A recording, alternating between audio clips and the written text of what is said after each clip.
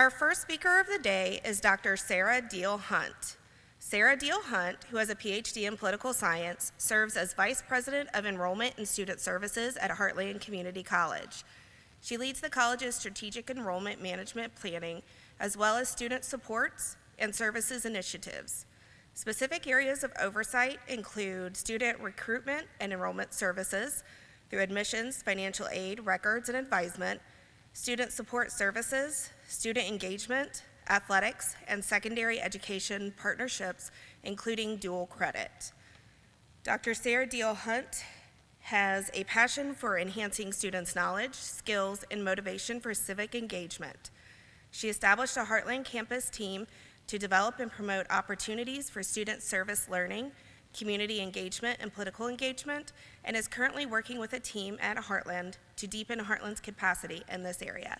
Please welcome to the stage Dr. Sarah Diel-Hunt.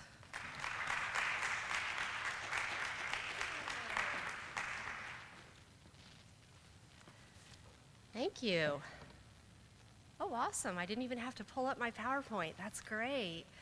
Well, welcome to Hawk Talks 2022. And before I start my talk about Heartland's commitment to civic engagement, I would be remiss without saying how pleased and delighted I am at the effort of Heartland Community College's honors program and its students to put on this incredible learning opportunity for our students and for our campus.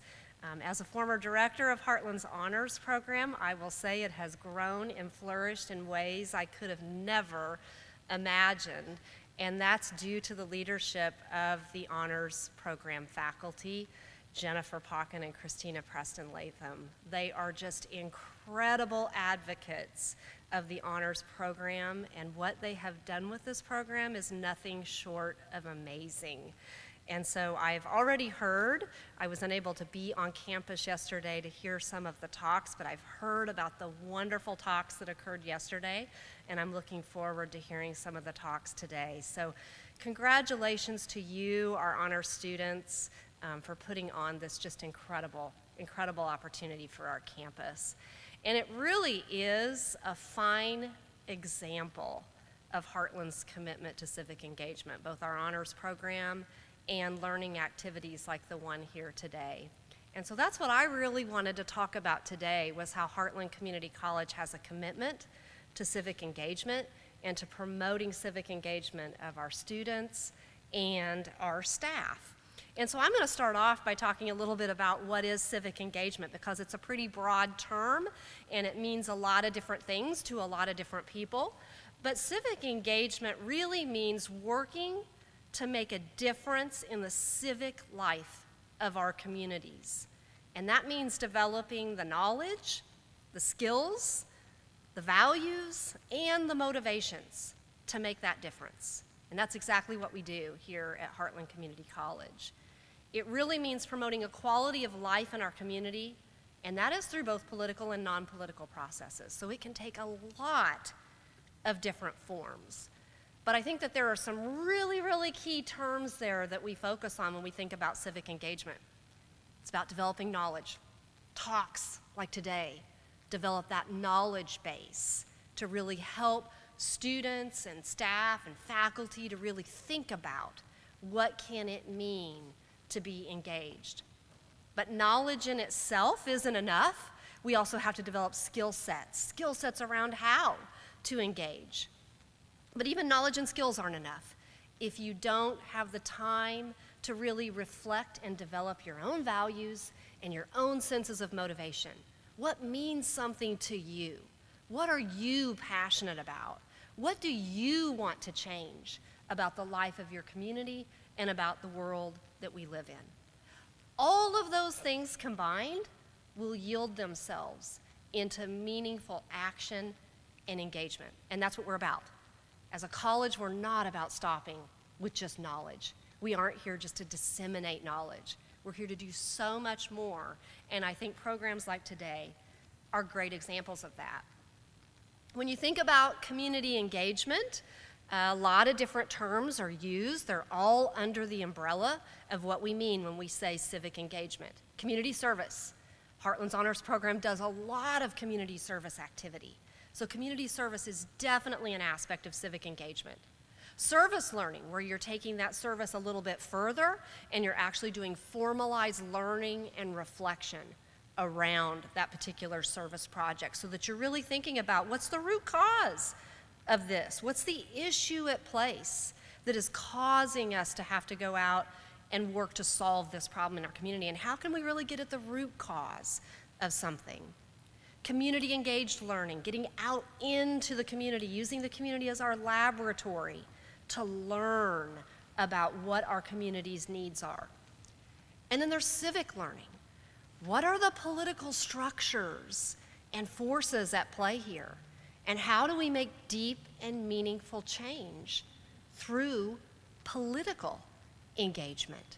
How do we change the laws? How do we change the policies? How do we change the structures? How do we change who's in power so that we can really make deep and long-lasting change? And then there's that civic activity. Can we get involved at a civic level? Can I run for office? Can I work on a campaign to get those into office who share my values, my motivation, my passions for change? All of those things are a part of civic engagement, and they're all things that we focus on here at Heartland Community College. So why Heartland? Why does Heartland Community College see civic engagement as an area and a space that we should really be focused on? Well, first and foremost, we're an institution of higher education. We're college, right? And as an institution of higher education, we are particularly well suited to develop students' knowledge, skills, values, and motivations, right? That's what we do. We hire experts. We hire faculty like Jennifer and Christina, who that's their expertise. Their expertise is to help to develop students' knowledge, skills, values, and motivations. And because we know how important education is to the survival of our own political unit of democracy. John Dewey, a famous philosopher who talked about the interplay between education and democracy, famously wrote that democracy has to be born anew every generation, and education is the midwife. You are in charge of what democracy looks like today and going forward. It's your generation that will decide what our democracy looks like 5 years from now, 10 years from now, 20 years from now. And education is the key. If we don't have an educated citizenry, there is no doubt that democracy dies. But as a community college, we are also particularly well suited to do the work of civic engagement. And that is because we are our community's college. We are here because of our community, not the least of which our community provides the tax dollars that open our doors, that pay for our instructors, that pay for the wonderful learning facilities in which our students learn. But we also have the opportunity, being deeply rooted in our community, to use our community as a learning laboratory. Whether that means getting our students out here into our community in Bloomington Normal, or into our communities in Livingston County down up north where we have our Pontiac Center, or in Logan County down south where we have our Lincoln Center. We can utilize our community as a laboratory for learning, and we do. But it's also because of who our students are. They by and large come from our community, and they also by and large stay in our community. So when we get our students engaged with the knowledge, the skills, the values, and the motivations to be engaged citizens within their community, we have the ability to have a positive and long-lasting impact on the life of our very community. Who knows who in this room will go on to be on the city council? Who will go on to work at a community nonprofit and really change lives within this community? Who will go on to solve some of this community's most pressing issues? But what we do know is that we have a lot of Heartland Community College alums who do that work in our communities, who work to make the lives of our community better. And so we are committed to this work. And so what is Heartland's commitment exactly? Well, you have to look no further than the college's mission statement to understand how much we value this work. Our mission statement, stated boldly on our website and in other places across all of our literature, states that Heartland provides accessible, equitable, and innovative learning opportunities and resources designed to enrich our community. This is what we do. We are committed to helping provide access to all of our community students. We don't put up barriers here. You want to come to Heartland Community College to learn, you can do so. We make it as open and accessible as we possibly can. But we also seek to make those learning opportunities equitable. We are very mindful of who's taking advantage of our education and who we may be missing, so that we're constantly working to reach into our community and make sure that our opportunities aren't missing any particular group.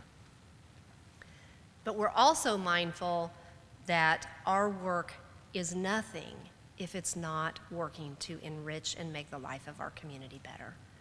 And so we do this all to a very, very important end. We don't learn just for learning's sake here. We learn with an end motivation of helping our community to be a better place. And so the learning opportunities for civic engagement at Heartland Community College are abound, both inside the classroom and out. And so I want to provide some examples of some of those. And I've already mentioned Heartland Community College's honors program at being kind of the pinnacle of helping students to develop the skills for civic engagement. When you look at Heartland's honors program and you look at its stated mission, it's a program for students who are invested in their own personal growth and development, but who are also committed to making a difference in their local community. And the program is designed to provide learning opportunities to allow students to do just that. The program has a course requirement, Service Learning 101, which takes upon itself just those kinds of opportunities, getting students out into the community to engage in service, to improve the life of our community. But it also includes project work like the one here today, putting on learning opportunities to expose societal issues, to look at how we can address those, developing the knowledge and those skills. And who knows what will be sparked over the course of the next 2 days in terms of motivating people to act. But also, of course, the many service projects that are done within this program. Heartland has other learning opportunities available to its students as well. Every year, we have students who go on an alternative spring break experience where they're choosing to take their time away from the classroom to make the life of a community better. This last year's trip in 2022 went to Memphis, Tennessee, where students engaged in a project called Living Lands and Waters River Cleanup. Oddly enough, that project was designed by a Heartland Community College alum who now works nationally to clean up America's rivers and waterways and to teach students about creating a more sustainable, environmentally sound world. What important work Heartland Community College alums have gone on to do. But our students through this trip experience have entered a lot of different communities over the years, going to clean up after natural disasters, even local communities. Once we had the Washington tornado, just 45 minutes to our east, our students went and helped repair that community from its damage. And it's not just a week-long experience for those students. It's actually embedded within a course, so they take Service Learning 101 as well, and learn how to enter into that community. They learn the knowledge about what's happening with that community. What are the root causes for the work that we're getting ready to do? And then after they come back from the trip, to really reflect. How can I sustain this kind of work? They all come back excited and passionate and wanting to continue that work, and the course helps them find ways that they can be able to do that. Heartland also has a civic engagement curricular sequence that students can complete and that can be placed onto their permanent transcript to indicate that they've completed the coursework in order to satisfy the requirements of this curriculum. It includes the Service Learning 101 course as well as a variety of other courses on our campus that have embedded civic engagement learning outcomes and activity within the body of those courses. Students completing that curriculum sequence have the opportunity to go on and transfer to other four-year colleges and universities and do that work. And in particularly, locally, they can transfer to Illinois State University, and all of the credits count toward its minor in civic engagement and responsibility. So we have great pathways for students to continue their studies and their work beyond Heartland Community College.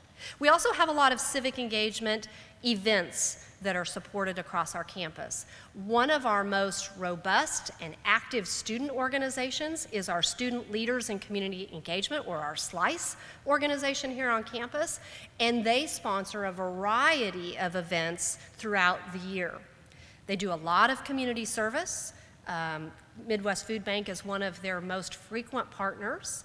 They also sponsor activities like the Martin Luther King Jr. Pledge of Service activity, where we ask students and staff to make a pledge. What are you going to do in the coming year to serve our community? They also engage in social issues awareness issues, hosting events like our annual Constitution Day events, where we ask the campus to get together and think about some of the major constitutional issues of the day, but also weekly events like Global Cafe to learn about global issues, and the supporting of speaker events throughout the year. They also look at issues of social equity. Where do we have disparate outcomes amongst peoples and groups in our society, and promoting events that promote awareness of that? One great example of that is that annually now they participate in a Night in a Car event locally, where they spend the night in a car and reflect upon our homeless community and some of the dangers really around that community. Learning opportunities also include opportunities to learn about civic engagement, and in particular, we support a lot of voter information and voter registration events on our campus. We support candidate forums. We want our campus to be aware of the issues, in particular, local issues. What local political issues are at play? Voter information registration drives are abound. We want students to be able to know what issues are at play and how to get registered to vote. And we've had a healthy competition the last several years, participating nationally in the All-In Challenge to Vote competition. And I will tell you, we fared very, very well in that competition nationally. We have a friendly competition with our neighbor down the street, Illinois State University, and Hunter Hawk has won that championship the last couple of years over Reggie Redbird. But our commitment extends beyond students to our staff. So it's not just students who are engaged civically, but our staff as well. For example, tomorrow is our annual day of service, where you will see most Heartland Community College employees out in the community engaging in service. We also provide service leave time for employees so that they can take on particular passions and earn leave from the college to do so.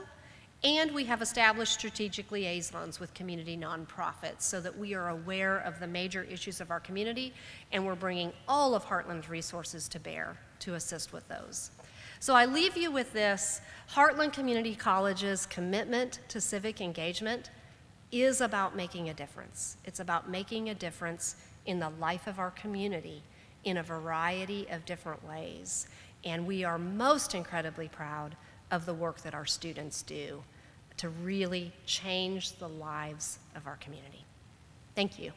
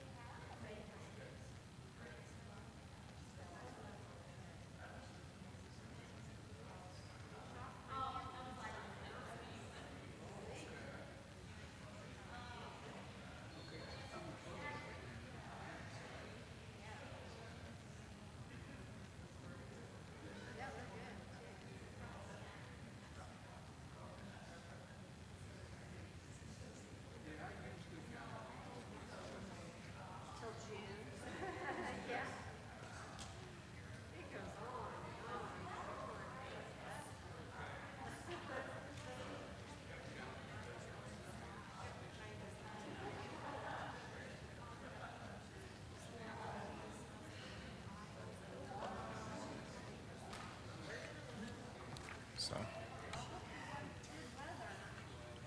hey. Cool.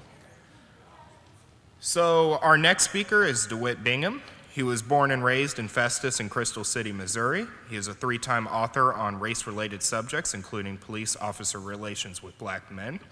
He has also been a probation officer for 34 plus years and a Heartland Community College adjunct professor for 25 years. And he was also the 2014 Heartland Community College Adjunct Professor of the Year, in addition to having served on the McLean County Youth Board of Directors since its inception. His most recent creation is the DeWitt Lloyd Bingham Justice for All podcast show, the show that has been listened to all around the world and discusses all things social justice and criminal justice. Bingham, from a grassroots level, sits down with judges, attorneys, probation officers, city officials, and Heartland Community College students with the goal being to, 1, inform the American citizens of their constitutional rights, and to provide educational and occupational guidance to high school and college students, and to 3, be a voice for change.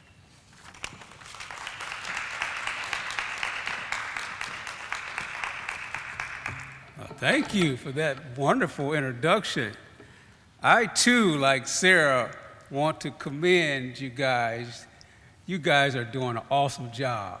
And I've always enjoyed working with the honors program. Short story, Maya Graham last year, she actually started out kind of doing a shadow, and a shadow turned into a whole full-blown, really, internship, because she actually ended up interviewing several players in the field, police officers, probation officers, and she actually made a video, which I actually use for my Introduction to Criminal Justice class now. And so, give yourselves a great big thunderous round of applause. So I thank you. PTK, Heartland Community College family, ladies and gentlemen, I am the darker brother. They send me to eat in the kitchen when company comes, but I laugh and I eat well and I grow strong. Tomorrow, I'll be at the table when company comes. Nobody will dare say to me, eat in the kitchen then. Besides, they'll see how beautiful I am and be ashamed. Langston Hughes, 1925, born in Joplin, Missouri, a few miles from my hometown, my favorite poem and poet. My favorite individual to read his writings. At Lincoln University, he was a good friend with my favorite criminal justice personality and practitioner, the greatest attorney, lawyer, and judge to ever walk the face of the earth, who defended Emma Jane Lee and the other Douglas teachers in the 1943 pay equalization case, thus having a Douglas connection and a connection with me for life. He won 29 out of 32 cases at the Supreme Court before being nominated to serve on the court. I'm talking about none other than the great one himself, Supreme Court Justice Thurgood Marshall. Marshall and Hughes harassed one another about who was making the biggest contribution to the black community. But we know there would be no Harlem Renaissance without Langston Hughes. There would be no Murray versus Pearson, no Gaines versus Canada, no Emma Jane Lee versus the Festus School Board, or Brown versus the Board of Education without Thurgood Marshall. And thus, I would not be standing here in front of you. I could talk about the great ones all day, Douglas, Tubman, Du Bois, Washington, and my favorite, Ida B. Wells. But I want to talk about a renaissance that took place in my hometown of Festus and Crystal City in the 1940s and 1950s, which I tried to capture in the Douglas Connection. Chapter 1, everything begins with Lincoln University, where we love to throw up the L and the U. It was one of the only 2 options that black folks had to further their education in the state of Missouri. It's where the majority of the Douglas teachers got their undergraduate degrees. Dr. Shropshire. You can flip as I call out the chapters. Thank you. Next one. It's where the majority of the Douglas teachers got their undergraduate degrees. Dr. Shropshire, the first principal, my great aunt Alice Bingham, Ralph Spencer, Margaret Gill, Mabel Bingham, and Bernice Thompson. Gill taught me, but I didn't know that she taught at Douglas. It too is where my grandfather Warren Bingham, who graduated from the first graduating class of Douglas in 1940, the first graduating class of 5. One of the coolest things, though, for me was witnessing my Aunt Alice receive an honorary degree as the Blue Tigers' oldest alum, 105 years of age, while my daughter, a 2017 graduate, was playing in the band. I should add that, I don't know if any of you know him, but my good friend and fraternity brother, Cedric the Entertainer, also was honored that day. So that was a very good day. It too is the alma mater of greats such as Wendell O. Pruitt, the great fighter pilot and Tuskegee Airman, who was portrayed in the movie Red Tails.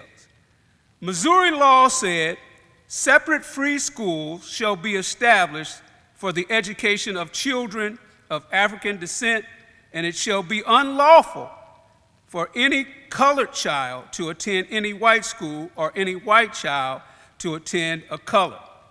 Chapter 2, what can I say about Dr. Arthur C. Shropshire, the first Douglas Cooperative High School principal?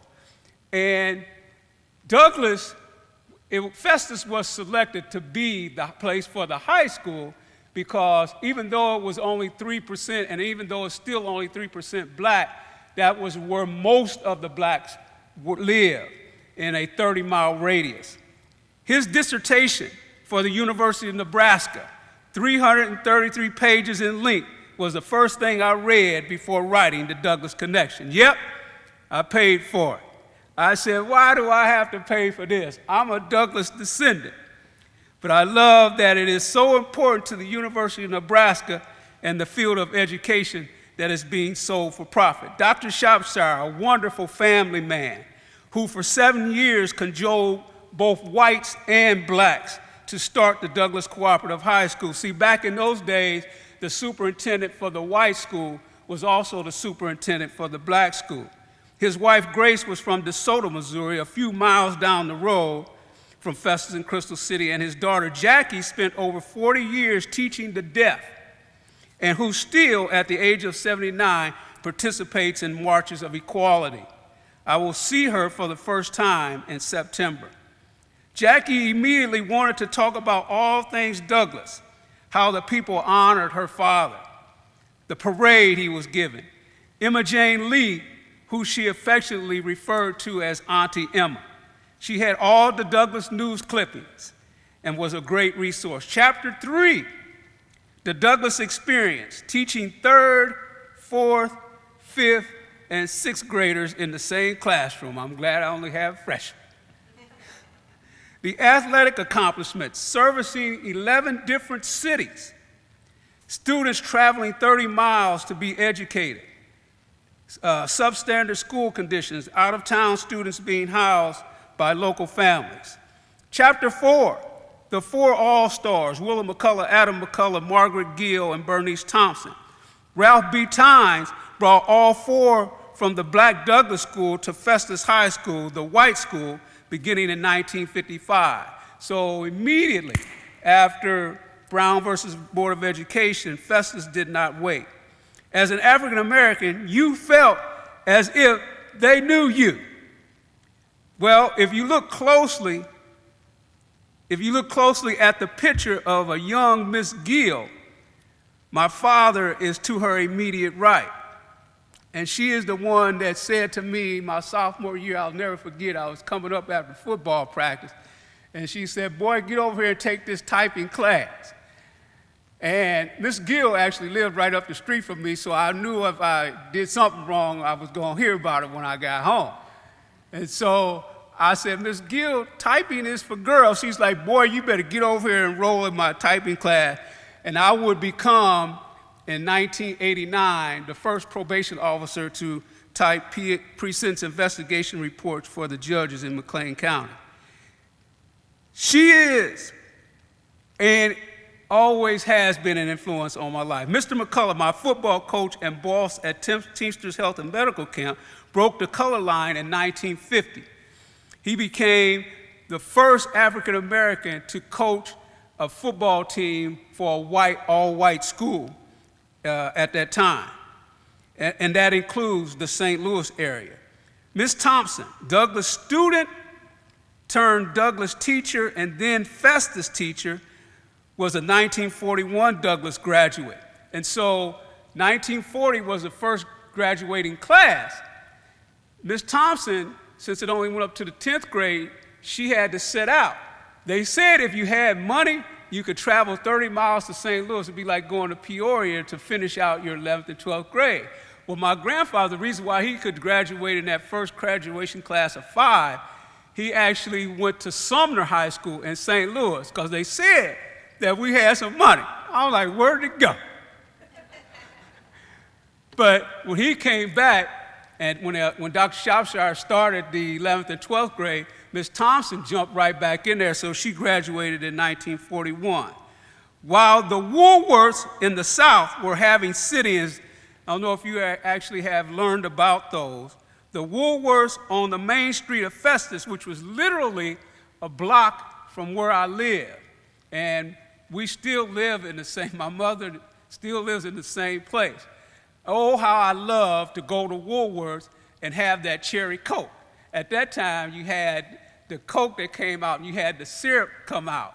And I would walk up there just to get that cherry Coke. But needless did I know that it was really thanks to a white woman by the name of Miss Elsie. Miss Elsie became very good friends with Miss McCulley. And the waitress one time came over to ask Miss Elsie, what would you have? And Miss Elsie said, well, I'll tell you what I want after you wait on them because they were here first. Speaking of Miss McCulley and her daughter, Sybil. You went where the jobs were. Miss McCulley, or Mr. McCulley from Gary, Indiana, attended Central State, Ohio, and Miss McCulley from the South attended Bennett University, an all-women's black college in North Carolina. They came to Festus, and they ended up marrying. Chapter 5, Ralph B. Tynes, has to be the greatest humanitarian Festus has ever had. He didn't say this is what we're going to do, but he said this is what we are going to do. Or he didn't say this is what we might do, but he said this is what we're going to do. We're going to bring Miss McCulley over from Douglas, the black school, and then next year we're going to integrate. Imagine that, him walking into a packed gymnasium full of all white faculty and staff and student body and saying that we are bringing a black woman over to teach a typing class and next year we're going to integrate. To me, that is just humanity at its best. So I don't know if I'm most proud of that, Mr. Tynes, or the school board's decision in the Emma Jane Lee case. Chapter 6, the 1943 federal case, Emma Jane Lee versus the Festus School Board. This is my high school that I graduated from that integrated. It was held in St. Louis, Missouri, and the 5 teachers were represented by David Grant and Thurgood Marshall. I call her the courageous one. The Missouri State Negroes Teachers Association collected a financial supplement from its members across the state just in case the Festus School Board decided to fire her. That would have been a nice payday for her, but 21 wonderful school board people, members of the Caucasian race, said we're not going to do that. The News Democrat, the local paper, was not in favor of the court action either and wrote, you can take it all the way to the Supreme Court, but that would not negate the fact that the African American teachers were being underpaid and it would cost us taxpayers money. Perhaps they too had an intuition of who Thurgood Marshall would become. Chapter 7, promoting race relations with sports. Inspired by Dr. Shropshire and my friend David Almany, Douglas won 2 state championships competing against the white schools in 1950 and 1953 to show you how advanced the state of Missouri at that time was. I don't know about now, but at least sometimes I wonder. But they won 2 state track championships, and that actually is the banners hang up in the current school that I attended, Festus High School. I highlight people like Dick Cook, Rodney Mills, legendary white football coaches. The racial divide needs men like Mr. Cook and Mr. Mills. They help fight against the myth that perpetuate discrimination and racism.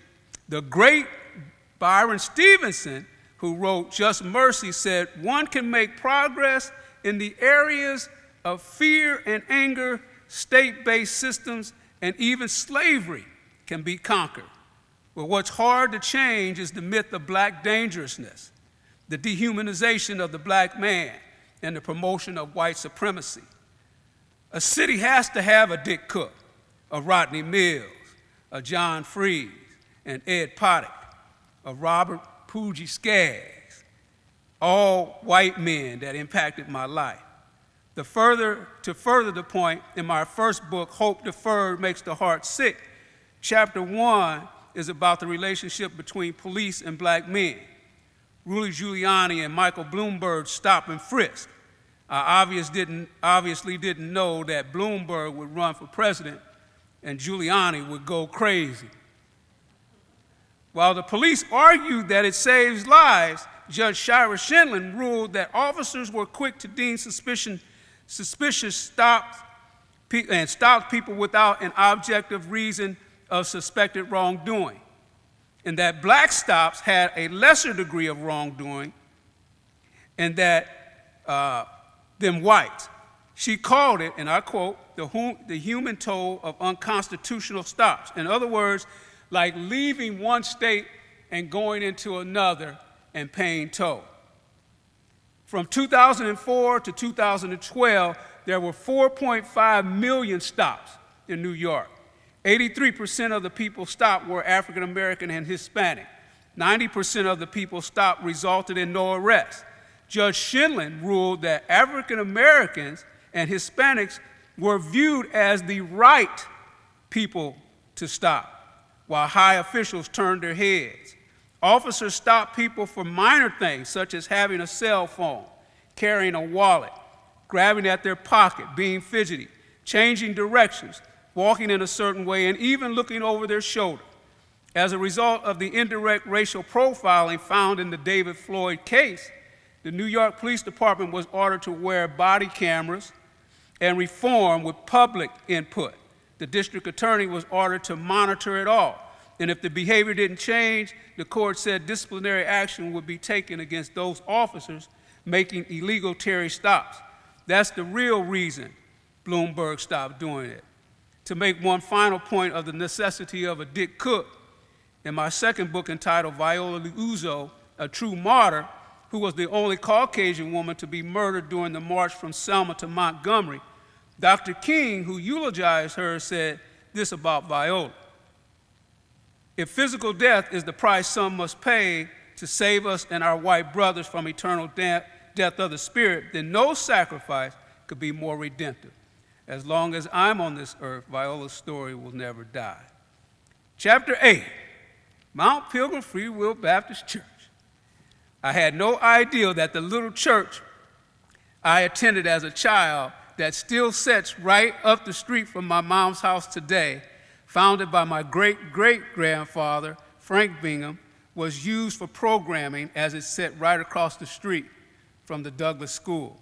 It's been standing for over 100 years. Chapter 9, the Star Negro School, where Crystal City black students attended up to the 8th grade before they came to Festus. Festus and Crystal was kind of like Bloomington Normal is literally a lot smaller, but it's literally divided by a stoplight. I never knew that the Star Negro School great Melvin Jean Dukes and the Hall of Fame New York Knickerbocker Bill Bradley were the best of friends. My mother, who attended the Star Negro School, loved to watch Bradley play in high school once the schools were integrated. And then finally, chapter 10, Lloyd Gaines. We couldn't prove it, the Lincoln University archivist and myself, but we believe Emma Jane Lee and Lloyd Gaines were at LU together. One standing for equality in pay and the other for equality in the classroom.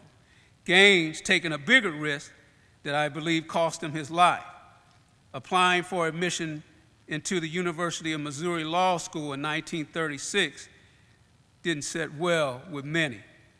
Canada rejected him because he was African American. In conclusion, PTK, as you continue to live out your legacy of love, compassion, and kindness, remember, guilt is the glue that holds prejudice in place. And then finally, shout out to Carnisha, this is the next slide, shout out to Carnisha Mendoza Nee Smith, a Douglas descendant who will become the 7th African American to be inducted into the Festus High School Hall of Fame. She took a stand during the insurrection and suffered lots of burns, and so it's very personal to me. Her family is right up the street from my family. In a city where only 3% of the population is African American, Festus and Crystal City, or I should say Festus has 25% of its Hall of Famers that are black. Festus and Crystal City always has been, is, and will continue to be a model for race relations. Thank you.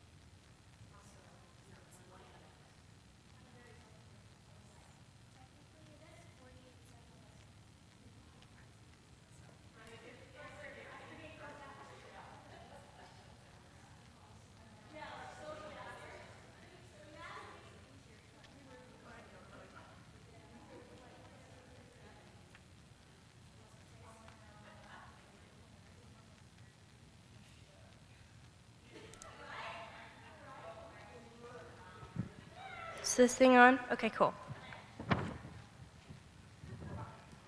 All right. Good morning, everyone.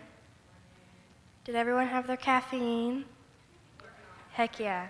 All right. Anyway, our next speaker is Megan. Megan was born and raised in Bloomington Normal. She graduated here in 2017. Megan went on to study nursing at Methodist College in Peoria, where she graduated in May of 2021 with her Bachelor's of Science in Nursing. When she is not caring for moms and their new babies at night shift labor, that's brave. Okay, I'm not a night person, that's brave. As a delivery nurse, you can find her spending time and caring for her own 3 daughters. Over the last several years, Megan has developed a passion for sharing her journey to get where she is today, inspiring others to turn pain into purpose. All right.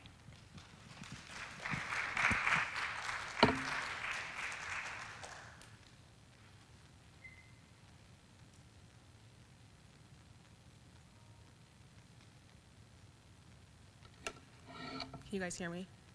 Okay, so the bad news is I don't have a fancy PowerPoint to go with, so you'll just have to settle for looking at me. But the good news is I talk really fast when I'm nervous, so I probably won't take the full 30 minutes. So you only have to look at me for less than 30 minutes, so it's a win-win. In the spirit of full disclosure, if it appears at any moment that I'm reading directly from my notebook, it's because I am. Because I have social anxiety, but I still put myself through this. So. Simultaneously, hurting and healing can be really complicated. From the outside, I look like someone who has it all. A good job, a steady income that pays the bills, a house for me and my daughters, the best, most supportive friends, you name it. However, it didn't always look this way. I have lived a lot of life for 26 years old. There has been a lot of pain, and I have made many decisions that have hurt not only myself, but those I love as well. I made choices when I was young, not fully able to grasp the understanding of the depth of their consequences. I was victim to a lot of people's choices, and today I am able to take responsibility for those choices, and I am also fully aware of the choices I am making now. I would like to tell you guys a story of how I fought to understand that my situations through any season of my life did not define me, and how I fought to ensure that where I was coming from did not ensure where I was going. It's a story of overcoming and victory. Perhaps one of the most substantial decisions of my life came as a result of poor judgment, unstable personal relationships, daddy issues, and thinking I was grown up enough to know any better. Spoiler alert, I was 17. The relationship I had with the father of my children is one I spoke very little about publicly. This was a combination of fear, embarrassment, sadness, guilt, anger, and being manipulated and controlled by a narcissist. I was a 17-year-old girl who had a complicated relationship with her father, who fell in love with the idea of attention from a boy. The abuse started out subtle. I recognized it, but convinced myself it was something that I could make better if I exerted myself just a little bit more. It started as sending a picture of my time card each time I clocked out of my first part-time job at Avani's. I was sick of being accused of not coming straight home after work, so I did whatever it took to keep the peace. It progressed to name-calling and threats when I would say or do something that he didn't agree with. Before I knew it, I was cut off from my family and friends. Again, I complied, providing no explanation to my most loved ones. 2 months into our relationship, I was pregnant. 7 weeks later, a miscarriage. Despite the continued abuse, I became obsessed with the idea of becoming a mother, because what else do 17-year-olds do? 5 months after my miscarriage, I was pregnant again. I found out just 2 weeks after he put his hands on me for the first time. Barely 18, but it was fine because it would never happen again. You don't intentionally harm the ones you love, right? Wrong. Detailing the amount of abuse I would endure over the next 6 years would be a whole separate Hawk Talk in itself. Physical, mental, emotional, sexual, you name it. But I was in too deep, or so I thought. Our first daughter was born in 2014, and then our second just 13 months later. The most consistent aspect of our relationship remained the abuse. He had sheltered me away from anyone who loved me. I was alone, and he got off on that control.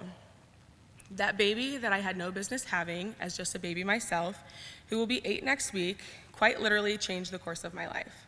She gave me something to believe in and something worth fighting for. One night, as I was 6 months pregnant with our third daughter, my then 3.5-year-old looked at me and asked, "Mommy, why are you always sad and crying when Daddy is around?" I was crying. This was after I was crying because he had just told me that I did not deserve to be a mother. And it was in that very moment I knew that my daughters and I deserved better. We left for the final time with nothing but the clothes on our backs to begin the second half of our lives. All these years, I was supposed to be protecting my daughters, but it turns out they were protecting me. That night, I decided I love myself more than the idea of a family. I was 6 months pregnant, nearing the end of my first semester of nursing school. Did I mention he didn't support me going to school? And felt my life was in shambles. I moved myself and my daughters back into my mom's and tried focusing on the things that I could control. For the first time, I believed in myself. Considering the rate at which my life was spiraling out of control, it shouldn't come as a surprise that failing out of nursing school would be the next thing to add to my list of failures. My relationship, my friendships, my innocence lost to the abuse, and now this. Surely it was some sort of sadistic joke. So where do I go from here? I had my life mapped out for the short term, and that plan was ripped out from under me by 2 test questions. I was left with 2 obvious choices: sulk or keep swimming. I reapplied to the program and then to another nursing program. While waiting on the admission decision from both schools, my antepartum depression was at an all-time high. Several weeks after the breakup, moving home, and failing out of nursing school, I texted my mom and told her there was no way I could continue on. My mind was no longer a safe place to be, and I was convinced suicide was the only escape. I reached out to my mom out of desperation. We collectively gathered resources and developed a plan to get the additional resources I needed. In true Megan fashion, another turn of events took place 2 weeks later. My youngest daughter was delivered 6 weeks early due to complications from severe preeclampsia. My depression resolved almost immediately. Looking back, it's hard to believe that she was born early by mistake. Giving birth to another child gave me a reason to live. No longer suffering from antepartum depression gave me a will. My daughter spent the next month in the special care nursery. Finding balance between being home with my older girls and at the hospital with my sick newborn created a whole new plate of challenges. Again, I was left with 2 decisions: sink or swim.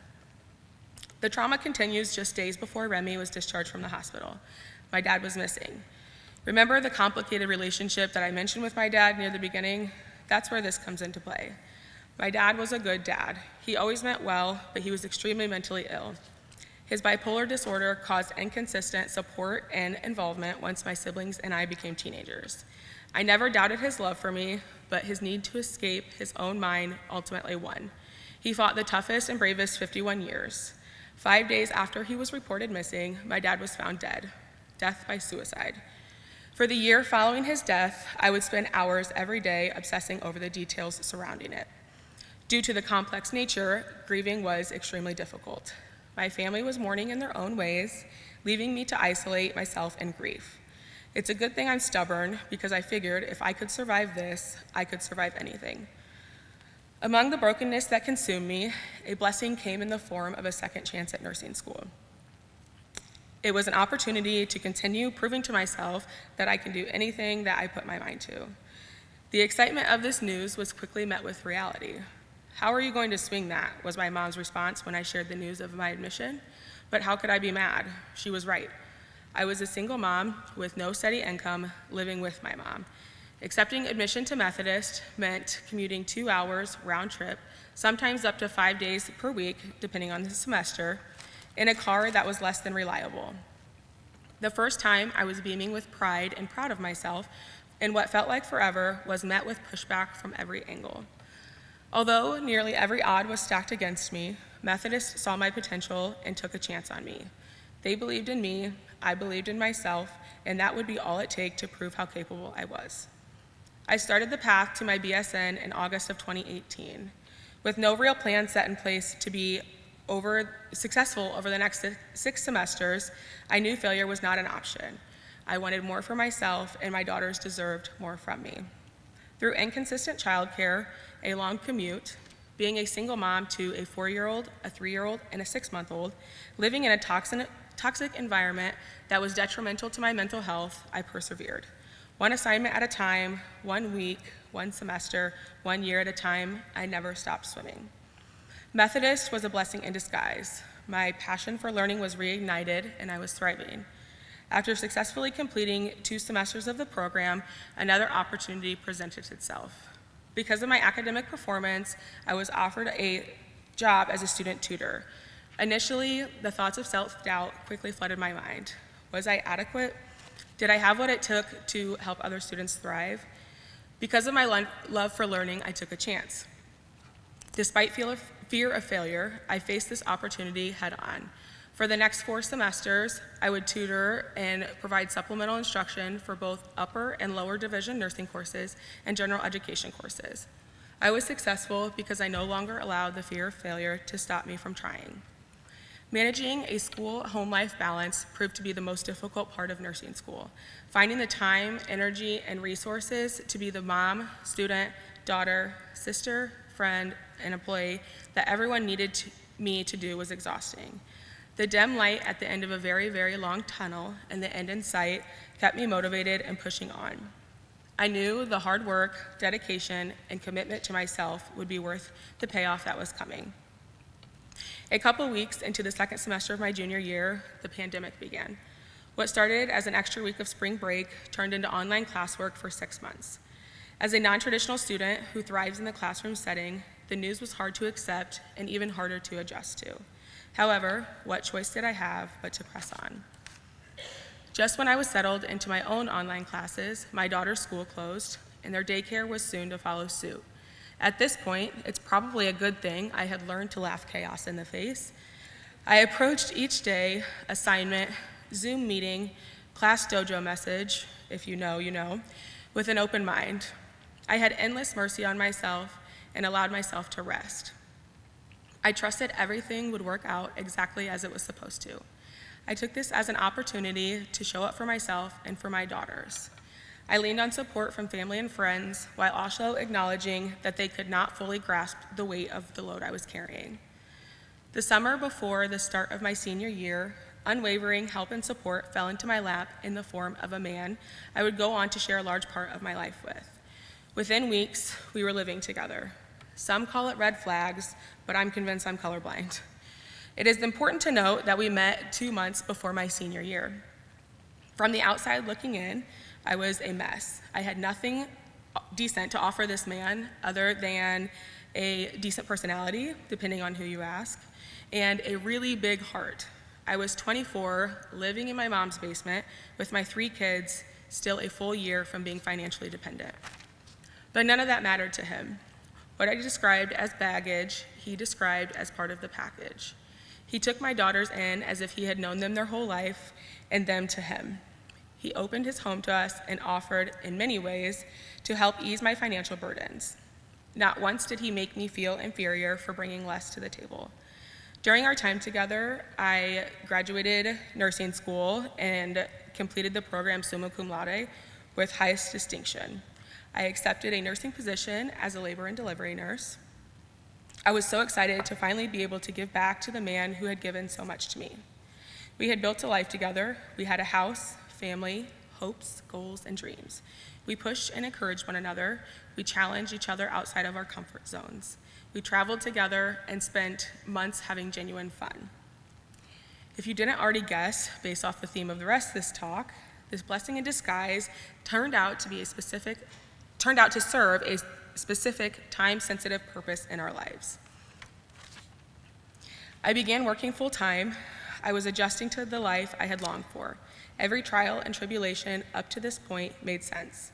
I began to understand how the things I had gone through were necessary to be able to enjoy the payoff. I experienced peace, calm, and contentment like never before, but only for a short while. It wouldn't be the story of my life if it ended with a fairy tale happily ever after. Just as soon as our partnership began, it was over. This was my first relationship outside of my daughter's father. He made a huge impact in all of our lives and carried us through some of the darkest, most difficult times. The heartbreak I was experiencing was immeasurable. The word heartbroken takes every emotion I felt for the months to come and wraps them all up in a nice little bow.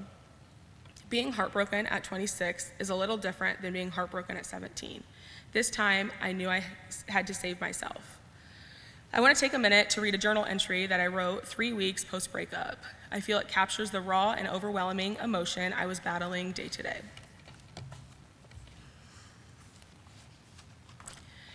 It's been almost 3 weeks since the breakup, and it still feels weird saying that. It has felt like a lifetime and an instant all at once. I am sad, then I'm happy. I'm lonely, worried, fearful, hopeful, optimistic, resentful, and confused. Sometimes, somehow, I feel all of those feelings simultaneously. Sometimes I feel nothing at all. I'm in a constant battle of pretending I'm okay in hopes that I convince myself for long enough that I'll actually start to feel it and showing up as I am, feeling all of the feelings, being unapologetically and authentically me, and sadness and all. Heartbreak is a weird thing. Time stands still, yet the world keeps turning, seemingly at lightning speed. Today, I feel okay, and right now, just okay is enough, because in the recent days, I haven't felt okay, which is also okay. Nighttime is hard, every night really, but it's also good. I feel proud of myself. I feel accomplished. For the first time in 26 years, I'm living on my own. That's something to be proud of. It's empowering, it's lonely, it's comforting, it's mine. Change is scary. Heartbreak is, well, just that, a never-ending roller coaster.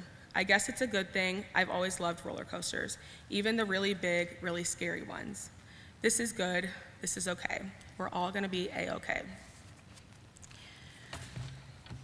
After the initial shock and allowing myself to grieve the loss of someone who was still alive, I knew it was necessary to focus on the things that I could control in order to be able to turn my pain into purpose.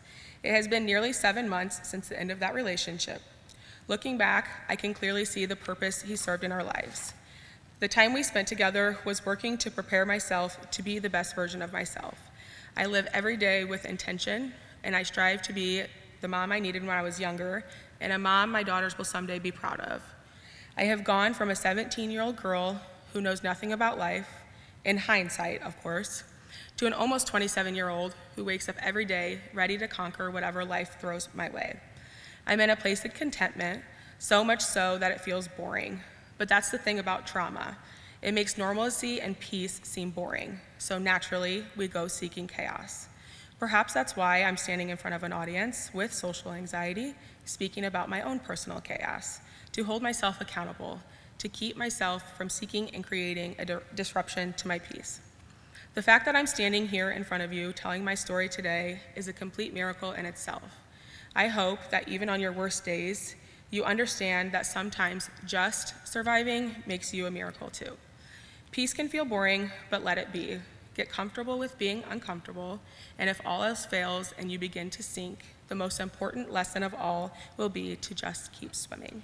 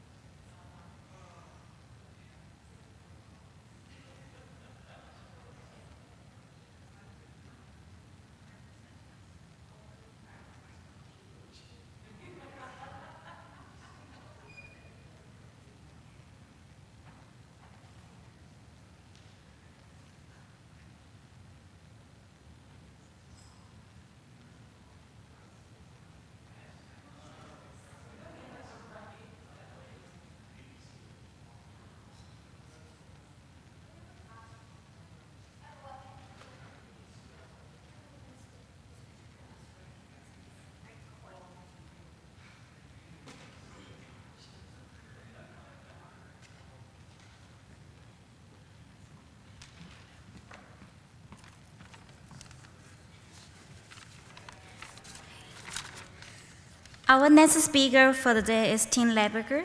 He was born and raised in a small town called Salem. He attended Eastern Illinois University and received his bachelor's degree in history education and a master's degree in school counseling. He was a social counselor and a sociology teacher in Marshall, Illinois, and since 2003 has been a school counselor at Mohammed Seymour High School. He's always had an interest in pop culture, which has led him to work with Todd Snate and Peter Cooper. They all worked to establish the Neighborhood Archive, an online collection of all things Mr. Rogers. Tim has formed and friendly relationship with Fred Rogers Productions. As he continued to pursue his research, Tim growth of the Neighborhood Archive led to him involvement as a co-author of the Mr. Rogers Neighborhood Visual History. He is an avid Chicago Cubs fan, Philadelphia Eagles fan, and a New York Knicks fan as well. He currently lives with his wife, Trisha, and their 5 kids in the Mohammed, Illinois.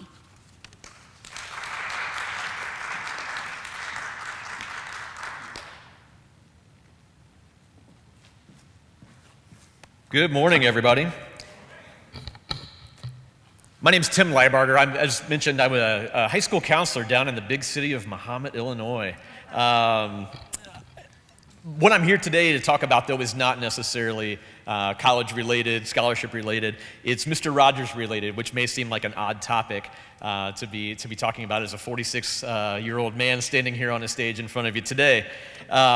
But let me explain a little bit of a background. I've always had a passion for pop culture. I've always had a passion for the things I grew up with in the late 70s, into the 80s, and into the early 90s. I have to ask up front, who of you grew up watching Mr. Rogers or have any idea who Mr. Rogers? Okay, thank you.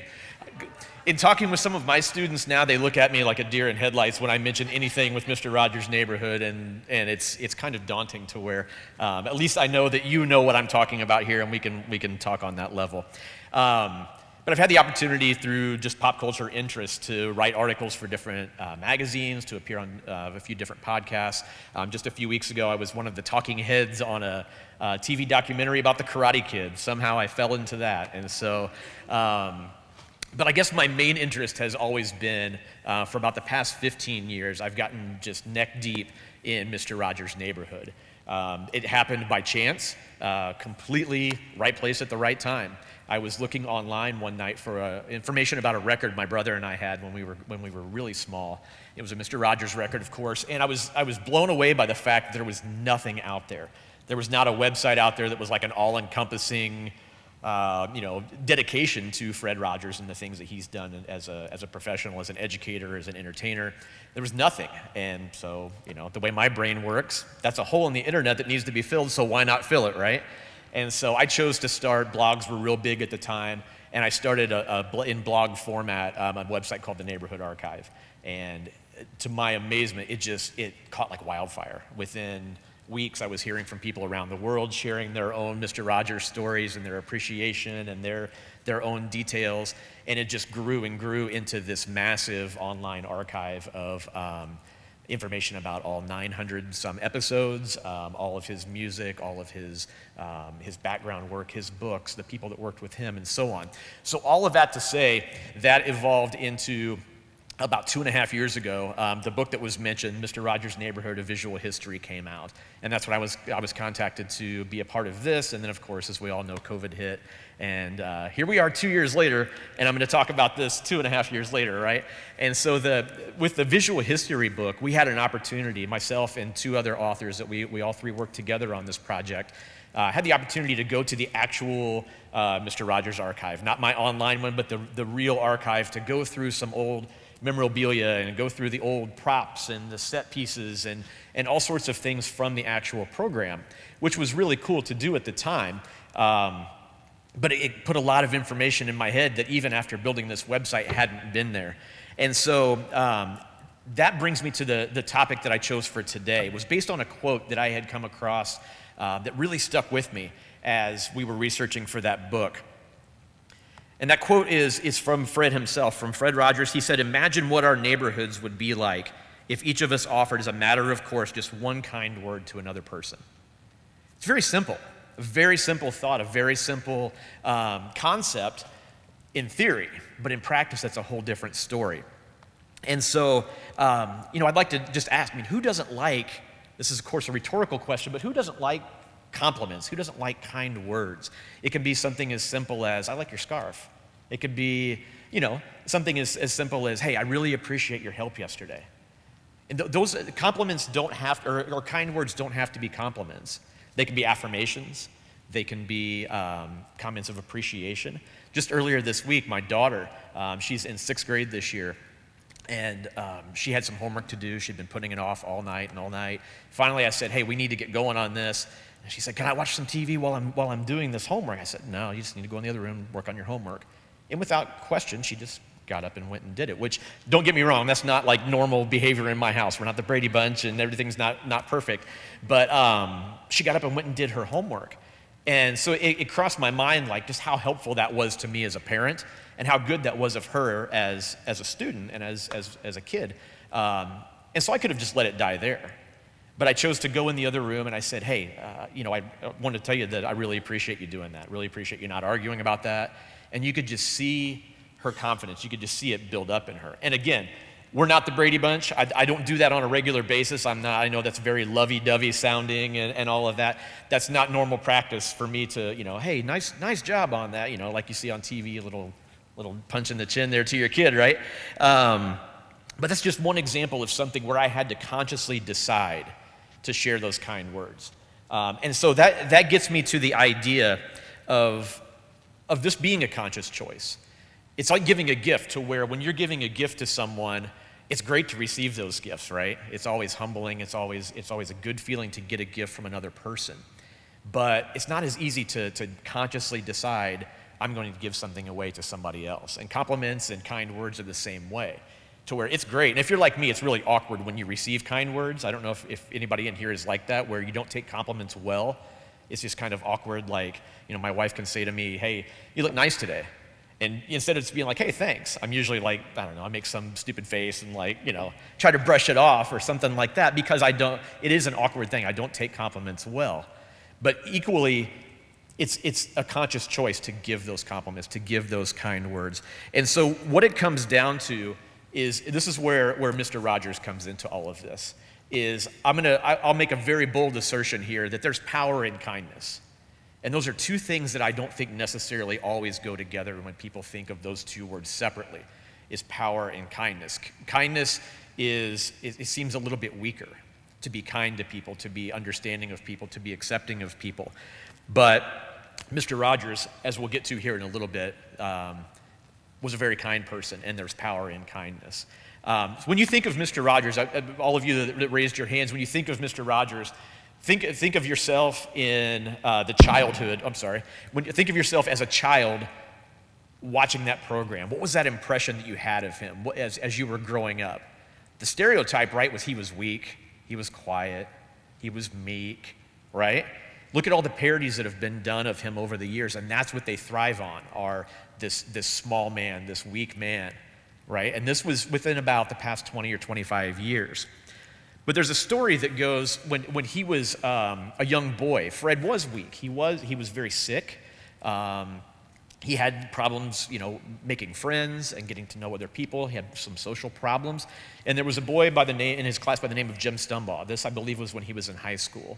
And Jim Stumbaugh was like your star athlete, right? He was a football player, basketball player. Everyone knew Jim. And Jim injured himself playing football and found himself in the hospital recovering. And the Stumbaugh family and the Rogers family were acquaintances. And Fred's mother took this as an opportunity to possibly make some social connections for Fred. So she suggested that Fred gather books, gather homework, bring that information to Jim in the hospital. And to save you the long story, details of it all, that's what he did. And it led to a lifelong friendship. It led to a friendship where years and years later, when Jim himself became sick, Fred was there to support him as an adult. When Jim had cancer and Jim passed away, Fred spoke at his services. So this is a lifelong friendship, a lifelong relationship that was established based off of one act of kindness, one very, very small act of kindness that many people would feel is insignificant. For those of you that watched the program as kids or are familiar with the program, you remember the factory visits? There were all the videos of this is how crayons are made, this is how boots are made. There's one episode from, I believe, 1988. I keep hitting the mic. I'm so sorry about that. I talk with my hands, and so it's right there. There was an episode from, I believe, 1988, where Mr. McCulley, for those of you that don't know, who was the neighborhood delivery man, he came by, as he often did, had a videotape that he was going to share. Mr. Rogers was going to slide that into picture, and we were going to watch a film about how harmonicas are made. Well, Mr. Rogers puts that in, and it's this video. The video starts playing, and he says, well, that doesn't look like harmonicas. And it was a video about how garden hose are made. Well, Mr. McCulley had gotten those two mixed up. They were so close on the shelf, hose, harmonicas. The videos looked very similar, and very soon Mr. McCulley comes back, and he's very flustered. And he's worked up because the people that were expecting the garden hoe video had belittled him and told him how bad he was at his job, and that he felt just very small after that conversation. And you could tell of course it was acting, but you could tell he was very flustered and very hurt by that. Mr. Rogers' response was one of love. It was one of appreciation. And in fact, I think his words were, think of all the times that you've got the right video to me. Think of all the times that you delivered things perfectly.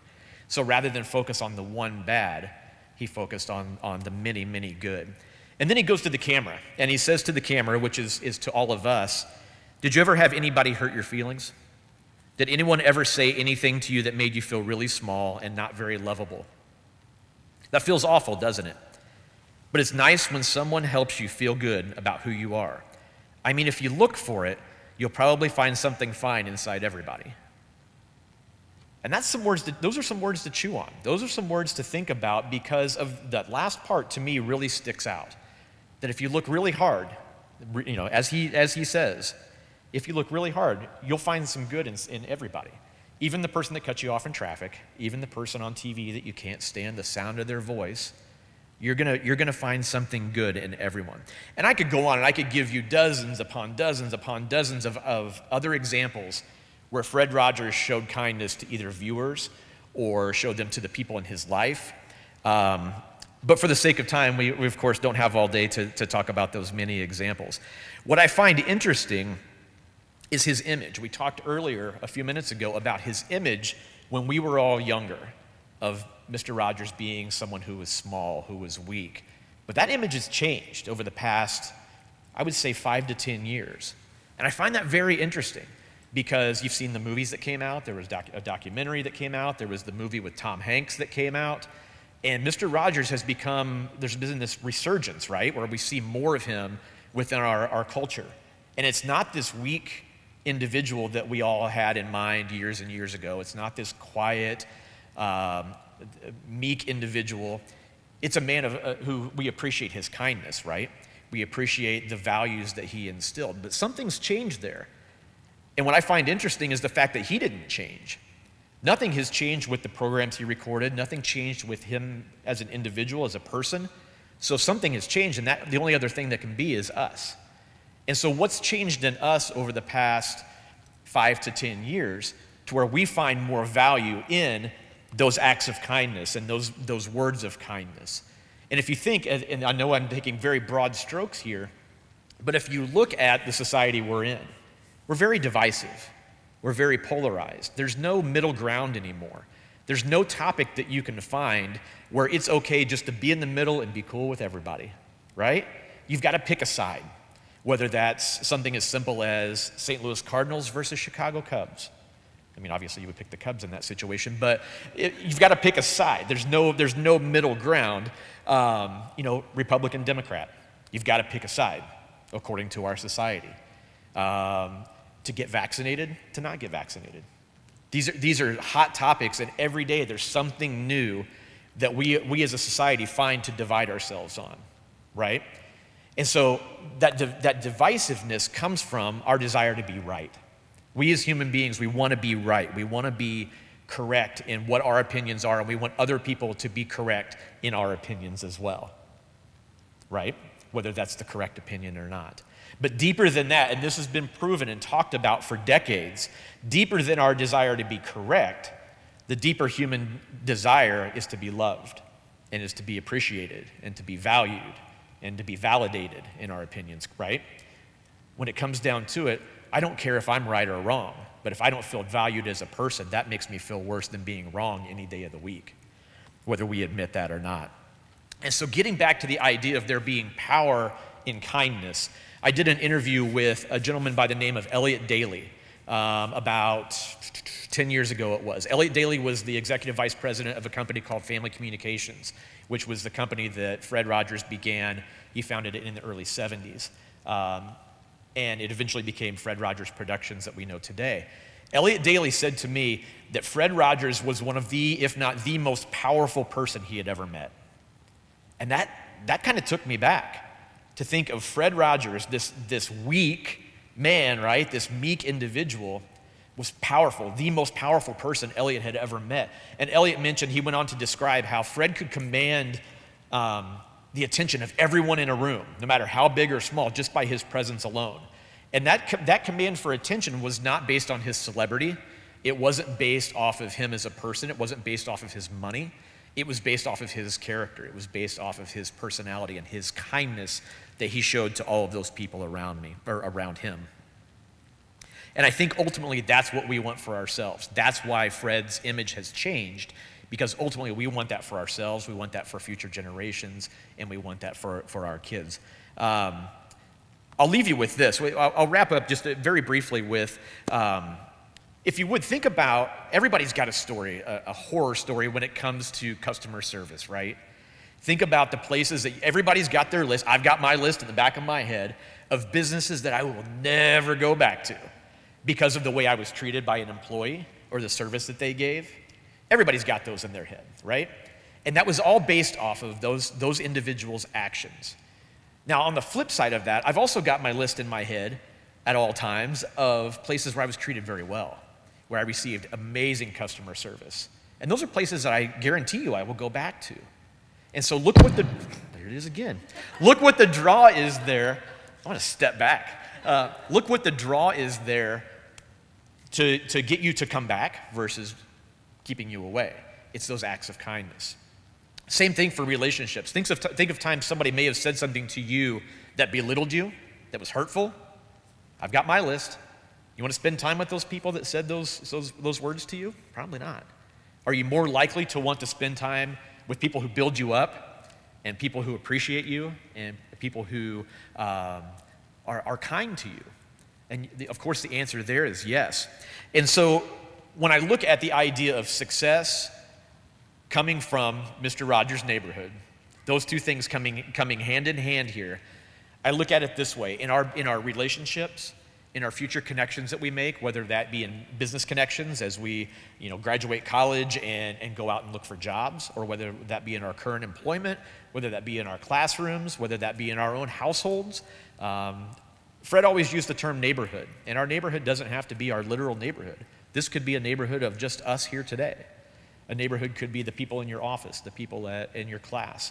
But as you grow these connections that you make, and as you thrive for success, it all comes back to one of Fred's most commonly quoted quotes, and it's these very simple ideas. There are 3 ways, you may have heard this already, 3 ways to ultimate success. You ready? Commit these to memory. Number 1, be kind. Number 2, be kind. And number 3, be kind. And those 3 things will eventually move you into successful relationships, which will help your future in business, in family, and in the community. Again, I'll leave you with the quote that I started with. Imagine what our neighborhoods would be like if each of us offered, as a matter of course, just one kind word to another person. So with that, that's what I have for you this morning. If anybody has any questions about Mr. Rogers' neighborhood, I'm glad to answer questions. I don't know that anybody in here necessarily would have any, but if you do, I'm more than happy to talk about any of that. I've had the opportunity to meet with and talk with many cast members and people involved with the program, and so everything that I've always heard is what you see is what you get. The Fred Rogers that you saw on television was the Fred Rogers you would have passed on the sidewalk. So, yeah.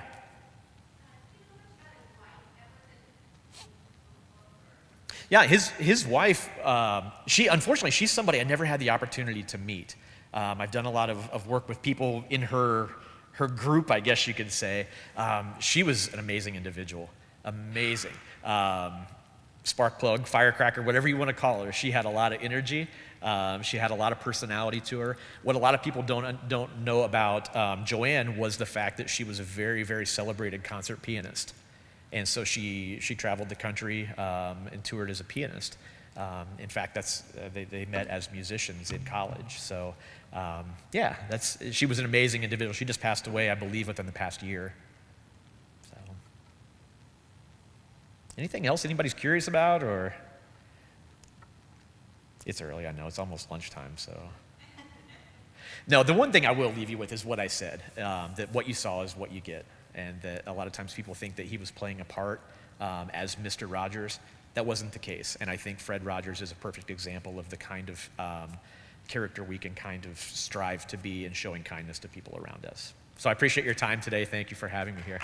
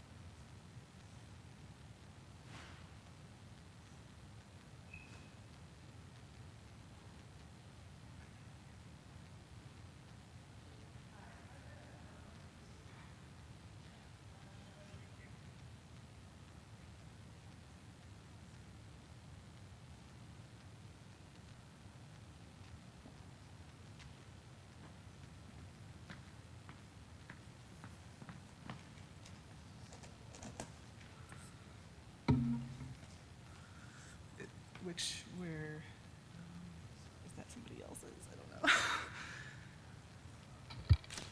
know. Yeah.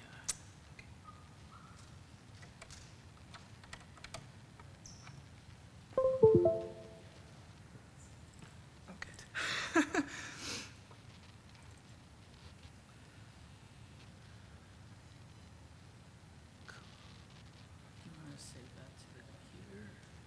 No, I'll just do it from here. Okay, That's yeah. fine. I'll remind you just so you don't leave yours behind. Oh, thank you, yeah.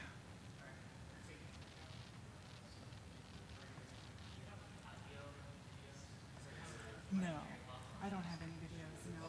Thank you. Yeah.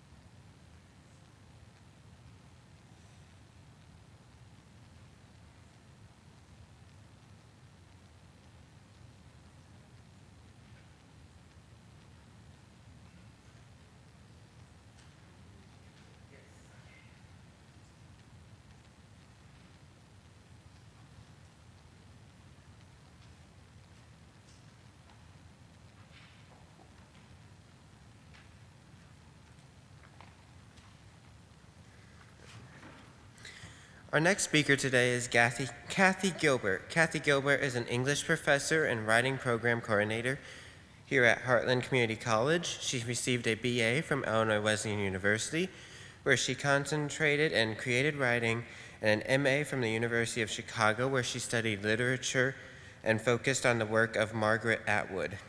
At Heartland, she teaches several levels of composition intro to creative writing, and a literature course on poetry. She writes poems and essays that are inspired by her own family life, in the past, going back several generations into her ancestors' journey, and the present, her experience becoming a mother of twins. Welcome Cathy Gilbert to the stage.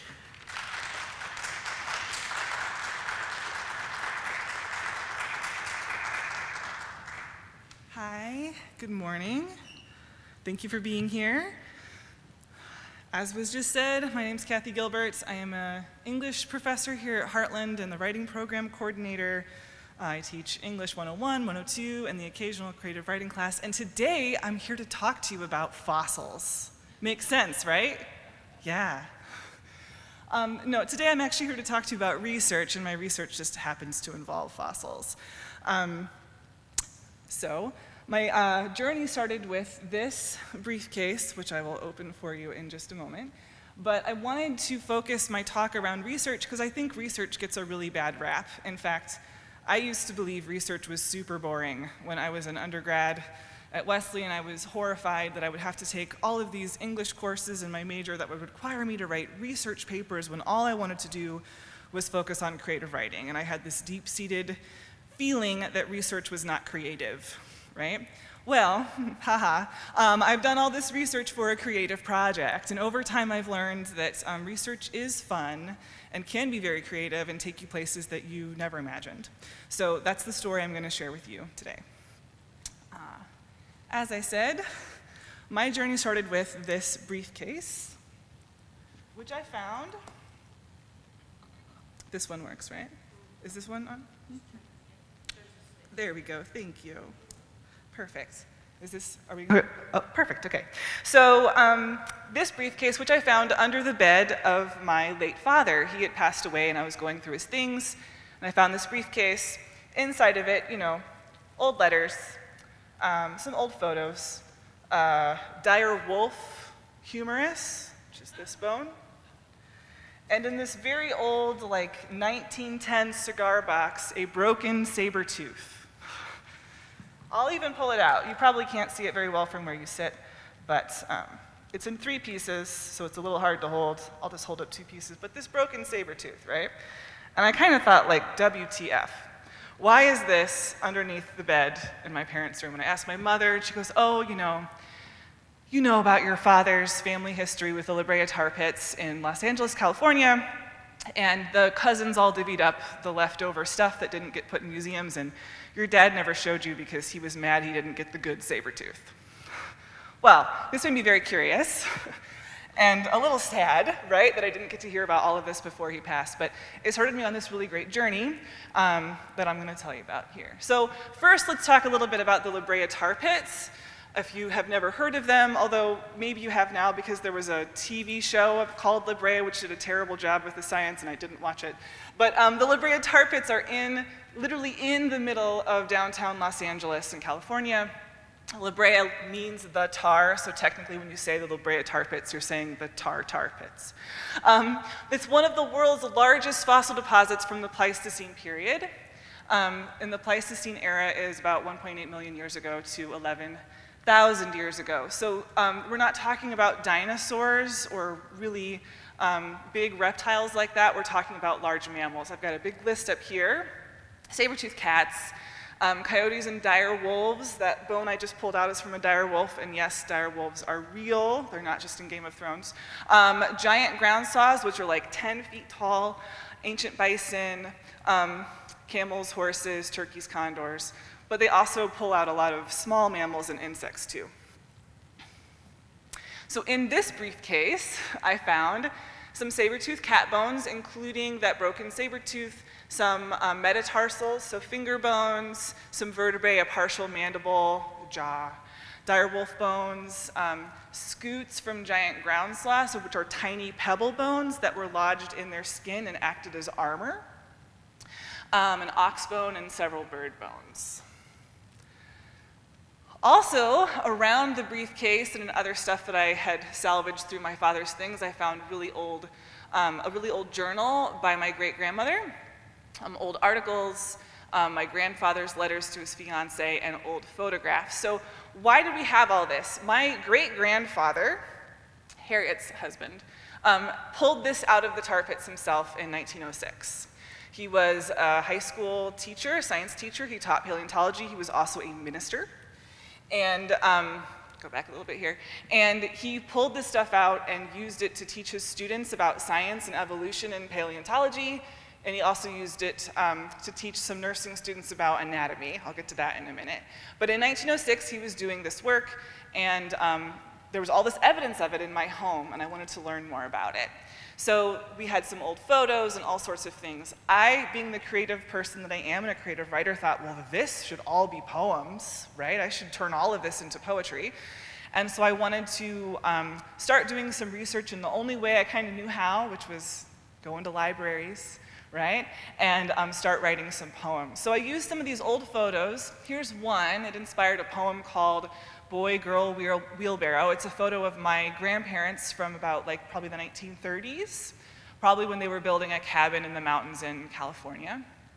I probably don't have time to read poems to you today, so I'm just gonna kind of show you some of the photos. Here's another one. It's a photo, there's an old newspaper article about this photo. It's called Class of Girls Reconstruct Giant Ground Sloth. And these are nursing students, and they are literally reconstructing the rib cage of a giant ground sloth. So as part of their anatomy lesson, they were being taught how to fit these bones back together, these bones that are, thousands upon thousands of years old. I also did library database searches, so not just looking through our stuff in my home, I used the library to read a bunch of articles. This is all the typical kinds of research that we teach students to do in English 101 and English 102. And I also did some internet searches. And so I had some good luck. I was writing some good poems. Some of them were published. The titles are up here. Others were too explainy. That's a weird word I use for when the poem isn't poetry yet. It's just too didactic and too mired in the science of it, and I hadn't really found the metaphor in poetry yet. So I still had work to do, and I still had unanswered questions. So I started doing visits out to La Brea. Now in Los Angeles, in the La Brea Tar Pits Museum, it's right next to the tar pits deposits where they're still pulling stuff out. And my family has a history with this museum because we've donated stuff over the years. So I called them out there, and I wanted to go on a trip and interview people and get a behind-the-scenes look. This is my first time going out there with this project in mind. So this photo you see is a behind-the-scenes through the hallway. The La Brea Tar Pits Museum is sort of a circle, and around the outside of the circle, kind of like a donut, are these channels of hallways where they house all of the bones that aren't currently on display. So all of these are trays, right, of bones. You pull them out, and there's bones in all of those trays. After going to the museum and speaking to people and getting this behind-the-scenes tour, I still had some questions, and a couple of things got ruined for me.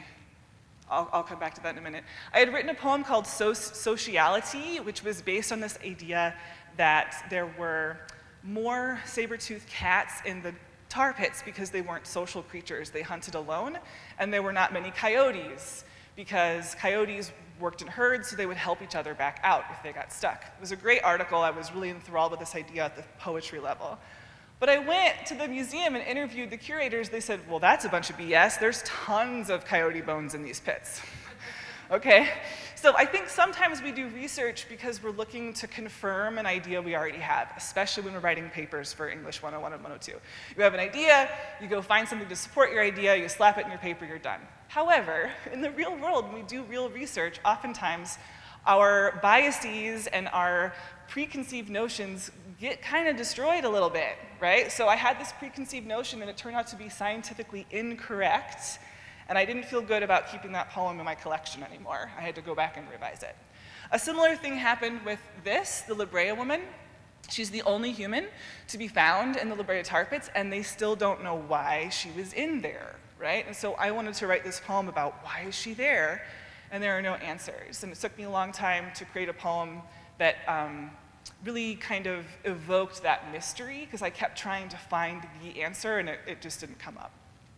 So I still had questions, so I did something crazy. I wrote a sabbatical proposal so that they would pay me to not teach and go to California for an entire semester. And it worked, right?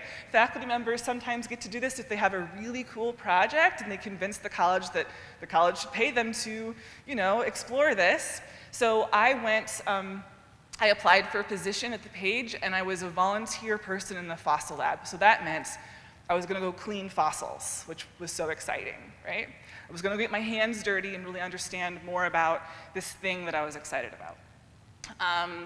I drove out there, I got started, I had field notes and snippets of poems, and I had lots of plans. So what I'm gonna do is walk you through what I did while I was there, because that's the most interesting part about all of this, is looking at the bones that I got to clean, right? So this is the Page Museum. Right there in the middle of downtown LA, there's this kind of park with these lakes and tar pits, and this building with the Page Museum inside it. And inside of the museum is a fossil lab. It's like a fishbowl where you can see what people are doing behind the glass. So I got to go behind the glass and sit at this station and clean and sort fossils. There I am, right there. You can see they've got these little like whiteboard signs in front of each of us. Each day we would write what we were working on so that people who were coming to the museum could look at that and know what we were doing, because we couldn't hear through the glass if they had questions. When you start volunteering at the fossil lab, you learn the process backwards. So I think most people have this idea that when you get to go and clean fossils, like, oh, she's gonna get a skull, like a saber-tooth skull, or like a wolf skull or something that's gonna be awesome. No, you start with this junk. You start with microfossils. They teach you the process backwards so that you can do a whole project by yourself. So let me explain. There are actual fossil bones in these piles, and I had to learn how to sort them. Oops, I'll go back. So there were three things I was looking for. I was looking for little bits of dirt that are bone, some that are plant material, and some that are insect material. I was taught how to decipher this through a giant magnifying lens using a paintbrush, a cut-up paintbrush. The insect material would move very easily across the page. The rocks that we were discarding would not. I had to look for color differentiation and all sorts of other things. I got really good at it after a while, but it took lots of practice. And I'm looking at these through a big magnifying glass, and then the work is checked in a microscope, so even more magnification. After I learned how to do that, I started polishing, which is another step in the process. What you're looking at here is a coyote tibia. So another part of, it's broken, the shaft is broken, but it's part of a coyote leg bone, and I was given that to polish. So there's this, this solvent that you're not supposed to breathe in, hence the vent in the background, and a waiver I had to sign, right? And the industrial gloves I'm wearing that I used to polish this bone and make it look nice and shiny for display. There's an up-close look. In these capsules next to it, this is what the previous person had done. When they cleaned this off initially, they found microfossils stuck to it, and those are in those little capsules next to it. Once I had done that, I got a lesson in cleaning a bagged item. A bagged item means this is what it looks like when it comes to us from the tar pits. Out in the tar pits, they dig stuff up. They kind of gently scrape stuff off and put it in a bag and bring it to the lab, and then we have to do the more meticulous work. To clean off something from the pits, you first have to soak it in that solvent in a tray and scrub it with an old toothbrush very carefully. This is old stuff, right? If you break, and we don't, it's scientific fines. If you break it, it's not good news. Okay, so you have to work very, very carefully with these toothbrushes to gently remove the tar and the dirt and the rocks and the matrix and microfossils that are stuck to it. This is after it's soaked for a while and I scrubbed it. You can see this one is broken, and you can see the hollow part of the shaft. There's stuff stuck inside of that, and you have to very carefully soak it with the solvent to try to loosen it up and dig it out with a Q-tip, actually. Okay, and after I learned all of those lessons, I finally got a project of my own, which was, thank you, which was a cervical vertebra of a bison, an ancient bison. I think I have a photo there, that guy. I got a cervical vertebra of this creature. And this was especially near and dear to my heart because one of the very first bones that my great-grandfather had found and thought, this isn't a modern day creature, was an ancient bison. So I felt like I got this project and it was like written in the stars that I would get this project. That's what it looked like right out of the bag. It looks like burnt barbecue, right? There's a cervical vertebra stuck in there, a neck bone. I had to soak it and scrub it. That sort of roundish slice is actually a bone from a different creature shoved inside. So this is what happens in those tar pits. Over the eons, more and more animals would die on top, right? So you think of tar like quicksand, it's not like that. It's very slow death process. You get stuck on top and either you die from starvation, because you're stuck, or some other predator comes and eats you while you're stuck, and then they get stuck and they die of starvation. So it's a really slow process, and over time, the pits are kind of conical, like a cone shape, and so all of those bones end up kind of mixing together, and so little pieces get shoved inside of big pieces. You're not gonna find a whole skeleton. It's like a giant puzzle. When you pull stuff out, you gotta put it back together. So inside this channel, that middle channel is where the nerve from your brain stem, right, would go through. There's lots of bones stuck in that. And I think that one sitting on top is actually the end part of a coyote leg bone. This is day 2 of cleaning, and I finally got the middle channel cleared, and then I'm done, finally. That's both sides of it. You can see it's got a broken part over here, but this is what that bone looked like when I was done. Was I done with my project? Oh, heck no. No, then I had to sort all of the crap I found stuck to it. So back to sorting microfossils, right? Only this time, it was much more exciting because there was really cool stuff stuck to it. I found lots of really big pieces of plant material and other tiny rodent and insect teeth. The plant material is important because it teaches scientists what the flora and fauna was like at that time. So they like to look at everything. But my really cool find was this lizard jaw. My finger is in here for size comparison, so you can see that size comparison. Finding a lizard jaw is like really rare, and I found 7 stuck to my cervical vertebra. I was super stoked. I just kept finding them. Again, it felt like I was supposed to be there, right? Like the descendants of this person who started this whole thing, and I found 7 lizard jaws. I was so excited. For another size comparison, so this is a lizard jaw, like part of the jaw. And this is a mammoth tooth. I like to show the opposite, right? It's really fun. That's an adult mammoth tooth. Anyway, I also managed to take some pictures through the microscope. So what you were seeing before was through a magnifier, which is only about 2 or 3 times or 4 times. The microscope was many times more than that. So in this photo, you can see another partial lizard jaw, and next to it is a rodent tooth. All things I found stuck to my cervical vertebra. Over here is a plant pile, so you can see that even these tiny pieces that just look like dirt when you first look at them, when you see them through the microscope, they actually still look like plant. This looks like bark, right? Even though it's so tiny, it's still bark. Over here is an insect pile, so when you find insect stuff, you're looking for exoskeleton pieces. That thing in the middle is a head missing the eyes. I found the head of some insect. Again, super stoked. And my project just kept growing. So the more microfossils I sorted, the more stuff I had to worry about. That jar in the back is unsorted microfossils still stuck in lots of clay pieces that I had to pick through. But it was really fun. Once I was done, I got to try to start identifying things with the help of the experts. This is Shelley and Bo. They were the expert scientists in the room. The rest of us were all volunteers. And all my work got checked by them. And this was my last day in the lab. I had sorted all of those tiny things taken off of this big thing. I love that photo to see the whole project. But I still got to do more. So remember, my whole thing got inspired by my great-grandfather who literally dug in the pits, and I begged and begged and begged when I was out there working in the lab, could I please have one day out in the field, like one day in the actual excavation pits? And they finally said yes. So I got to go help with the excavation of Project 23. There are 23 boxes of like asphalt and tar, hardened tar, that they pulled out of the ground because they were building a parking garage somewhere in downtown LA, and they kept running into fossils. One of the coolest fossil finds they found when doing Project 23 was a litter of saber-toothed kittens. Crazy, that's so cool. This isn't the tar pit, so things didn't get quite so stirred up together. It's like harder material underneath this parking garage, but they had kind of essentially like cut chunks, lifted them out, put them in boxes, and there were 23 boxes. So I got to go play in the boxes a little bit.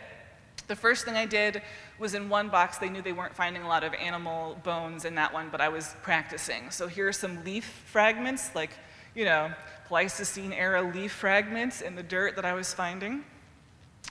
And then I got to go where the action was at, and this is what it looks like in these hardened asphalt boxes where they're pulling out these bones. So in the middle here is just this jumble of different animal bones they're gonna try to take out and then sort. Here's an up-close look. You can see push pins where they've tried to like mark where one thing ends, another one begins. The way to remove this is that they use that same solvent I used in the lab to soak things and then very carefully scrape away. I got so many blisters working in Project 23, but it was so worth it. It was just a really cool experience. So, what did I get out of this? I had so much fun, first of all. And when I went, I expected to get that firsthand knowledge. I expected to get more information and more family stories, because I have lots of family that still live in the greater LA area, so I did a lot of interviews and I stayed with them quite a bit. I expected to get ideas and images for my poetry manuscript, and of course, I expected to get some scientific knowledge to fill in the gaps. What I didn't know was going to happen was all of this. I actually ended up writing more nonfiction pieces than poetry while I was there. I wrote more poetry after I got home and had time to process, but I had never really delved into the world of creative nonfiction, and yet I found myself writing all these essays. I had a really deep connection to my family in a way that I wasn't expecting, which was really nice, because the whole project started with the loss of my father, so it was nice to reconnect and kind of forge those ties. I gained lots of knowledge about biology and evolution, and I had to become a student again. One of my favorite parts of my experience out there is how uncomfortable I was, and how I was really out of my comfort zone in this lab and worried I would screw things up. So it was really amazing to kind of feel what my students must feel like, my students who don't think they're very good at writing and are in my class, and to remind me what it's like to be humble and to be a novice at something again. And that happened even as I was learning new writing styles, right? So I went out there to write poetry, ended up writing nonfiction, so I was kind of a novice in that area as well. In the end of that, I had lots of drafts.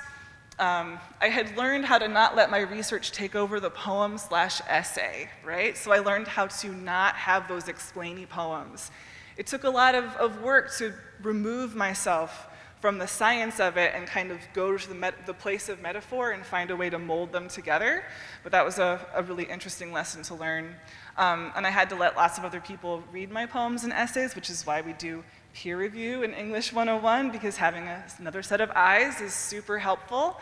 And I had to do the submission process a lot. I submitted a lot of poems a lot of places, and I got rejected a lot, because that's part of the process. But all kinds of learning happened to me as a result of all of this. There were lots of poems that needed a lot more time. So I had a poem that I wrote at the beginning of the process called The Petroleum Fly. It's this fly that literally lives in the tar. It survives in the stuff that kills everything else, which I thought was such a cool concept, but I couldn't wrap my head around how to write the poem. So literally 8 years later, I finally revised it to something nice. It took 8 years to get there. And a couple of the other ones also made those big revisions over long periods of time. So I'm not gonna read it because we don't have time, but you can see how an old version of a poem became a new one. So huge changes over the course of these 5 to 8 years when I was working on this. This was the original Petroleum Fly poem. Please don't read it, it's freaking terrible.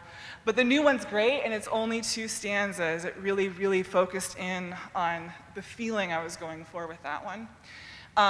This poem also made big changes. It was initially a prose poem, kind of stream of consciousness sort of thing, and became something else entirely in the end.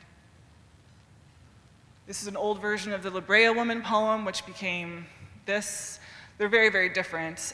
This one really focused on the science. 9,000 years ago, the tar took her to something totally different about what we do when there's nothing left to lose. Right?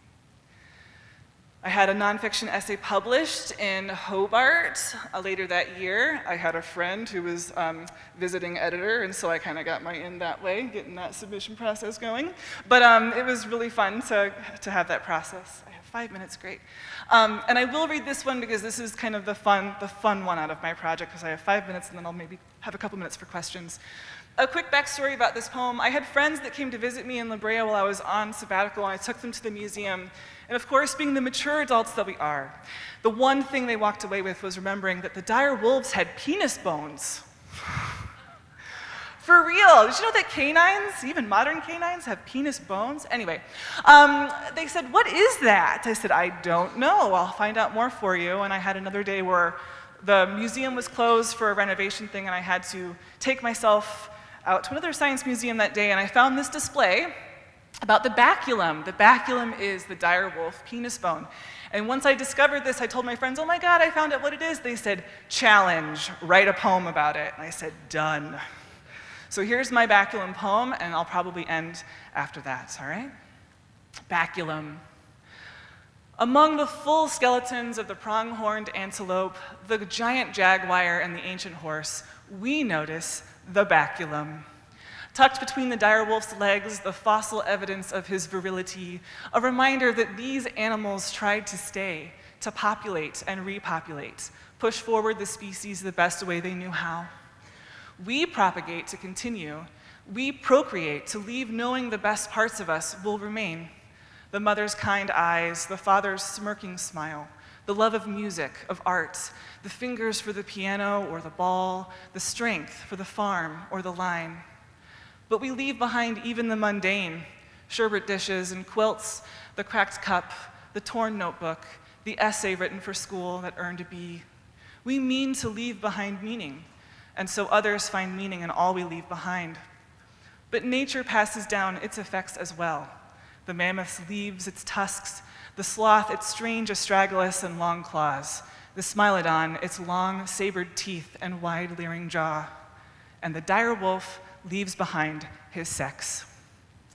But we, fraught humans, caught up in the importance of the humming worlds of our minds, we try desperately, through the things we pass on, to leave behind the ethereal evidence of our love. Baculum poem. Thank you. Do I have time for questions? 2 minutes. Any questions in my 2 minutes remaining from anyone about anything I talked about? Yes, Corey.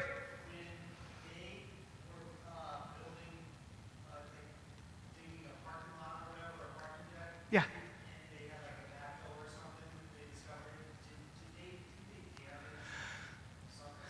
They damaged Zed. Yeah. There's a huge mammoth skull in the fossil lab just sitting upside down in a crate, and when they first started doing the parking garage, they had a big backhoe. They went right over the top of the skull. They broke the top of the skull of this massive mammoth, and that skull now sits inside the fossil lab upside down so you can see like the underside where it would connect. It's sort of a sad story, but they also found his full tusks that weren't damaged, which was really cool find. Thank you for reminding me of that, honey. That's my husband. What else? Any other questions? I got 1 minute. No? Well, thank you so much for your time. I hope it was enjoyable, and thank you to the Hawk Talks presentation.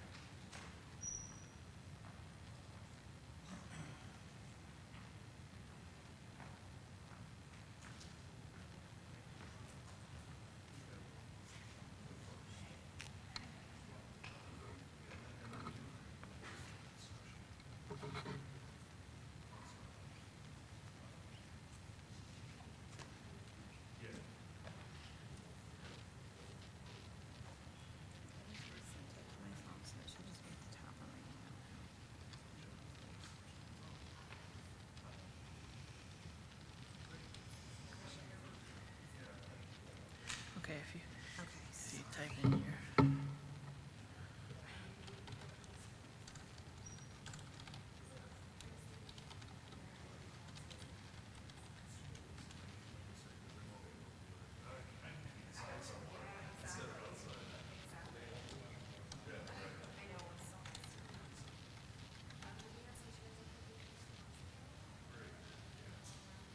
Oh, jeez. You know, it always tells me I'm in a city that I'm not actually in when I'm at home. Okay, so I just resent it, so hopefully it's at the top.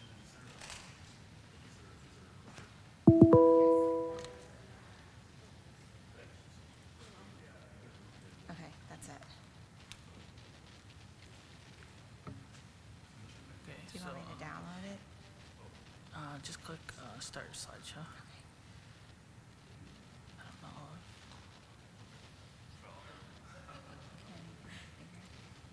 It looks weird though, doesn't it? Yeah. Might have to download it.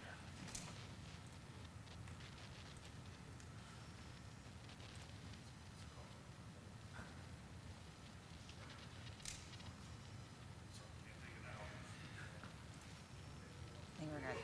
Yeah?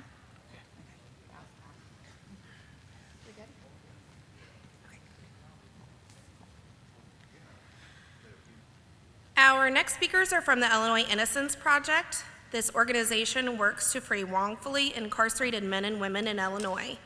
Please welcome John Hanlon, attorney and retired executive director, and Exoneree Angel Gonzalez. Thank you, gentlemen.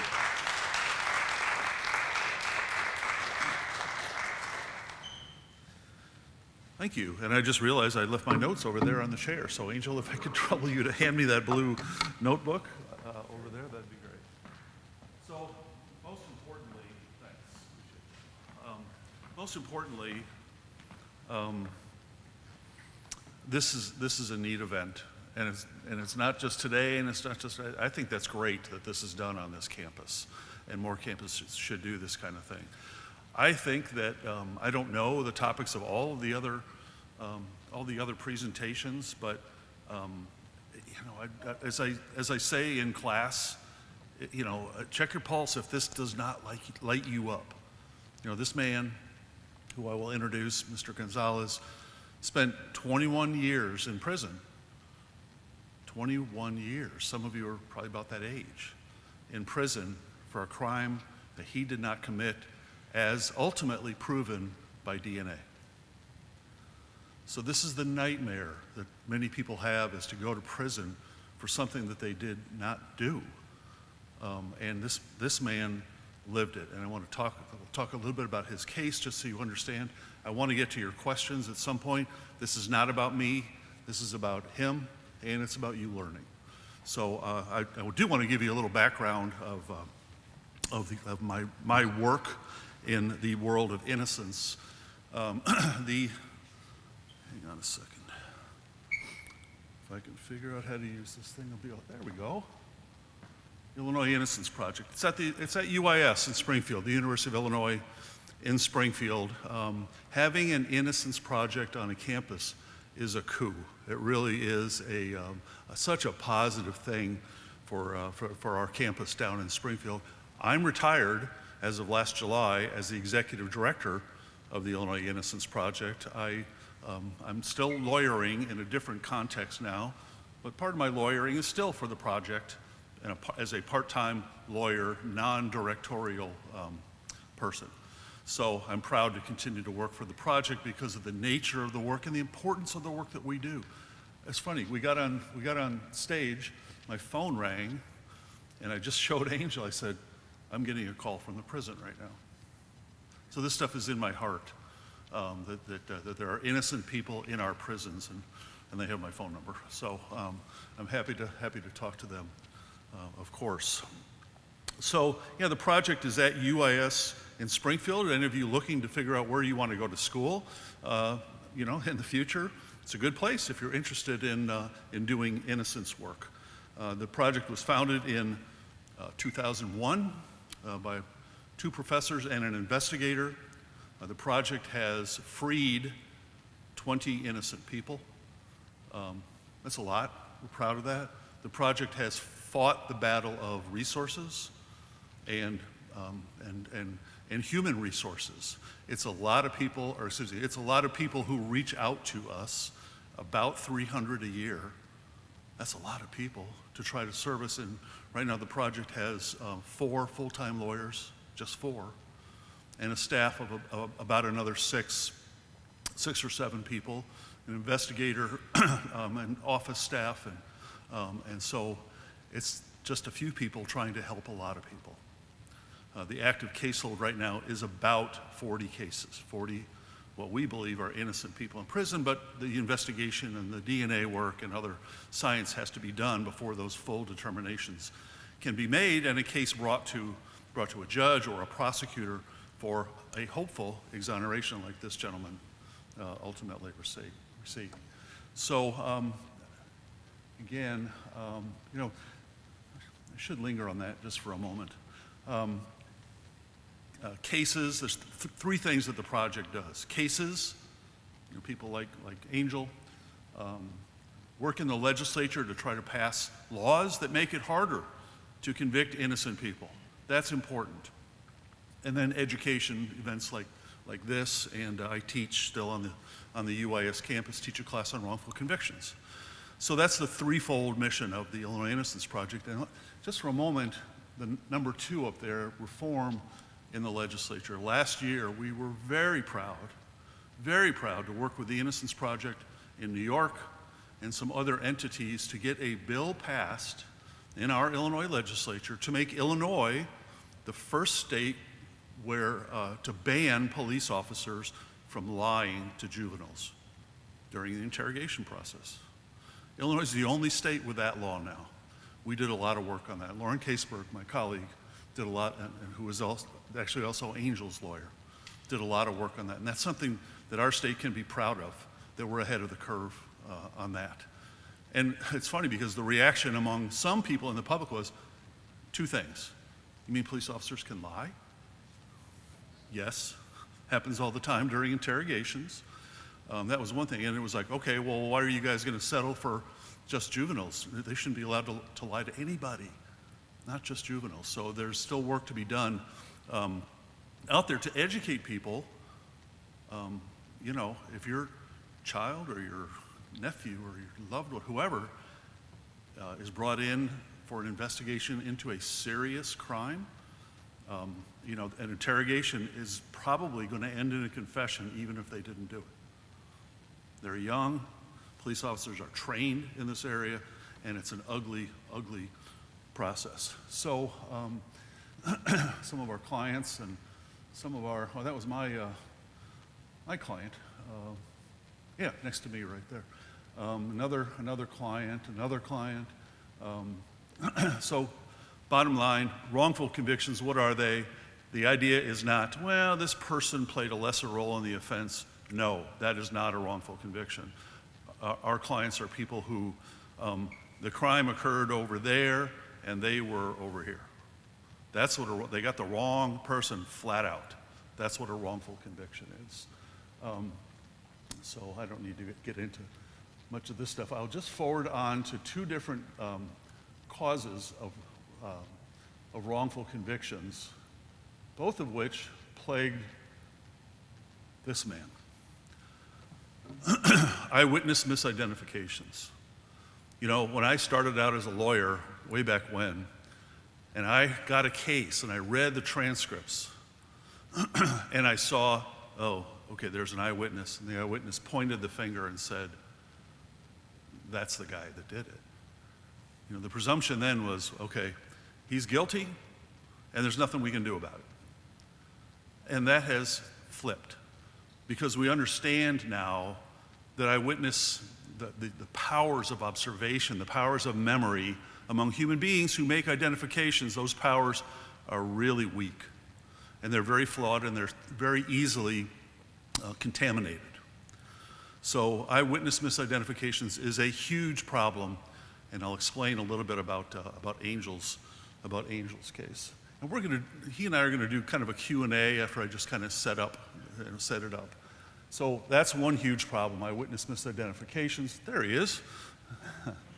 And then the other one is false confessions. Now, again, I've taught this topic, wrongful convictions, since 2005. Now, well, here's what I've noticed. In 2005, people weren't sure about eyewitness misidentifications. They thought that those were reliable because if I wouldn't make a mistake because I pay attention, so why would anyone else make a mistake? That's flipped. And even more so, in 2005, when I started teaching, the topic of false confessions has flipped also. People get it now that others can confess falsely, even though some people still say, well, I wouldn't do it.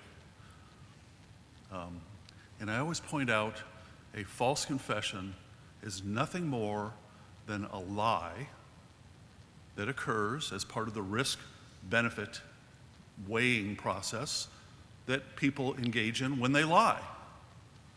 And if any person says that they've never committed a lie, well, human experience teaches you and teaches all of us otherwise. People do that to benefit themselves in all kinds of situations. Perhaps most obviously a situation where a person is being interrogated about a serious crime. It's for their life. It's for their life. They're being interrogated, they're young, or they're inexperienced with the criminal, or they're easily coerced and their will overborne. False confessions happen. DNA has proved false confessions. DNA has proved that lineups can be bad. How do we know that? Because DNA enables us to look backwards. Okay, this person's innocent. We've got the science to prove it. What happened? How did they get there in the first place? We look backward. Well, they were put in by a confession. That had to be false. They were put in by an ID. That had to be mistaken. So there are a number of other causes. Bad lawyers is one of them. Lawyers who don't do a good job in their cases. Bad so-called science that really isn't scientific. The use of jailhouse snitches and other lying witnesses is another one of them. And then government misconduct. Government misconduct. The things that we don't want to read about that sometimes happen with government actors in terms of putting people wrongfully in prison. So, but we're going to focus on the two that I mentioned, the false confessions and eyewitness misidentifications. But I think just for a moment, I just want to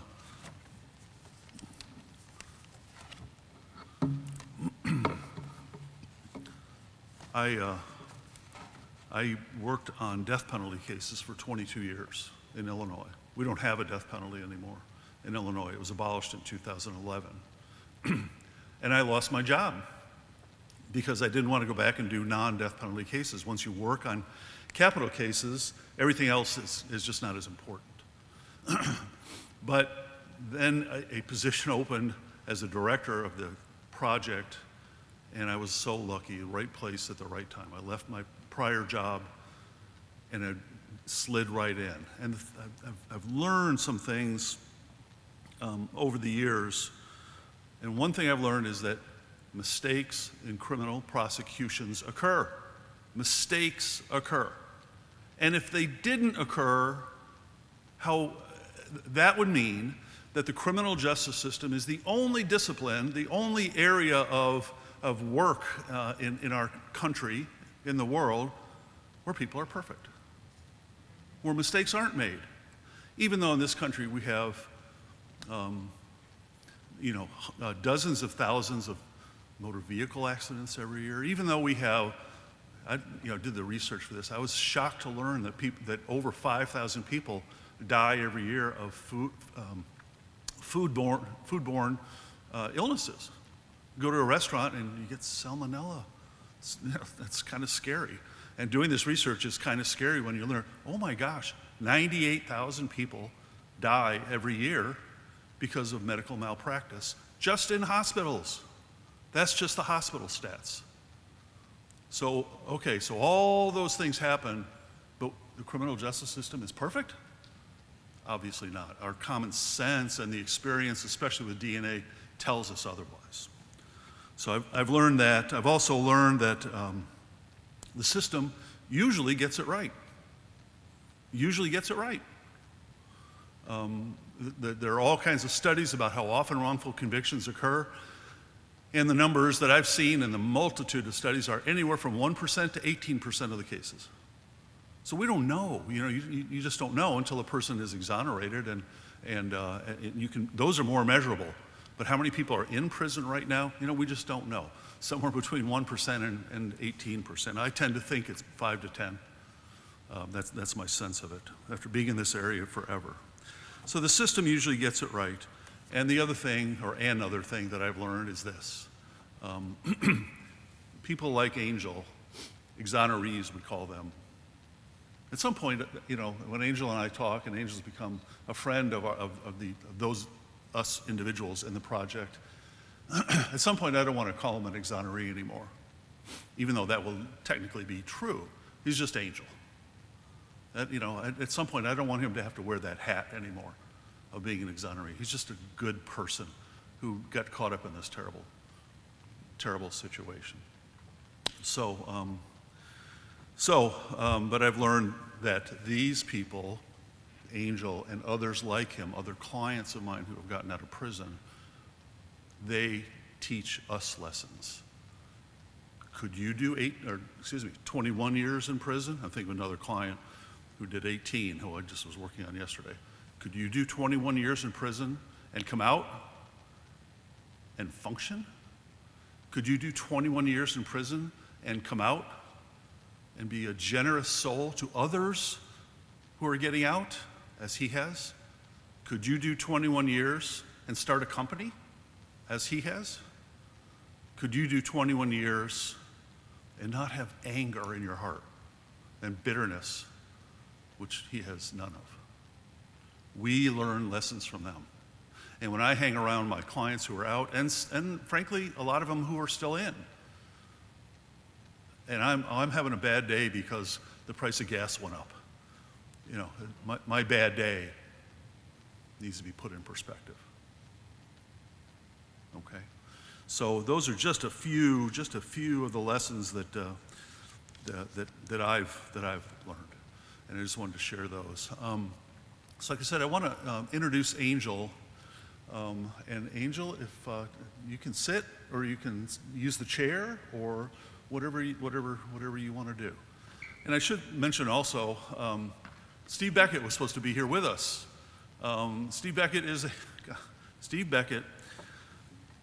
if there's a lawyer in Illinois who has done more for his clients and for the profession than Steve Beckett, I don't know who that would be. Steve Beckett has given to the Illinois Innocence Project, my guesstimate, is probably about 1,000 hours on one case that in his heart and soul he knows that these people are not guilty of the crime, which is really, they're all bad. This is particularly bad. But Steve think about that. Here's a lawyer with a huge reputation. He can bill at whatever amount he wants to, and he has given us 1,000 hours toward this one case. That's remarkable. That's what lawyers and other professions, people in other professions, that's what we're supposed to do. Give back. Steve Beckett is a shining example of that. Unfortunately, Steve is, all I'll say is Steve's in quarantine. So he sends his best, wishes he could be here. I wish he could be here. He's a great friend and an inspiration to me as well. So that said, so Angel, if you want to have a seat, let's. Thank you. Yeah. So I will just. I guess I'll just stay here. Yeah. So it's a pleasure to introduce Angel, for us, lazy English-speaking people, Angel Gonzalez, and to you all.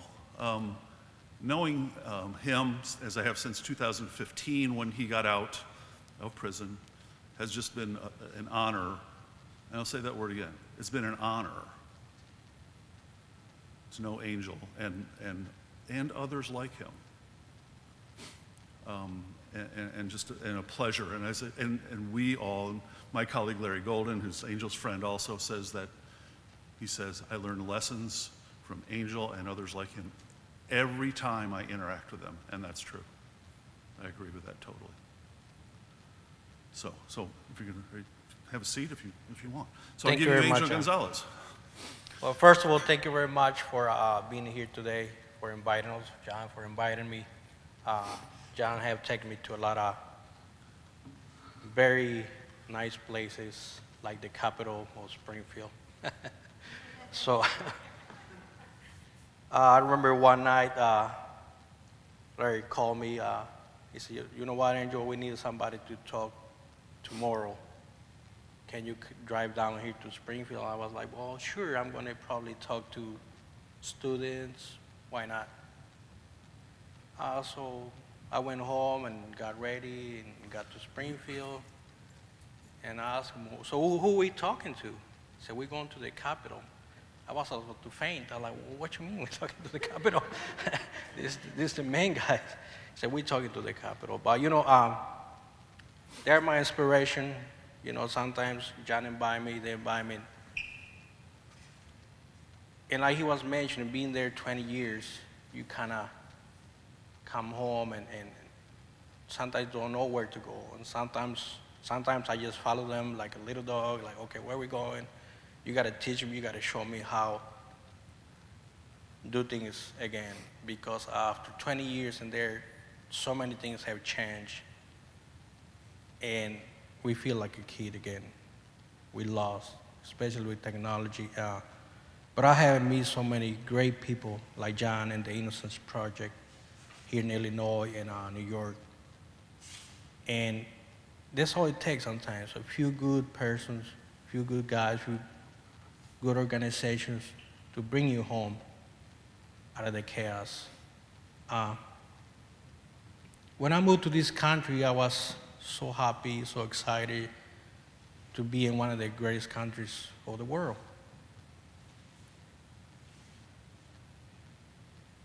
And when I moved here, I met a girl, my girlfriend, ex-girlfriend now, and we're planning to get married. And that's when this horrible thing happened to this victim, kidnapped and raped by 2 individuals. I will never thought about being in prison for something I haven't done in my craziest dreams. Because we are in one of the greatest countries of the world. And even when I was incarcerated, when I got convicted, when I was in prison, I used to think to myself, this has to be a nightmare. I'm going to wake up home. I didn't wake up home. The Innocence Project woke me up and bring me home. And I can go on and on how many good things they have done for me. And when I get invited to talk like today, I ask myself, did I want to remember? Did I want to relive what happened to me? I don't. But I'm doing it because I know for a fact there's other innocent people, men, women, still behind bars. They are innocent. I'm one of the lucky ones that the evidence on my case was held for so many years in a safe place. There's some other men and women that the evidence have been lost, and we kind of know they're innocent, but we don't have the evidence, the DNA, to show this person is innocent. In my case, the victim pointed me out as one of the kidnappers. And at the time, I didn't know how the system worked. I had just moved to the country. I didn't even speak English. Well, I still don't. But when somebody point you out, especially a female, they was raped and kidnapped, it's very strong. Who's not going to believe her? why they shouldn't believe her.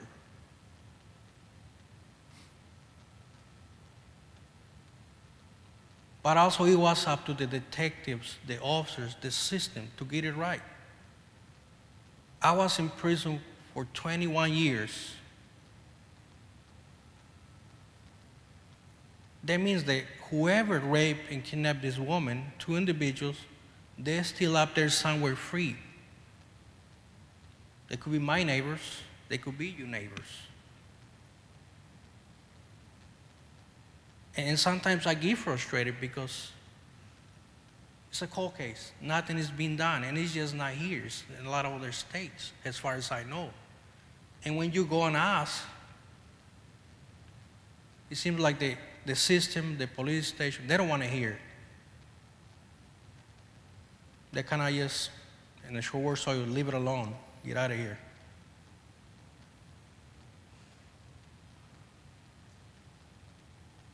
The system is not going to change itself. We have to change the system, and that's why I'm here today. And you are the future of the country. You can do and go and do anything you want, anything you put your mind to. I was there, and like I mentioned, I didn't speak English, I don't read English, and for some time I lost my mind in prison, and I got into some trouble. And I was put in solitary confinement. And I was getting mail from the courthouse, legal mail, what they call inside there. And one day, it just something went in like a light on top of my head. What you doing to yourself? Here you are in prison for something you haven't done. What you doing? What I could possibly do, I was in a cell. 3 pair of socks, 1 jumpsuit, 3 t-shirts, and 3 pair of underwear. And I asked myself, what can I do? I have a year to be here in solitary confinement. Luckily enough, when you go to segregation, they hand you a book. The Bible. I look at the Bible, I look at a pen, and I look at a piece of paper. Something went in my head like, what if I start copying the Bible? Crazy idea. What can you learn? Who's going to tell you what means what? But that's what I did for months. And when you're in prison, there's shakedowns. The officers come and you say, oh, make sure you don't have something you're not supposed to have. And they will give these papers, and I will write so small because I don't have no paper. And they will ask me, what's this? Is this some kind of gang literature? You planning to escape? What's this? And I will tell them, I'm copying the Bible. And I will show them. They will like, you crazy? I think I am. And when I finally got released from segregation, because when you get in trouble, they add time to your sentence, and then somebody is come down from Springfield and they tell you how much it's going to do and why. And this man, I remember clearly, said, I see that you have gotten into a lot of problems. And I explained to him the best way I could what had happened to me. He just looked at me and said, so how can I help you? What can I do for you? And I was at a maximum correctional center. I said, what if you send me to another institution where I can get into a school? And he said, I'm going to do the best way I can so you get a transfer. Don't disappoint me. I'm going to check on you. I got a transfer, and I started going to school some few years later, because in the maximum prison system, it takes years to get your GED due to the lockdowns and problems. But finally, I went and got my GED. And I remember the teacher walking to the cell house and hand me a paper to the bars. He said, congratulations, here's your GED. I look at it like, this is like somebody type it out. Is this real? But it was. And sometimes we find ourselves in life in the corner. And we got to ask ourselves, what can I do? Where can I start? There's nothing around me. I don't have no tools. I don't have no money. I don't have no education. I don't know nobody. We can go on and on and on what we don't have. But we got to find there something, a start point.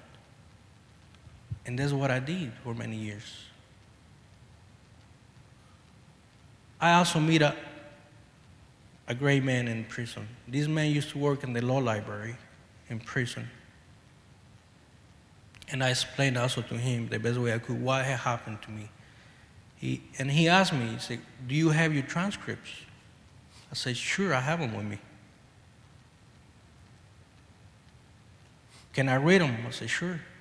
It took him about 2 days to read my transcripts, and that's when I find out about the Innocence Project out of New York. This was in 1997. There was no Innocence Project throughout the country like it is now. And he told me, he said, well, there's a lot of mistakes that are in your case. If you want me to, we can write the Innocence Project a letter asking for help. I said, sure. About a month or so went by, and I got a postcard that said, don't write us, don't contact us, we contact you. So, well, that's the end of it. But years later, fortunately and unfortunately, they come through. And that's why I'm here today. Because a couple great guys, a couple great teachers, they started the Innocence Project here in Illinois, New York. We don't have to be the Innocence Project. We can start some other greatest things to help others. The system, for example. I'm not against the system. I'm for the system. To make it better. So nobody else go through what I went through and a lot of other people went through. Because I used to think, what that happens to me because I'm Hispanic, I just moved in the country, and I could go on and on why that happened to me. False confession, on, and then when I see so many people, they're being wrongfully convicted, it don't take a rocket science to figure out something is not right within the system. And it's just not here. It's throughout the country. It's throughout the world. What can we do as a human beings to help? Unfortunately, when I walk out of prison, I have family left. But sometimes I help other exonerees, they don't have nobody left. On their 80s, 70s, been in the prison for 20, 30 years.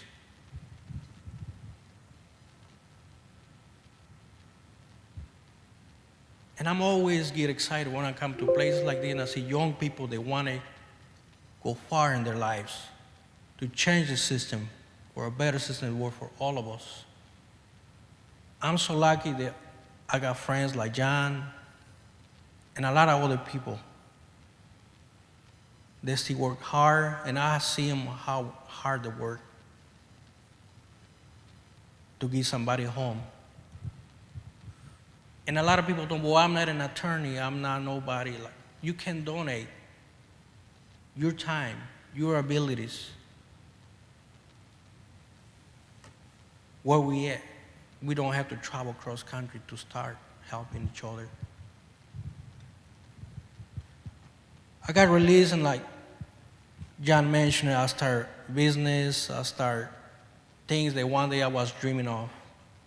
And you know what? Sometimes people told us, you're not going to make it. You don't know nothing about the business. You can be the president. You're not good enough. But don't let that put you down. I use it as motivation. I'm going to read, I'm going to go to school, and I'm going to ask somebody to help me.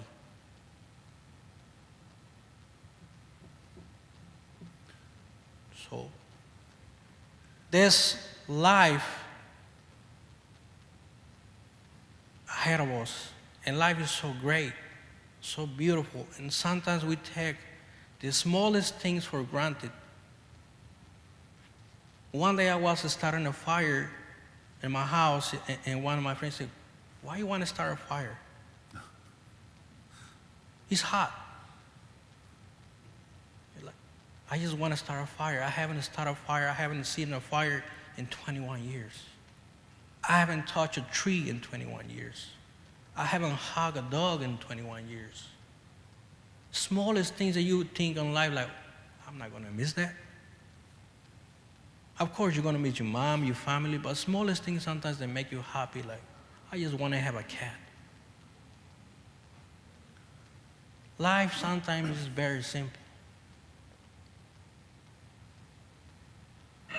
So always remember that when you're down, like, you know what? I'm just going to go and have a good time for a few minutes. And you feel like you recharge your battery, you come back at it like, I'm going to do it. Because we human beings, we all go through some problems. Sometimes I just walk out of the house. My wife asked me, where are you going? I don't know. I'm just going to walk. I grab one of the dogs, take the dog for a walk. Because after I got released, I started collecting dogs. I forgot to mention that part. All the dogs. Dogs that people don't want.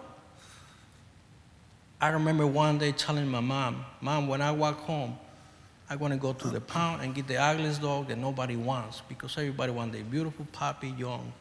I said, and she said, why? Why you want an old dog? I said, because there's the dog that nobody wants, and sometimes I feel that way.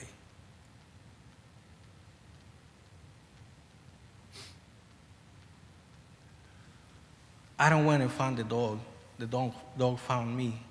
And that's sometimes that's how I feel with the Innocence Project. They found me. So sometimes it's just little things that we do in life that make us happy. Because sometimes we think, well, I'm going to make money, I'm going to go here, and I'm going to be happy. And you get there like, I'm not happy. Something is missing. Or miss helping the dogs. Right now I have 15 dogs. Chihuahuas and all kinds of sorts of dogs, but I also trying to find them a good home. My girlfriend heard about the Chihuahuas, and now she wants one. I am not thrilled with that idea. But he loves them and takes care of them, and that's great. So at this point, I think just a couple things for your benefit. This is hard on Angel. Here is this person, and he's interacting with you, and you take in what he says, and you learn, what kind of experiences he's had and what a good person he is. But this is not easy for him, because it's recalling the struggles of 21 years of prison. To put it mildly, the struggles, the horror, I probably should say. And so I'm grateful that he's doing this, because this is to learn. This is to share and learn. So I'm really grateful. And the other thing is, I don't know exactly what he had to do, but he was out west, and I think he kind of bent his schedule around to be here. So we're real, right? We're real grateful for Angel, even being here and sharing these experiences. And as I said, at some point, he won't have to.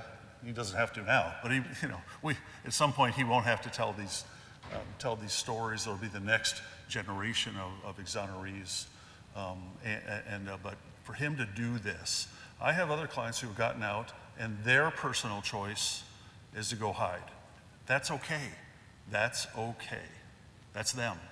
We're all different, but I just admire so much Angel and the others who share their stories, because I know the story, he knows the story, but it's for you all to learn. So, and so if I can, Angel, I just want to talk for a couple minutes about what happened to this victim, and how he got pinched for it. okay? I'll just spend a couple minutes. This will be a very, surfacey kind of presentation of his case. This could go on all day to talk about his case, but I'll just say this. A young woman, 35-year-old woman, was sexually assaulted in an apartment in Waukegan, Illinois in 1994. She ultimately said that two men of Latino descent had committed that crime. Her boyfriend, and I should say one more thing about that. Angel had the misfortune of having his girlfriend, who he had been with that night, living in the same large apartment complex. So that's where the bad started, because then the young woman's boyfriend looked out the window at one point and saw a car that he was driving away, and said, "I don't recognize that car, it doesn't belong here." Police went out, pulled him over, and ultimately two things happened that sent him to prison for 21 years. And I've identified the two areas that those cover now. The first thing that happened was they took him to the police station, took Angel to the police station, and they had the young woman who had just a couple hours earlier been brutally sexually assaulted in a police car. And they asked Angel to get out of the other car and parade in front of the headlights of the car where the young woman was sitting. Now, and then you know what happened. This is called a show-up. It's a very unreliable method of identification. Lineups are one thing, photo spreads are another thing, but a show-up is a one-person lineup. And think about the circumstances where this was done.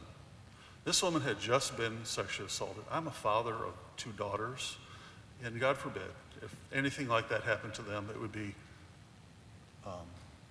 you get her to the hospital.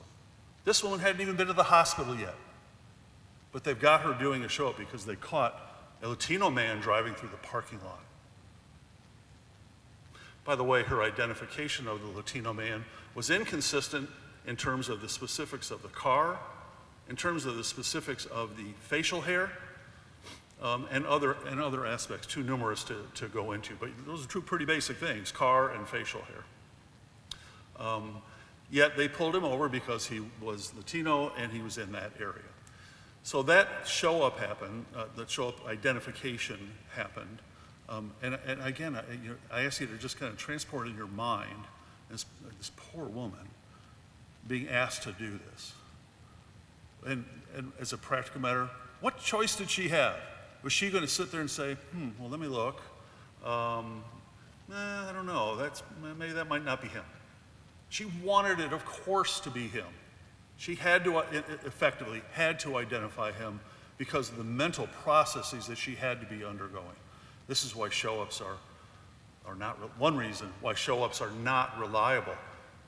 Just the most extreme of circumstances for this person to make this identification. So then they took Angel after that, they took him into the police station, and you know what began next is the interrogation. And the interrogation, and at that time, Angel's English was not good. Angel ultimately, to his credit, learned English in the prison years later. But on that day, his English was not very good. Yet, guess who interrogated him? Various detectives, two of whom were English. One guy they brought in later, as I understand it, spoke Spanish. But they ultimately asked him to sign a confession that was written in English. That's it. That's the case. An English written confession with this man who didn't read, write, or speak English, and this show up from this distraught, hysterical, understandably, victim. That's it. We know now, all these years later, the unreliability of these procedures, it cost him 21 years of his life. Before, he wrote to the Innocence Project in New York, which is kind of the mothership of Innocence organizations. You know, they're just great, great people, and just, you can't beat them for having, not just for the work that they still do, but having realized we in New York can't do it all. We can't do it all. We need you professors, you investigators, you lawyers, we need you to go back home to yours, that conference in 1998. We need you to go back home and start innocence organizations because we can't do it all.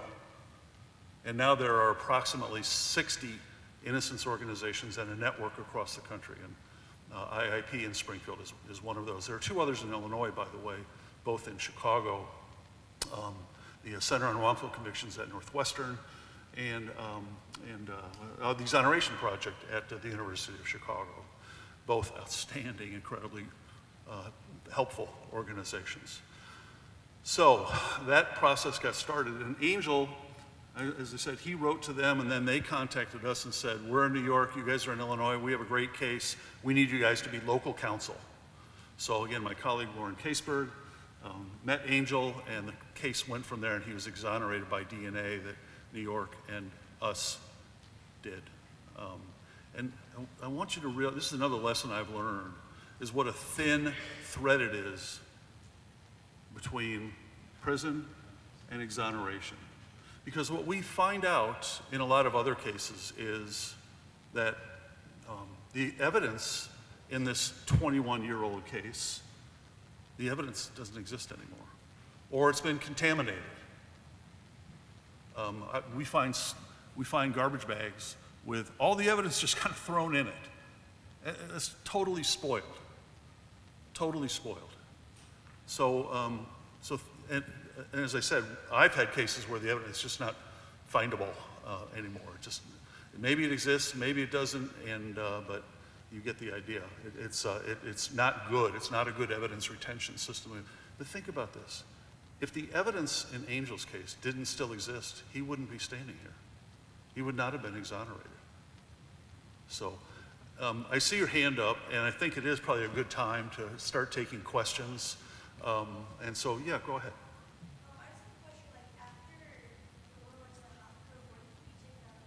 And you're going to have to speak up, please.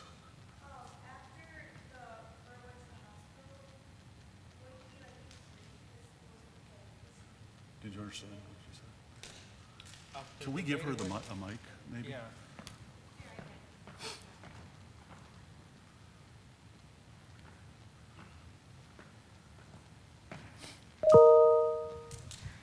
Oh shit, this is... You're fine. You're fine. After the woman went to the hospital, why didn't they free Angel? Why didn't they free him? Yeah, since like the DNA wasn't like... She had made the show-up identification of him, and they took him in to interrogate him using a method that the stated goal of the so-called Reed method of interrogation is to get a confession. They had already made up their mind. He's the guy. Yeah, that's a good point. DNA, the first time that DNA was applied forensically in the United States was actually a case in Illinois, a guy named Gary Dotson from Will County, Joliet. But DNA in 1994 was very, very, very early.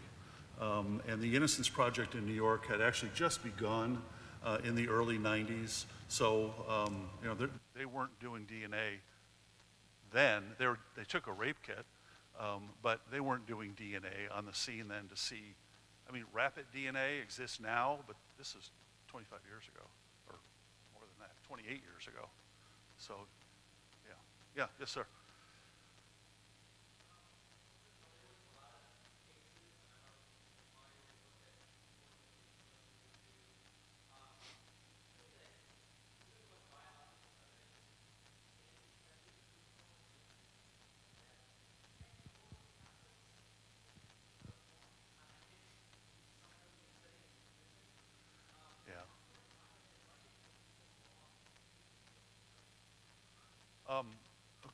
Great question, fair question, and I've sat at my desk, and again, I'm retired from full-time innocence work now, but I sat at my desk and cursed at everything that over just that fact. Oh, my God, I look at this case and I've been working on it for 6 years now. It takes a while, it takes a long time for the real reason is because nobody cares about your client except you. All the people that we're working with, they don't care about Angel Gonzalez or any of our other clients. They don't care if he gets out. He's in prison. He's convicted of a rape. That's kind of my personal answer. The real answer, though, is because you have to write, you have to gather records that are, in his case, 30 or 21 years old. I have a case I'm working on right now. The guy's been in since 1987. 1987. Do you know what it's like to try to gather the records, just the documents of a case that's that old? And then every step that we take along the way to try to get evidence tested. I've got one case that was in DNA testing. You can go through different phases of testing, different types of testing. Technology changes along the way. It was in testing for 8 years. They have other cases. And in that case, I've been asked several times, well, we're developing such and such. Do you want to try that one next? Yeah. Clients in prison. So whether it's science or law or lawyers or judges or documents, it's all the above, and it just takes a long time. And one more answer to that, 40 clients, 4 lawyers. There's a lot of people in need. So, yeah. Perpetrators? Were they ever found, the original perpetrators, and convicted?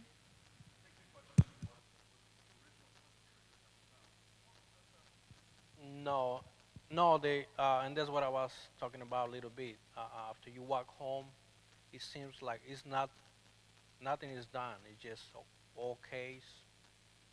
If he pops out, somebody that matches the DNA, and that's pretty much it. And that's what sometimes I look at it and I get a little bit frustrated, really angry at the system. Like, how come nothing is done about it? It's just, you free. What about the victims? What has been done to help the victims?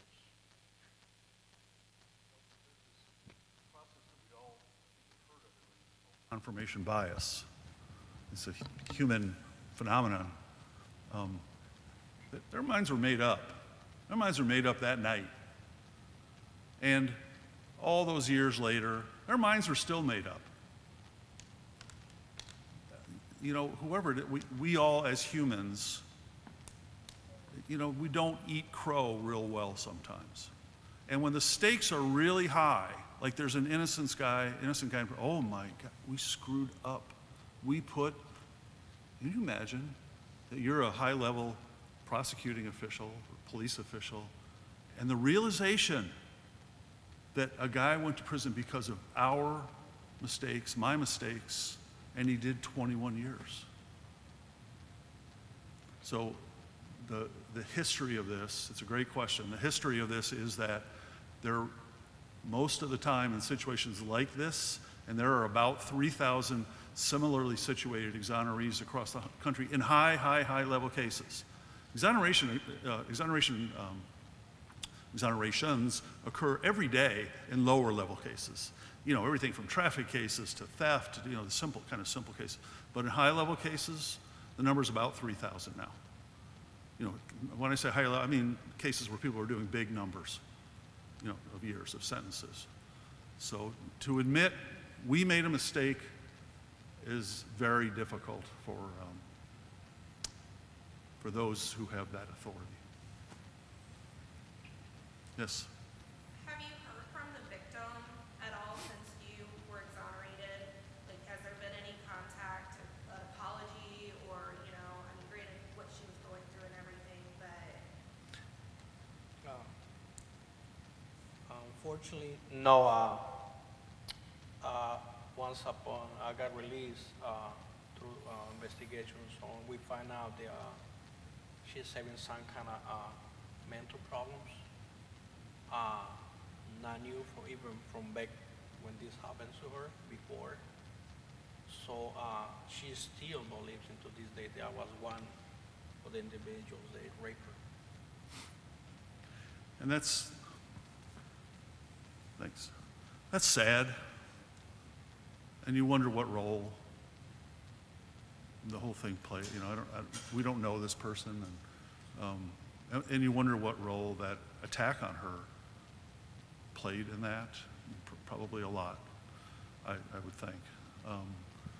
But again, you know, she or any victim is reliant upon the people who she looked up to prosecute this, to arrest and prosecute this case properly. She would look to them, you know, what are the answers? Well, this guy got DNA. We don't know what they say to her. We don't know if they say, well, he got lucky. And by the way, she identified 2 men. She identified 2 men. They never looked for the second guy either. They never looked for the second guy. Once they had him, signed, sealed, delivered. So, yeah, follow-up is weak to the extent that once DNA is run through the CODIS database, and if the DNA comes back to a hit on some other person than the person who is, you know, convicted, it comes back to some other person. What would you think that law enforcement would want to do? Well, who's that other person? There's our rapist. There's our criminal who really did this. And again, the history of follow-up on that is bad because they got embarrassed. And the real tragedy, and I've had several cases like this, the real tragedy of this is that if you get the wrong person, where's the right person? Out on the streets. 2 of my cases, further crimes, rapes and murders, have occurred by the real offender while my client is sitting in the county jail and then later prison. So the stakes are very, very, very high. So any other questions for Angel? What is the next steps for the prison reform? Like, shouldn't these officials be held accountable for a quarter of somebody's life practically gone? Okay, did you hear that? What's the next step for prison reform? For prison reform? I think so. We can't hardly hear. Yeah, could hardly hear. So, I'm so sorry. What are the next steps for like prison reform? Shouldn't these officials be held accountable for, you know, a quarter of somebody's life being gone? Since you were in prison, you want to talk about that? I think the question is for you. No. So in terms of prison reform, again, a very important question. And if I could ask, what is your perspective on this? Is this something you studied? And I'm just kind of wondering prison reform could go in so many different directions. I struggle. I have a client right now who's got a variety of illnesses, and he's incarcerated. He's in a wheelchair. He's extremely diabetic and very ill. When his blood sugar hits 350-ish, he says, I'm having a good day. That's bad. 350 is very bad. And so struggling to get the most basic of medical care is, I don't know, is that what you have seen and experienced, Angel? Yeah, and in prison is just to go and see a nurse, per se. First, you got to put in a request, which it can take up to 8 days. After 8 days, you walk in and you got to sign and pay, when I was there, $8. And then the nurse will decide if you're sick enough to see the doctor, which it can take about another week. And I can go on and on how the bed system is there right now. And this is a private medical they offer inside now, so it gets pretty bad. Most of us, the exonerees, when we come home, we have some kind of problem, physically, mentally, that we have to address years later because of so many. Just imagine being in prison, like me, for 21 years. I saw the dentist one time in 21 years.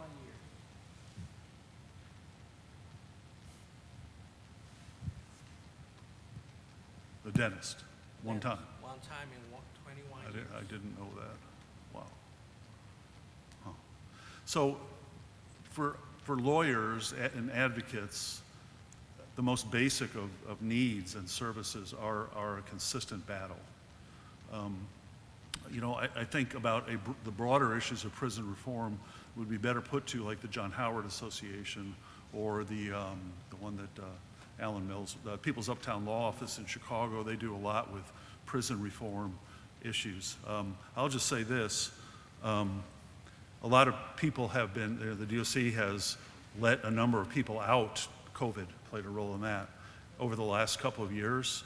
And, you know, there are still people in their 80s in prison. You know, that's is that what we want as a society? You know, I don't think so. You know, I've seen some people in prison, and you see them while you're there visiting. It's like, you got to be kidding me. Yeah, I have a. Yeah. Excuse me. I have a friend, an older gentleman.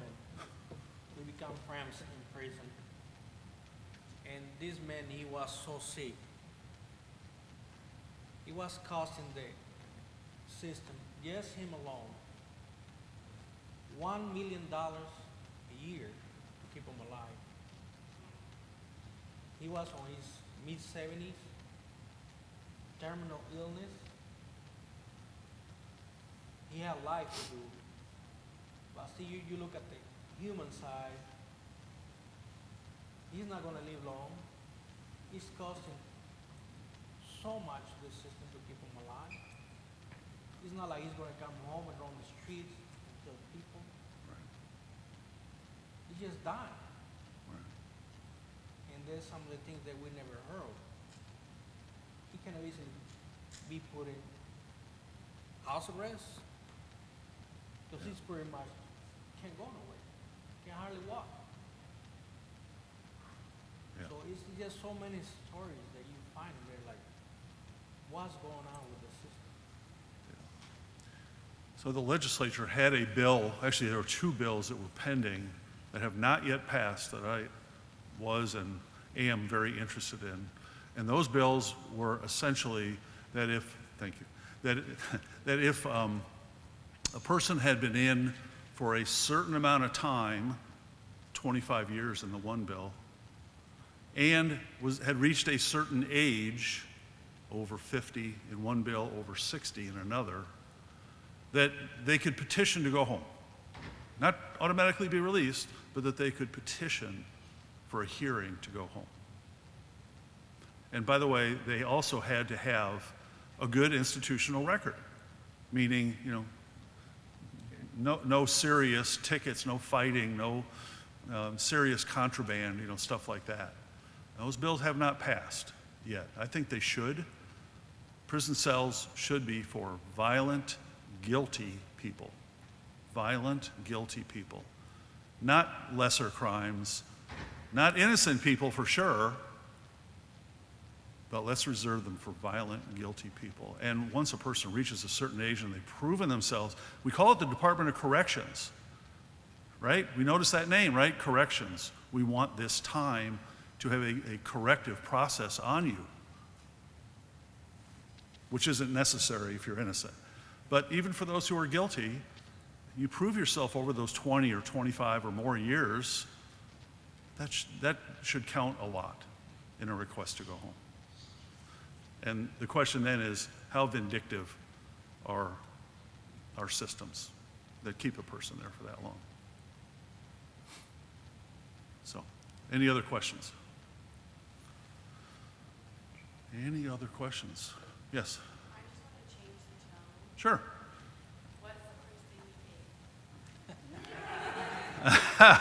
Great question. Well, you know what it is? I know It's a the good answer. question. Yeah. When I was there by my attorneys, I was asked, what you want to eat?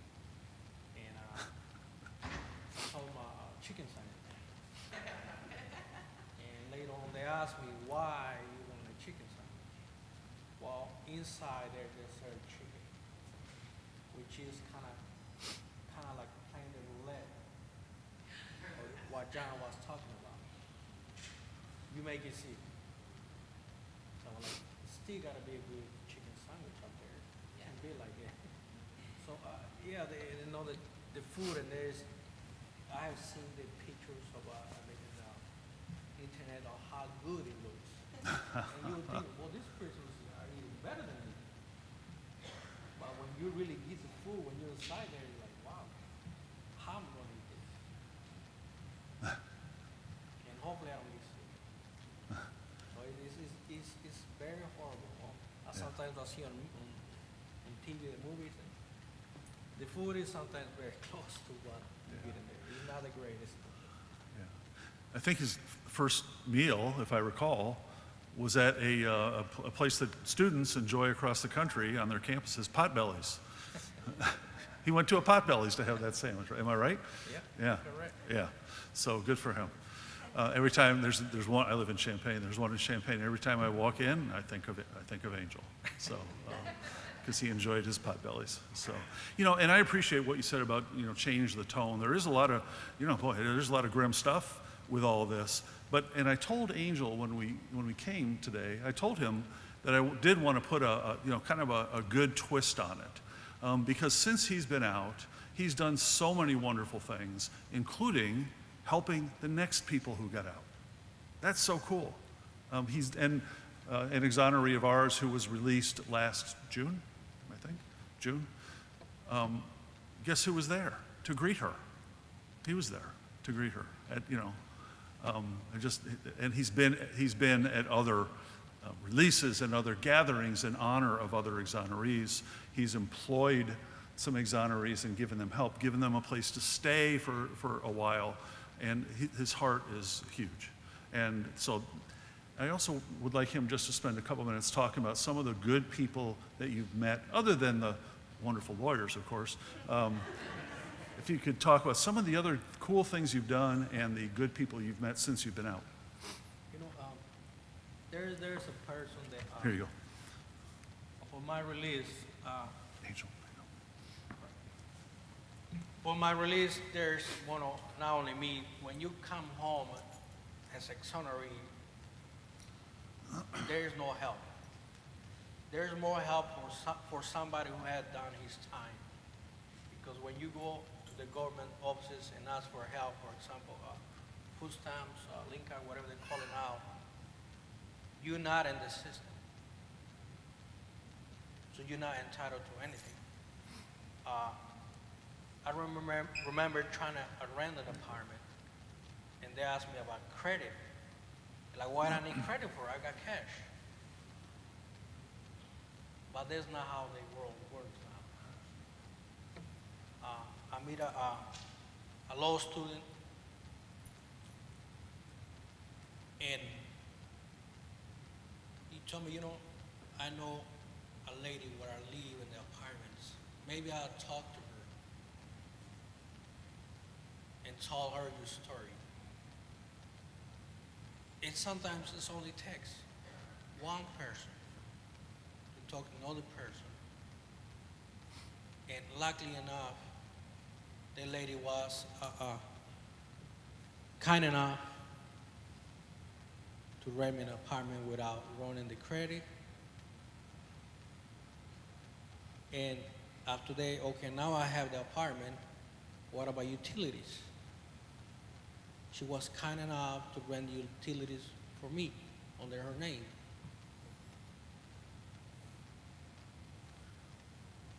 And into this day, we were friends. We argue, we laugh, we are friends.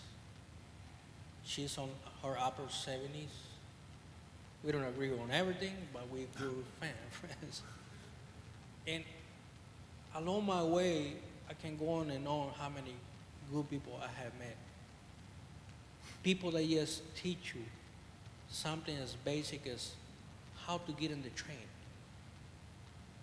how to use the computer. Because sometimes in the world we're so busy with I don't have time.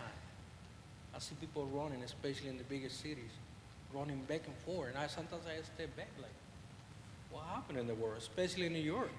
People get wrong, just wrong, so if you don't get out of their way, they run you over. So sometimes we're so busy that we don't get to see the need of somebody just simple. Could be the elderly.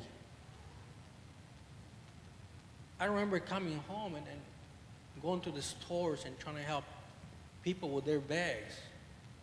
This was in the city, and they would look at me and hold their bag back. I was like, wow, you know, I guess they can smell that I just got out of prison. And I asked my brother, I said, well, how come they allow you to help them? And they kind of step away from me. He said, well, it's because your head is shaved. I said, well, I lose my hair, I gotta shave my head.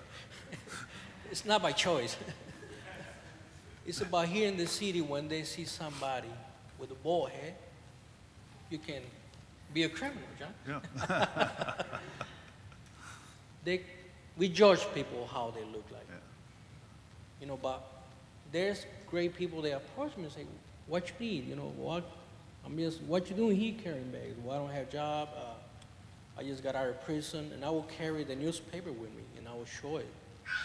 There were some older gentlemen and ladies. They will hand me a banana, or orange, and I was happy with it.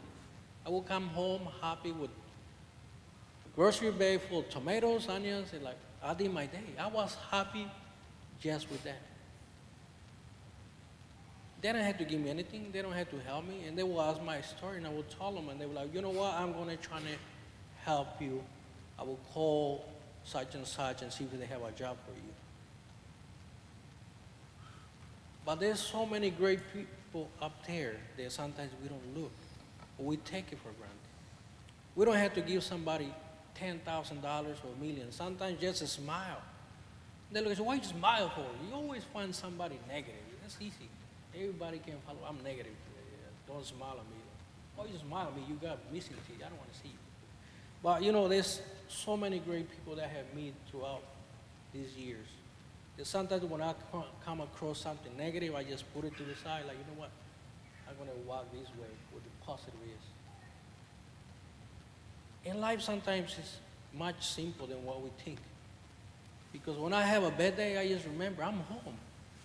I can get out and walk at the door and take a walk. I can call my friends. I can call John. I can call. And you appreciate little things. So life sometimes changes in a drastic way. And it happened to me. The only person I argue a lot is with my wife. She's here. But in a good way. You know, sometimes we do like, you know what, I'm walking away because you're about to hit me. But it's life, you know. Most of the time we find, and we always going to have problems. When I come to the office of the Innocence Project organization, I see this stacks of cases. To a lot of people, there's cases. There's somebody behind there. There's a life. There's a grandmother, there's a grandfather, there's a brother, there's a father. Is somebody there. Thank you guys for inviting us today. Go up there in life and do good things. It don't have to be the greatest thing in the world. Thank you.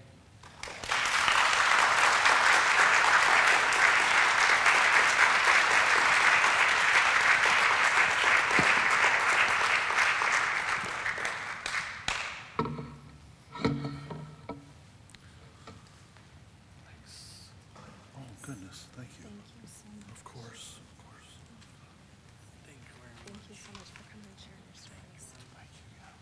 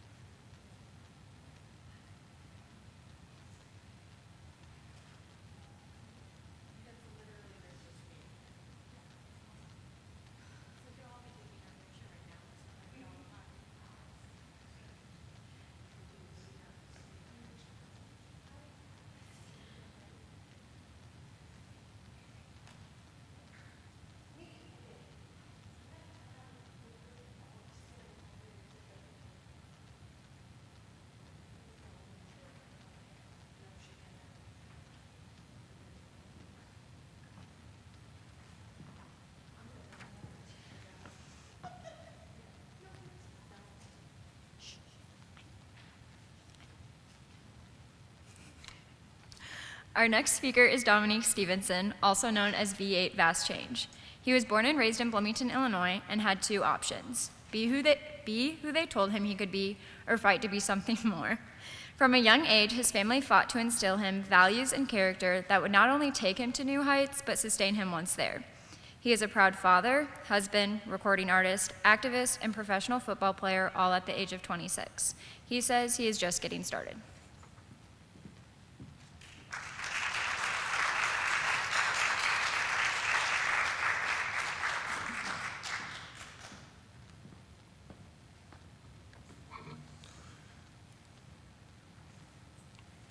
Are these on? No? There we go.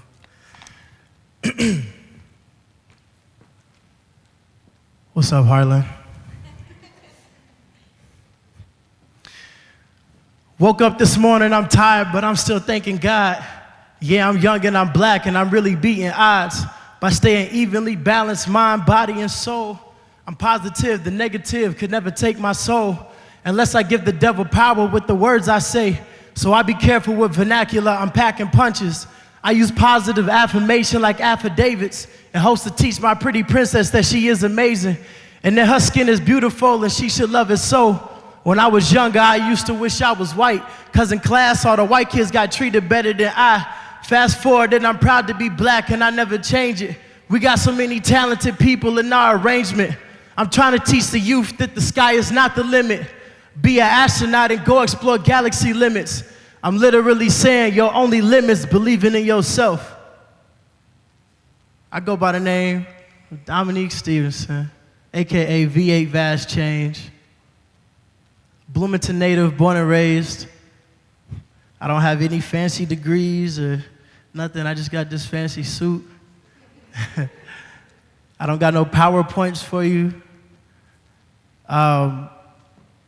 This is a big deal for me because for 18 years, I was told about how ignorant I was when it came to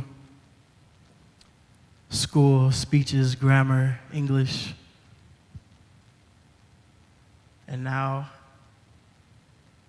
I make a living off of the words that I say. So how's that?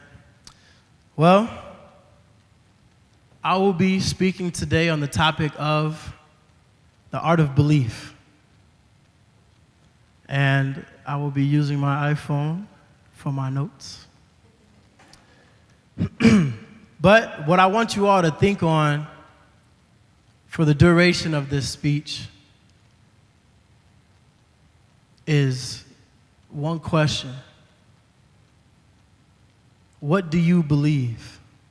What do you believe in?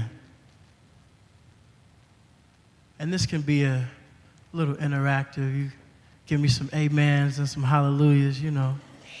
All right, there we go. The definition of belief: an acceptance that a statement is true or that something exists. Trust, faith, or confidence in someone or something.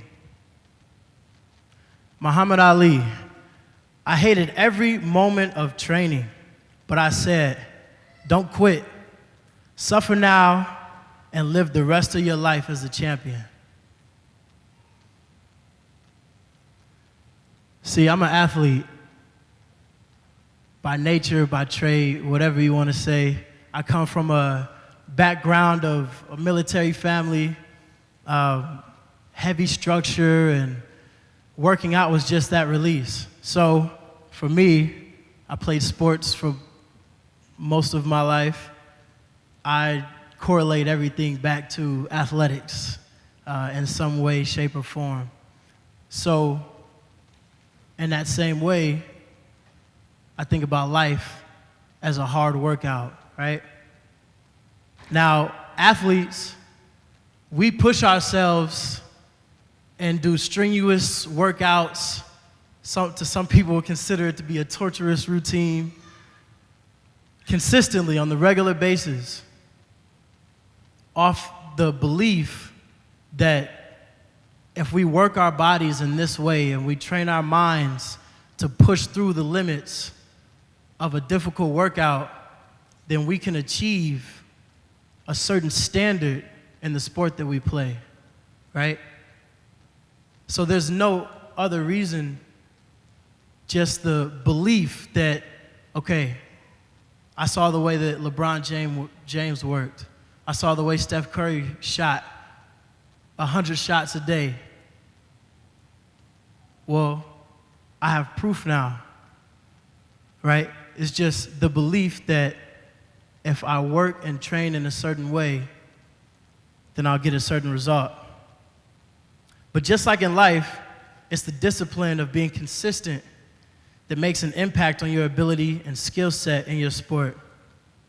I found that to truly be successful, we have to rewire the brains that we were born with as mankind in order to achieve a certain level of success. Oftentimes we get stuck.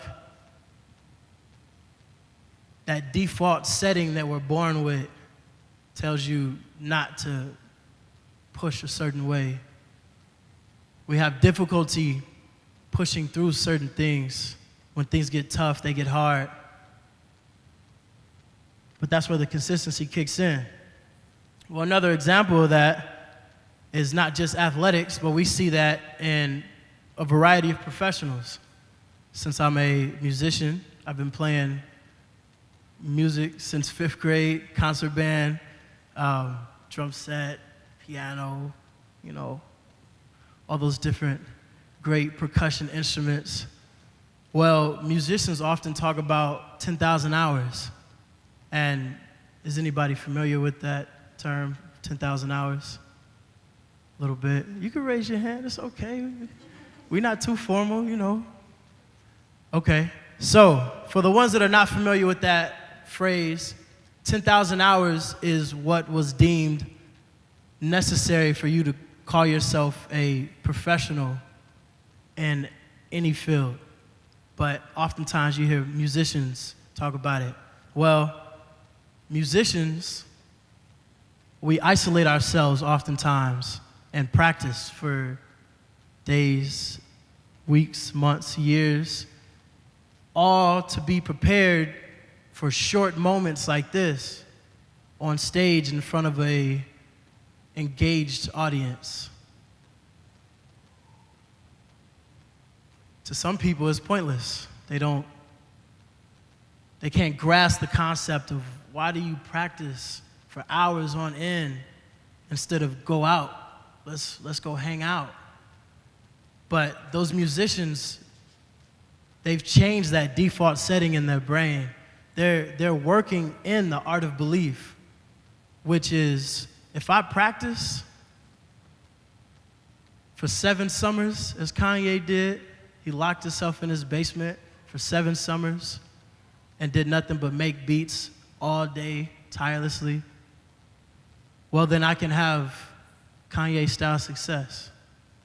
I can have that result for my life if I just believe in the process of getting to that place. Okay, well, let's say I'm not an athlete and I'm not a musician, so talk to me. All right, well, same thing is true for parents that see something special in their child, but they don't have the money or the resources exactly to foster that thing in their life and bring it to. We grew up in every hood spot in Bloomington and Normal.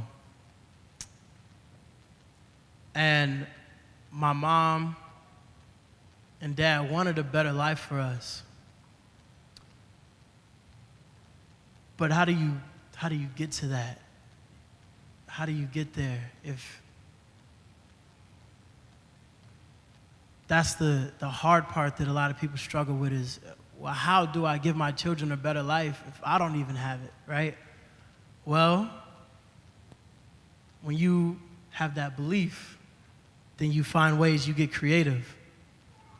Well, my mom used to clean for different businesses and some rich people in town, and we would go to those neighborhoods, and instead of having a somber attitude, oh, I gotta bring my kids to work because I'm so broke and I can't afford babysitters, and this sucks, I don't wanna be doing this, how come I'm not rich?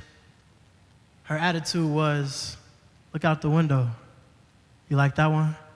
Yeah, Mom, that's nice. Yeah, that's real nice. You can have that house. You just gotta work for it. You just gotta believe you can have it. We're cleaning their house, we're doing their laundry for them, making a little money, but that's not the focus of when we're cleaning and doing those things. The focus is, it's a nice house, huh? You could live in a spot like this. You just gotta believe it.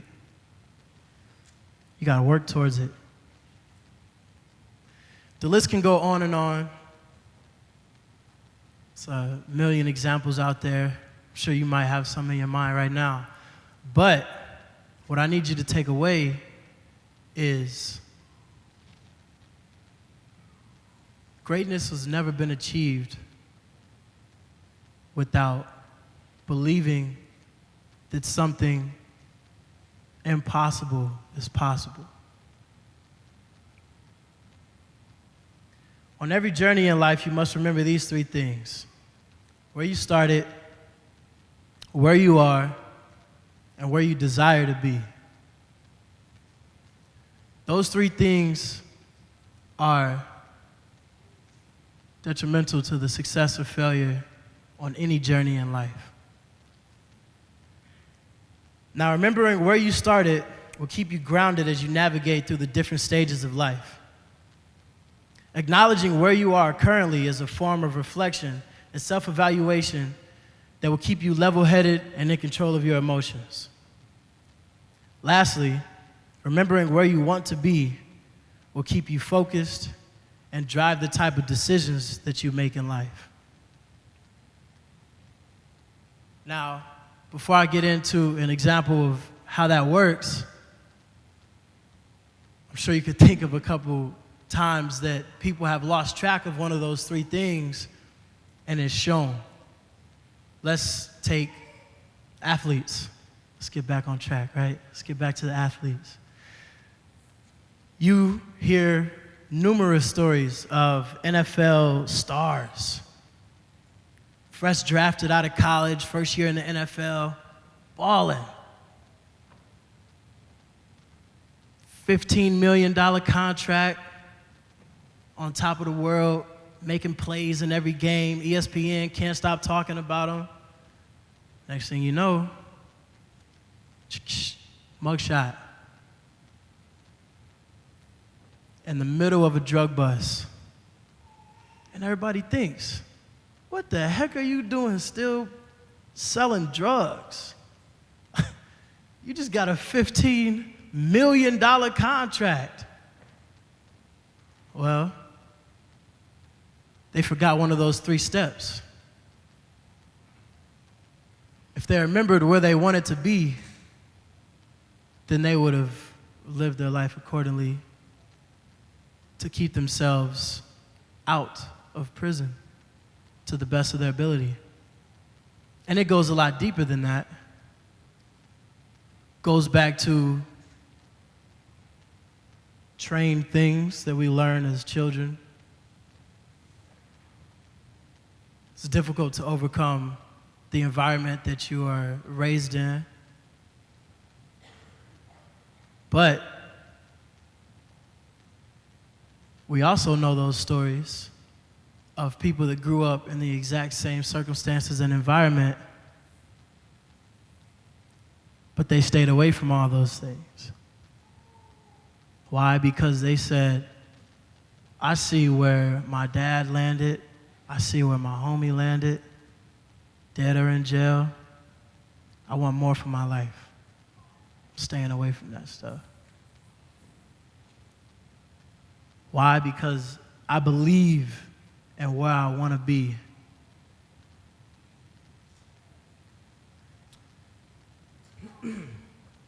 Well, same thing goes for the generation above me. In the black community, oftentimes we have conversations about how to maintain and be successful in the communities that we are planted in and have to be raised in. And one of the sayings that a lot of black families know is sometimes you gotta eat crap through a straw. Really all that means is you just gotta swallow your pride and take stuff sometimes. A lot of black men in the 70s, 80s, even 90s would have to deal with certain things at their job, factory jobs, whatever the case may be, in order to keep that job and provide for their families.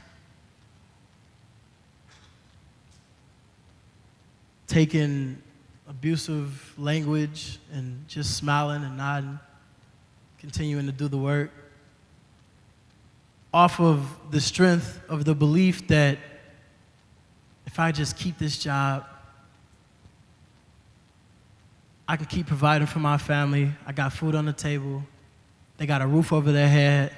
That's more important than me expressing the way I feel about these names that I'm being called while I'm on the job. If I can just keep making this money, maybe my son will go to college and won't have to work this factory job like me and like my grandpa and like my dad did. The belief of a better life can keep your mouth shut. Okay. Or you could struggle with keeping your mouth shut like me. And sometimes that's a good thing, and sometimes it's not such a good thing. For me, I was fired from the post office in a career position for speaking out while my wife was pregnant and was being mistreated and overworked in the post office. My grandma was so mad. She was so mad. You gotta keep your mouth shut. The difference in that situation is my belief has never been in a 9-to-5 job. Never wanted one, but I understood that as a man, to get to where I want to be in life, especially once I started a family, that was something that I had to do, is work a job and pursue my passions and dreams at night. I struggle with injustice. I do. My mom noticed that. She picked up on it. At a young age, I used to fight every bully in the school. It didn't matter. Susie, he was picking on you? Come here. What did he say to you, man? I got it.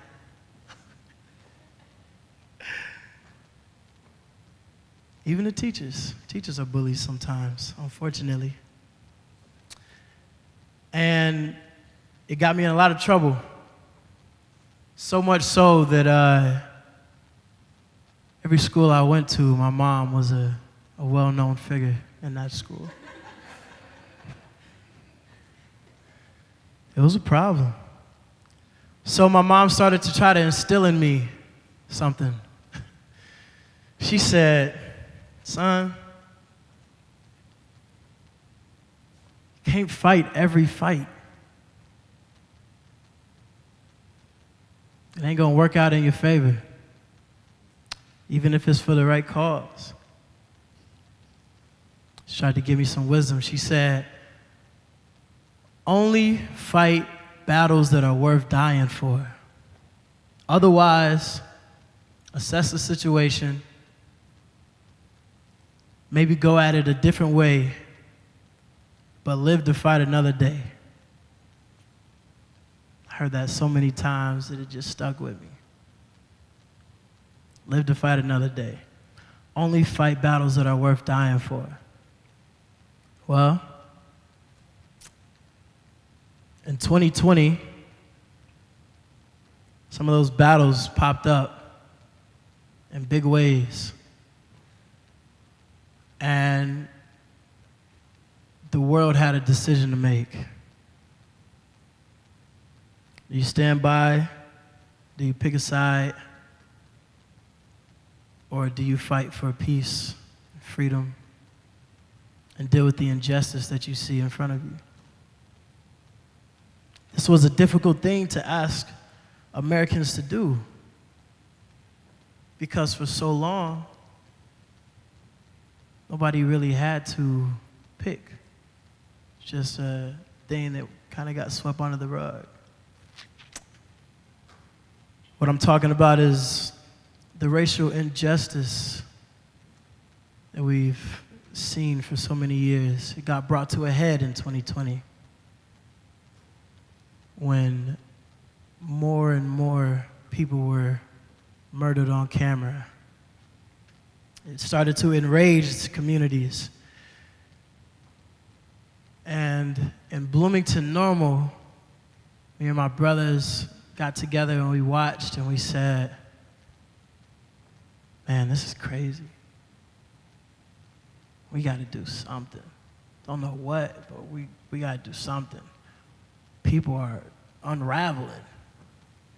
I'm walking through Walmart, people looking at me like I'm about to rip my shirt off and start protesting and jumping on countertops.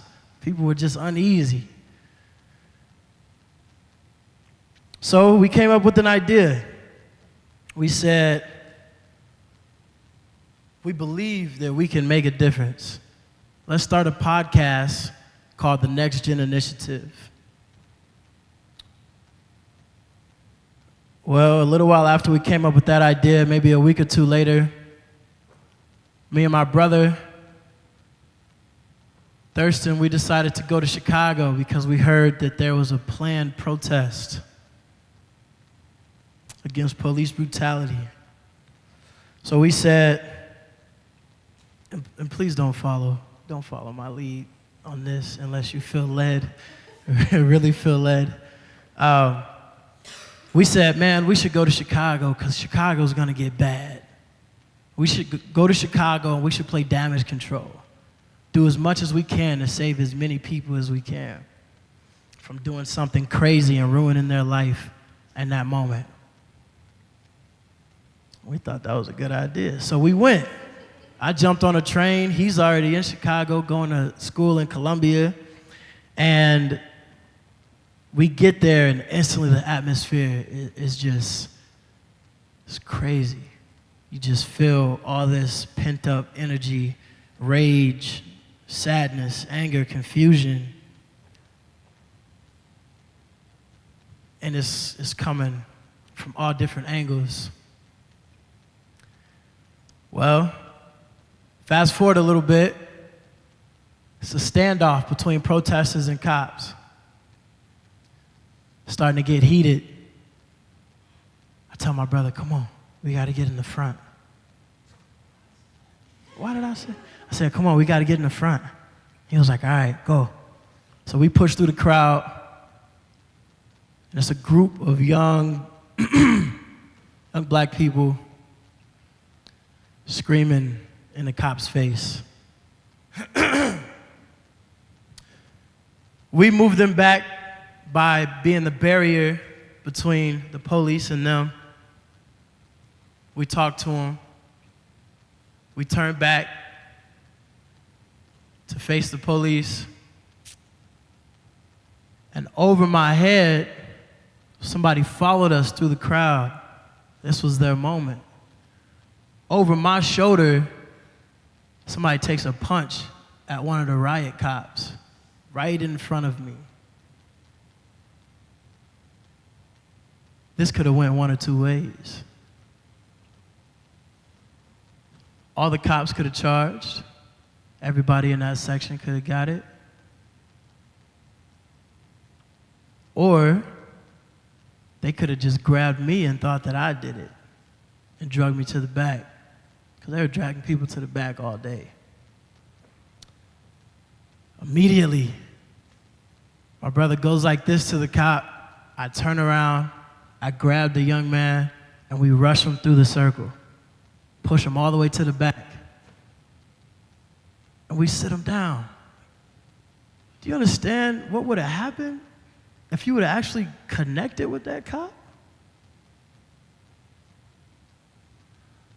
You young, man. I know you mad, but you young. Assault on an officer, that's a serious charge. Not only that, but this crowd is charged up. You can't do things like that. You're gonna disrupt the flow of what we're asking for. Well, he apologized. Tears in his eyes. He said, I'm gonna go home.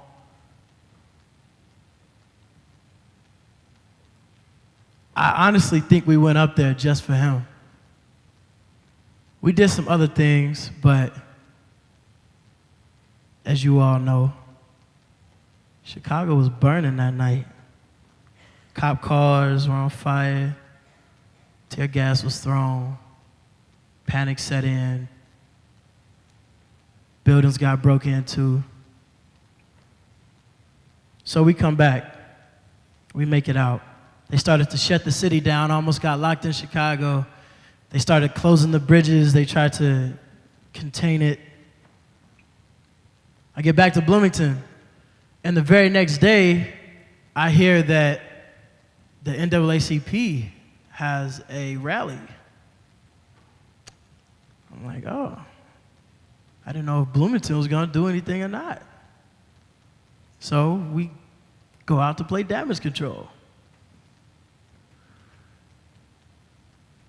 It started out okay. People got riled up. Emotions got flared. I'm sure many of you have recall this event. The rally turned into a march, which a motorcyclist drove through the middle of and hit a young woman. And that was it. Everybody lost it. Right after that happened, cop car window got busted out. The screaming started, the anger, the rocks started being thrown. And we looked at each other and we made a decision in that moment. We will not let what happened yesterday in Chicago take place in Bloomington, because that would be detrimental to the message that we are trying to get across. So we banded together, me and my three brothers. We know a lot of people in town, so we start rallying the troops. Hey, go talk to him. All right, I got this group. You stay with them over there. One in the front, two in the middle, one in the back. Ready? Break. We spring into action.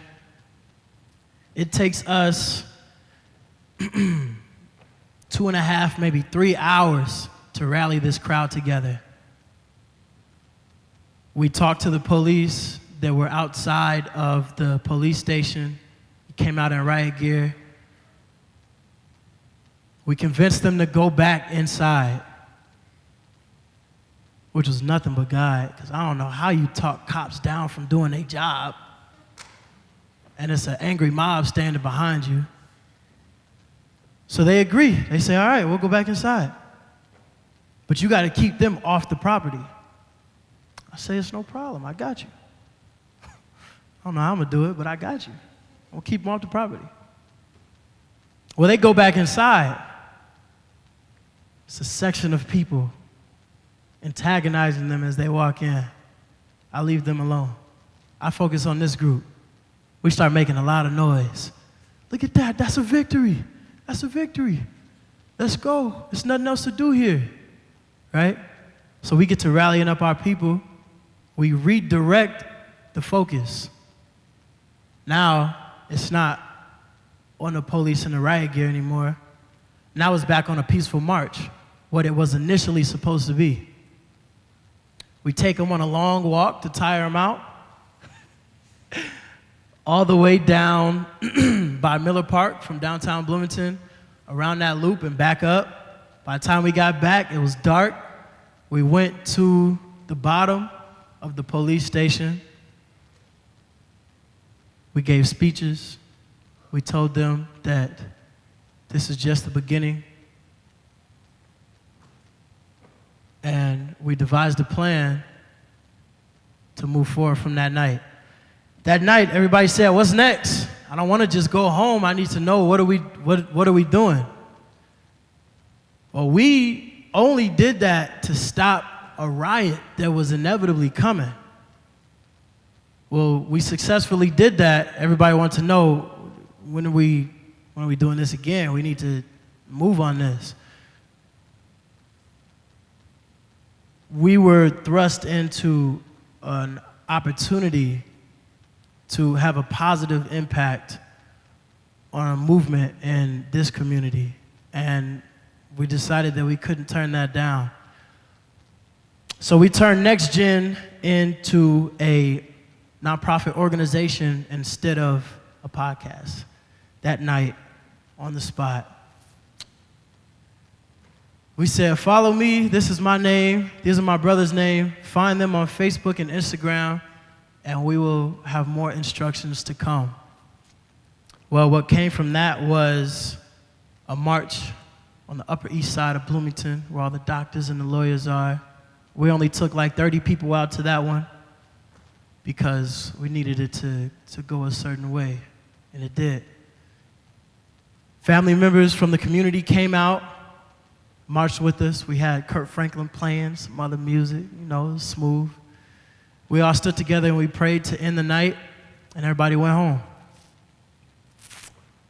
We heard about the KKK hanging up flyers in the community at the end of another event we did, and we said, all right, well, we got to do this one now. So we went directly to that community. It's known as the March on Clearwater. I gave it that title. I feel like, it's something out of a movie, the March on Clearwater. So we put the word out, and about 400 people showed up to that. Shut the street down. It went great. Nothing got broke. It was peaceful. WGLT covered it. We held Let's Learn About Local Politics classes at Miller Park and different parks. And we held community forums for people to come out and express themselves. We had meetings with the mayors and city council members.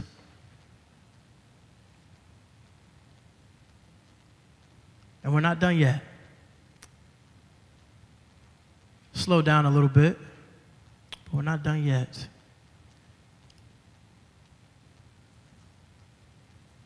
Oftentimes, people wait for the right moment, the right feeling, the right circumstances to do what's on their heart to do. But sometimes that's a luxury that you can't afford.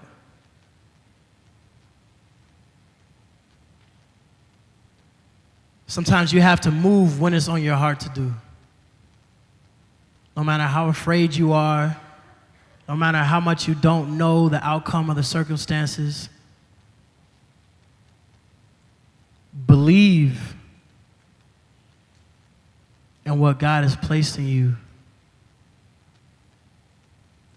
because that is the way that you move when it's time to move, and you prevent certain things from happening, or you allow certain things to happen. We talk about that all the time. Don't always know how it's going to work out, but you believe that it will work out, even when things look bad, scary. And amazingly, it works out.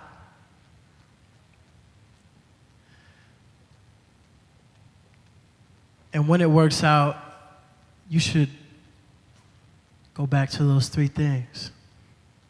Remember where you've been, where you are, and where you desire to be.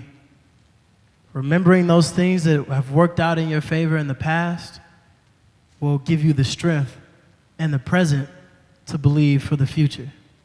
Does that make sense? Okay. Your belief has to outlast doubt.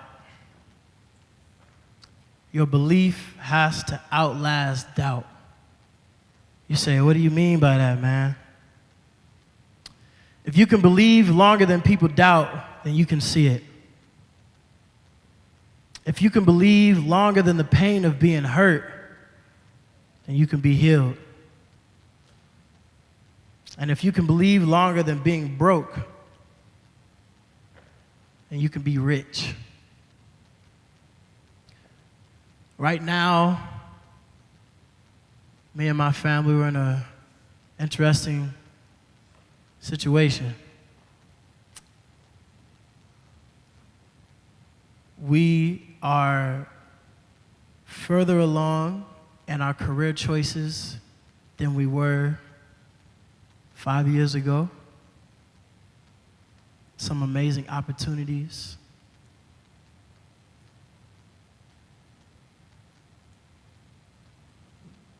But we're still in that in-between phase of reaching a certain level of success and no longer having that financial burden hang over your head and still being sucked in it where you feel like you're drowning. And what we've been discussing a lot is what I'm trying to explain to you all today. The art of belief. I believe that I can break that generational curse of poverty in my family. I believe that we can step into a new generation of generational wealth, not just money, property, businesses, influence. I believe that I can be that first generation of wealth and success in my family. But I just gotta get past where I'm at right now. And I'm sure a lot of you can relate to that. Maybe some of you are about to start your business for the first time or moving into new careers artistically.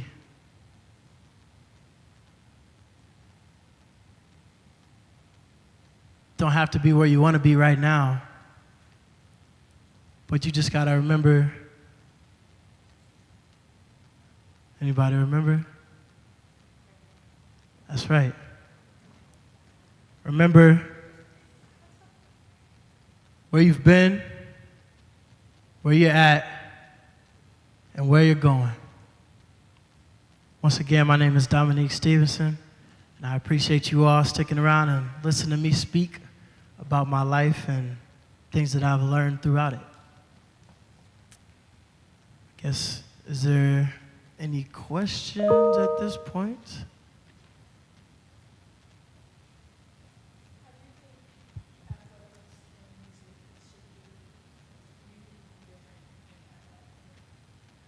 How do I think athletics and music have shaped my belief? Do I think it'd be different without those in my life? 100%. Those are kind of core parts of who I am. Without music, I would not have a way to properly express myself on a regular basis. My mom always wanted me to have a journal. I never really enjoyed writing until I started writing rhythmically. And at first it was just for fun, you know, but then I started to put things that I felt and emotions that I was dealing with, my frustrations, my happiness, my sorrow, all of that into music and telling stories with it. And it gave me a release, the same way that athletics does. When I'm extremely stressed, the gym is a great place to be because you don't have time to focus on whatever, you know, is going on in your life because you're consumed with that workout. You're like, man, I don't know if I could do another set. I got another set. So you're present in that moment. And it's the same way with being on stage. When you are a performer, you're just present in that moment, which is why it's so relaxing because your mind is empty. You're not thinking about anything. You're here.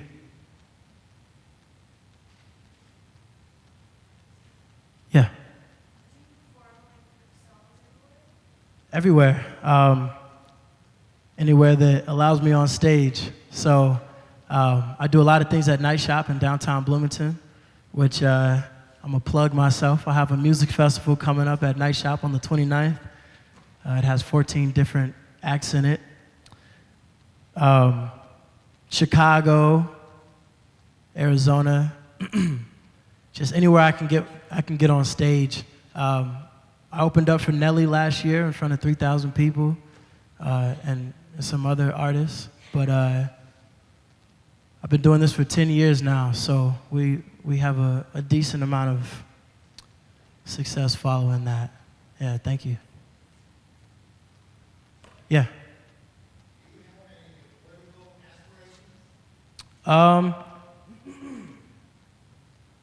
Not in a traditional way.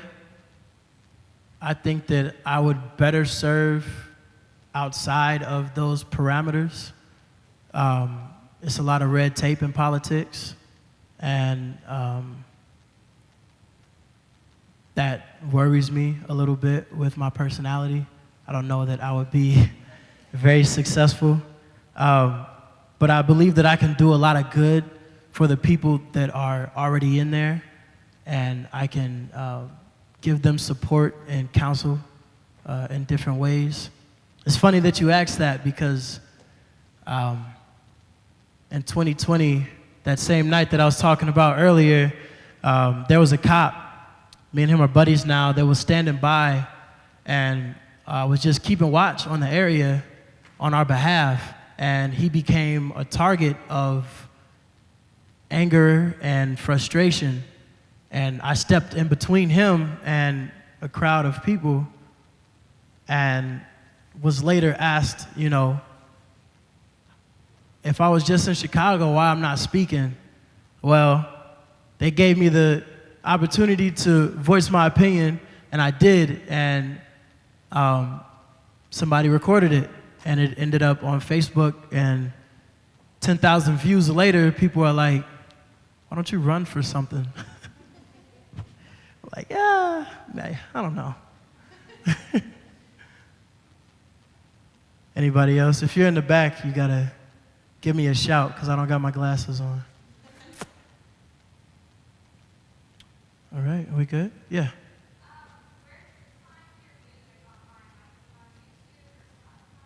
Yeah, I love that question. My music is on all major streaming platforms, Tidal, Amazon, Spotify, iTunes, Google Play, YouTube, Facebook, Instagram. All right. It's under my artist name, which is V8, like the engine, Vast, V-A-S-T, Change, C-H-A-N-G-E. I have 6 projects that are currently out, and each project sounds different from the last one. So if you like what you hear, you got a lot of homework to do.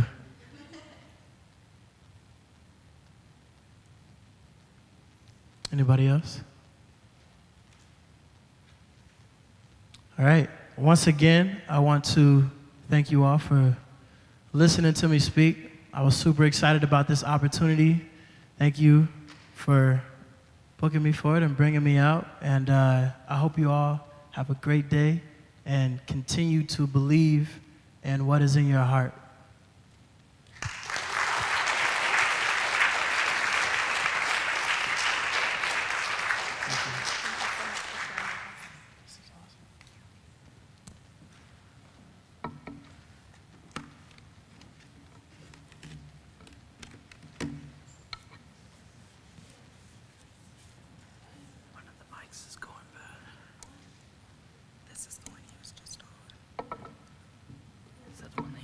That's the one he just used, yeah. Okay.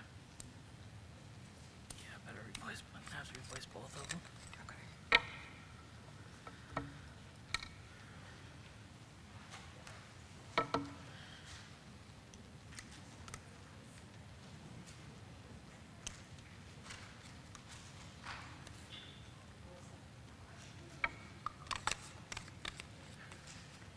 One more.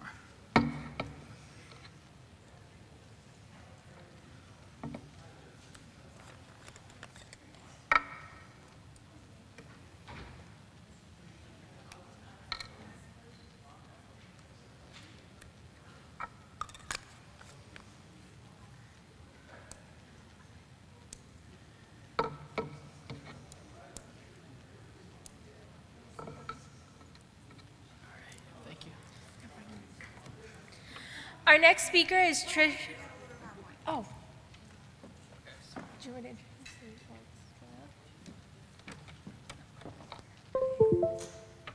Sorry. Is it the top one? Yeah. I figure. We'll just grab it when you're done.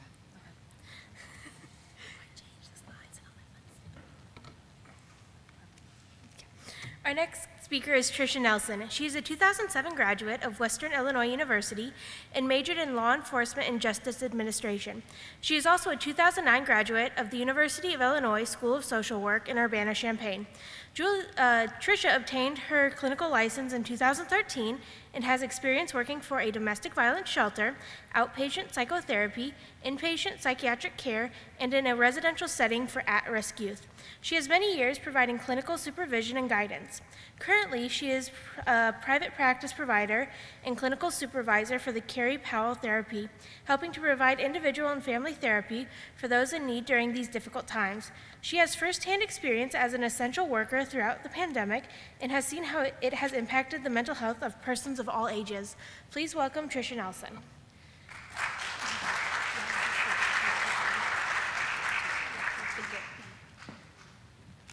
I have way too many things in my hands here.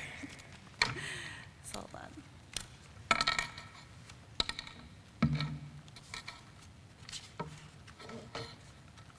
Okay. So, thank you for introducing me there. Yes, I am Trisha. I have been a clinical social worker for about 12 years now. I've worked in a variety of different settings. 2020 was something like we've never seen before in terms of working in the mental health field because there was just so many things that were going on. Initially, we stopped seeing people for periods of time, and then everybody's in crisis, and it was just a lot going on during that time. So I initially was working at the start of the pandemic in a hospital clinic setting, which was a little bit more different than what I do now. Now I'm in a private practice setting, so I'm specific to seeing individuals and couples of all ages in my practice. And the pandemic is definitely one of those topics that we talk about pretty much every session and how we're adjusting and how things are going for people. So I guess just so I know who I'm talking to, who's been affected by the pandemic? Yeah, that's kind of a rhetorical question.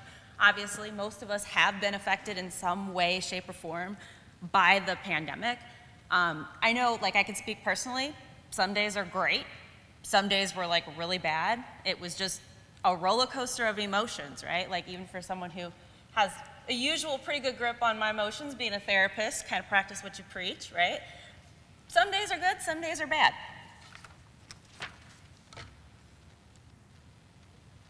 So I am going to give this disclosure before I start. So COVID-19, it's been extremely difficult for everybody. in a variety of ways. Everybody has experienced the pandemic differently. No two people have experienced it the same. So not everybody agrees with the decisions or the restrictions that were put into place during the pandemic, and I very well respect that and accept that from everybody. This presentation isn't about all the controversies of, well, should we wear masks, should we not wear masks, vaccine, not vaccine. That's not what I'm trying to cover here, but more about how do we recover after all the changes and all the restrictions and everything that we had go on over the past 2 years. Because there was some harm that was caused in the process by the restrictions that were necessary to keep us safe.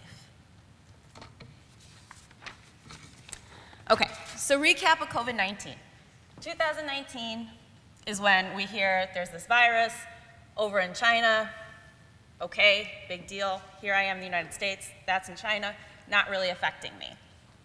January 2020, the World Health Organization comes out with, okay, there's this outbreak, public health emergency of international concern, and now we have our first US case.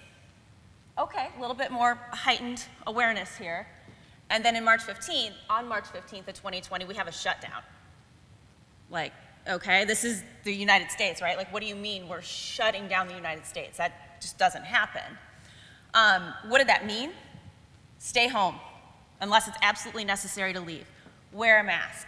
Kids aren't going to school. Stay 6 feet apart from people. No traveling, no school activities, no nothing.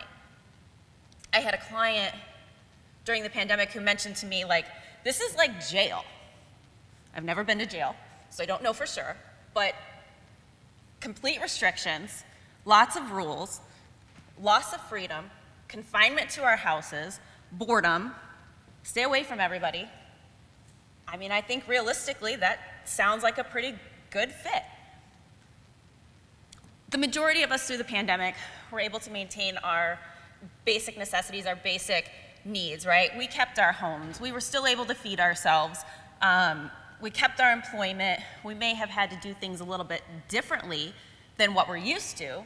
I mean, if you eat out all the time and now the restaurants are closed, you have to eat at home. If you're someone who goes into the office and now the office is shut down and you have to work at home, we made some adjustments, but overall we maintained some sense of normalcy. Did I do that? Okay. So a humanitarian emergency. This is defined as an event or a series of events that represent critical threat to the health, safety, security, well-being of a community or other large group of people over a wide area. So these types of events usually cause a level of psychological distress.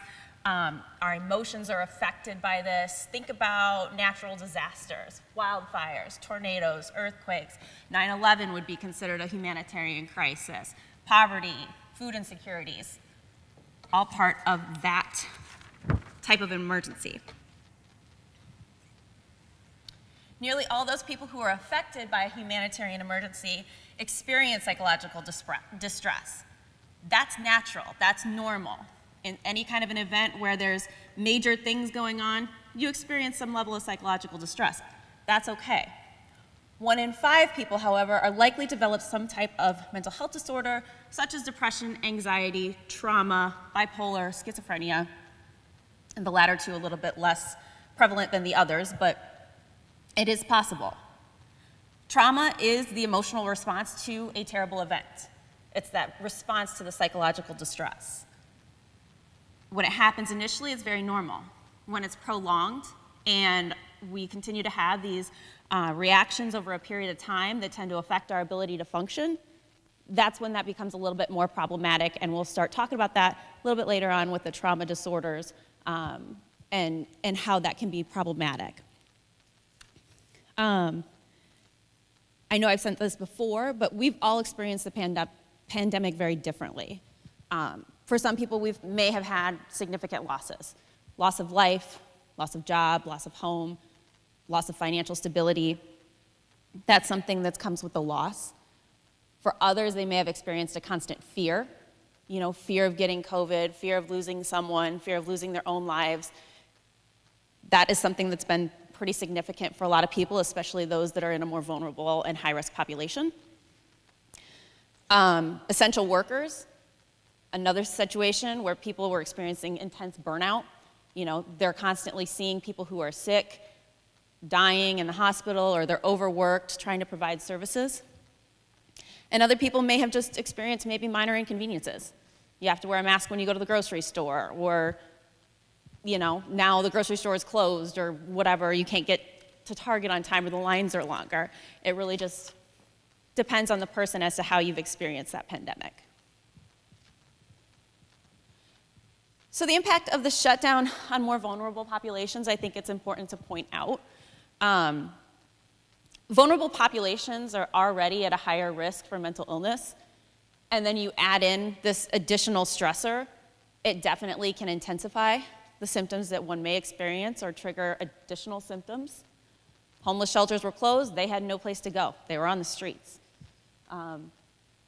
In terms of like the medical stuff, medical care being more limited, so surgeries weren't happening, a lot of outpatient stuff was kind of postponed, people had to hold off, they were in pain for longer than usual. Kids didn't get to go to school. That meant there were less cases of child abuse being reported. There was a significant decline in that. Domestic abuse was on the rise. Kids weren't going to school. Kids were going hungry because they couldn't go to school and they'd get the meals that they'd usually get. So these are all added stressors that kind of play into people's emotional well-being.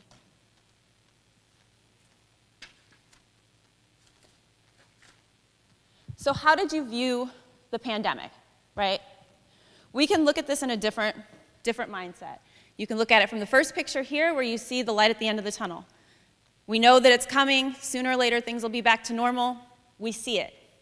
Or you can view the pandemic and everything that's happened as a second picture, which is a dark hole that you can't see your way out of, and that you're just stuck.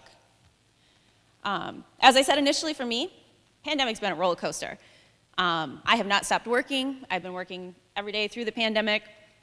Even when I was quarantined and on COVID, had COVID, I was still seeing clients via telehealth. It was just go, go, go. Some days it was exhausting, right? A lot of people are in crisis trying to help. That was a pretty exhausting thing. I also noticed not only the stressors of work could be a trigger, but I would also notice, like, what was I seeing on the news? If I'm watching the news, do I see where cases are going up?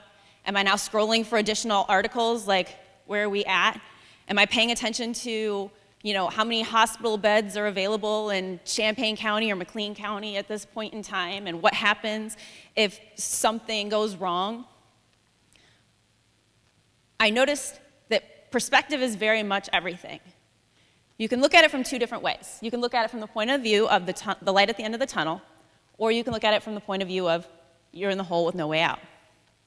So on those days where I'm worried, what happens if I get COVID? I'm a relatively healthy person. I mean, I've had COVID twice. I was fine both times. But what if? What if that one time I get really sick and I need to go to the hospital? Or my husband's sick, or my kids are sick, or my parents are sick, or somebody's sick and need a hospital bed and there's not one there. That's extremely stressful. And then it just spirals. The what ifs, the what ifs, the what ifs. I was middle of the pandemic one night. My youngest child is a pack rat, and he has stuff everywhere. I went to go sit on his bed. He had a pencil on his bed. Why, I don't know. That's just Gage. And somehow I sat on my foot and I sliced my foot wide open, like wide open with a pencil. It was awful. I was on the phone with my mother at the time screaming, and she was really worried about what was going on, but whatever. And I needed stitches. But this was like the height of the pandemic. It was about 8 or 9 o'clock at night. I have 2 kids at home. My husband was out of town for I don't know what. What am I gonna, no. I have a pretty gnarly scar on my leg from where that happened because I just didn't want to go out and get this treatment that I needed because I'm sitting here thinking if I take these kids and they get COVID or I get COVID or what happens if it's worse, I'll take a scar over that risk. So it's all about your perspective. Now, other days, I think pretty positively about things. I got 2 young kids. I got to spend the last 2 years with them at home. I am certainly not an at-home teacher or a homeschool teacher or a teacher of any sort for that matter. But I got to be home with them. I got to help them through school. We got to do different things. More time I got to spend with them than I had before. You look at the positive, building those relationships. That's all you can do.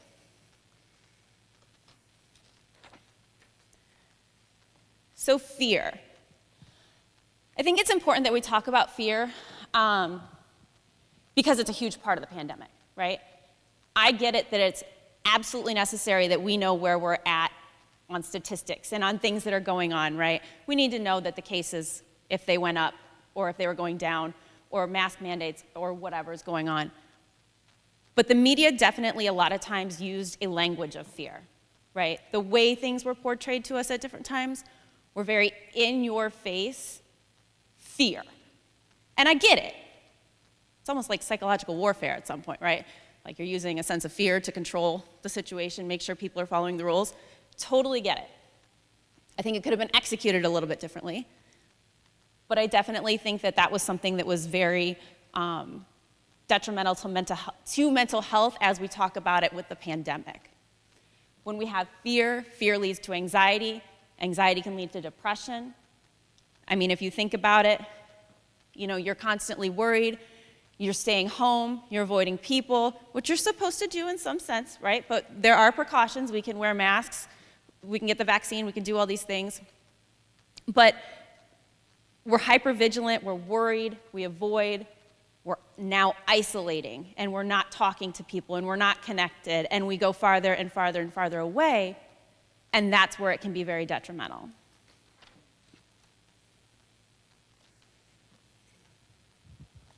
So common mental health concerns. These are just some very common mental health diagnoses that we look at. And I throw these up here because I think it's important. Not everybody knows, what is depression? We kind of have a general idea, or we have a general idea of what is anxiety, or how do we respond to trauma. But we don't really know, these are signs that you are at risk, right?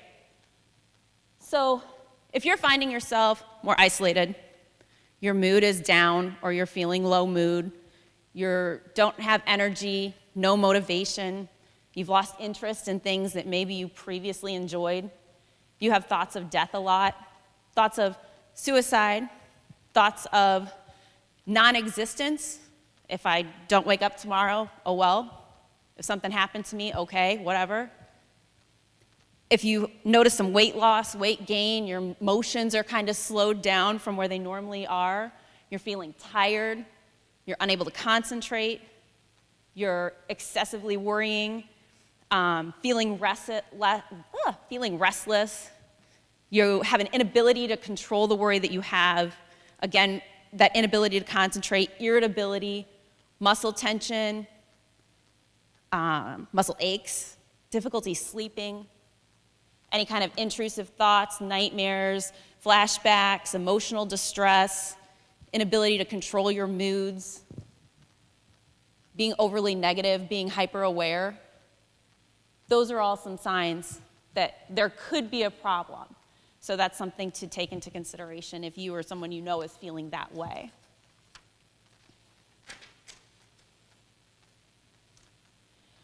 So transitioning from survival mode back to normal, right? So for 2 years now, we have lived in this constant, we're in survival mode, right? We go day to day, we don't know what the changes are gonna be, we're trying to just do life as normally as we possibly can. So healthy reflection means to kind of look back over this time, over this huge change. This was a huge event in our lives, in our history. You know, everything went from what we knew to something completely different in a very short period of time. And then we had 2 years of uncertainty after that, right? Does anybody remember initially, this was supposed to last 2 weeks. 2 weeks to flatten the curve. We're 2 years in. And granted, we're on the upswing, so that's really good. But we still don't know. There could still be variants. This still could come back. We don't know. So healthy reflection is looking back on both the good and the bad that's happened. You know, really kind of processing it, looking at it, you know, trying to kind of have a rational idea and rationalizing your thoughts as to what has gone on.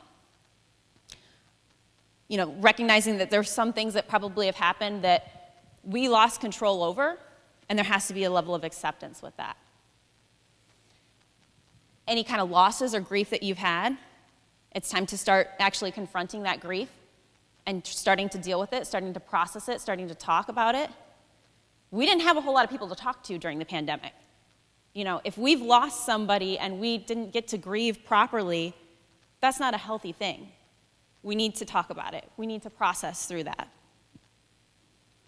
Allow time for the adjustments. You know, this didn't happen overnight. It sure felt like it did. But we had some adjustment to, okay, this is what we're doing now. And then it was like, okay, it kind of was a long thing.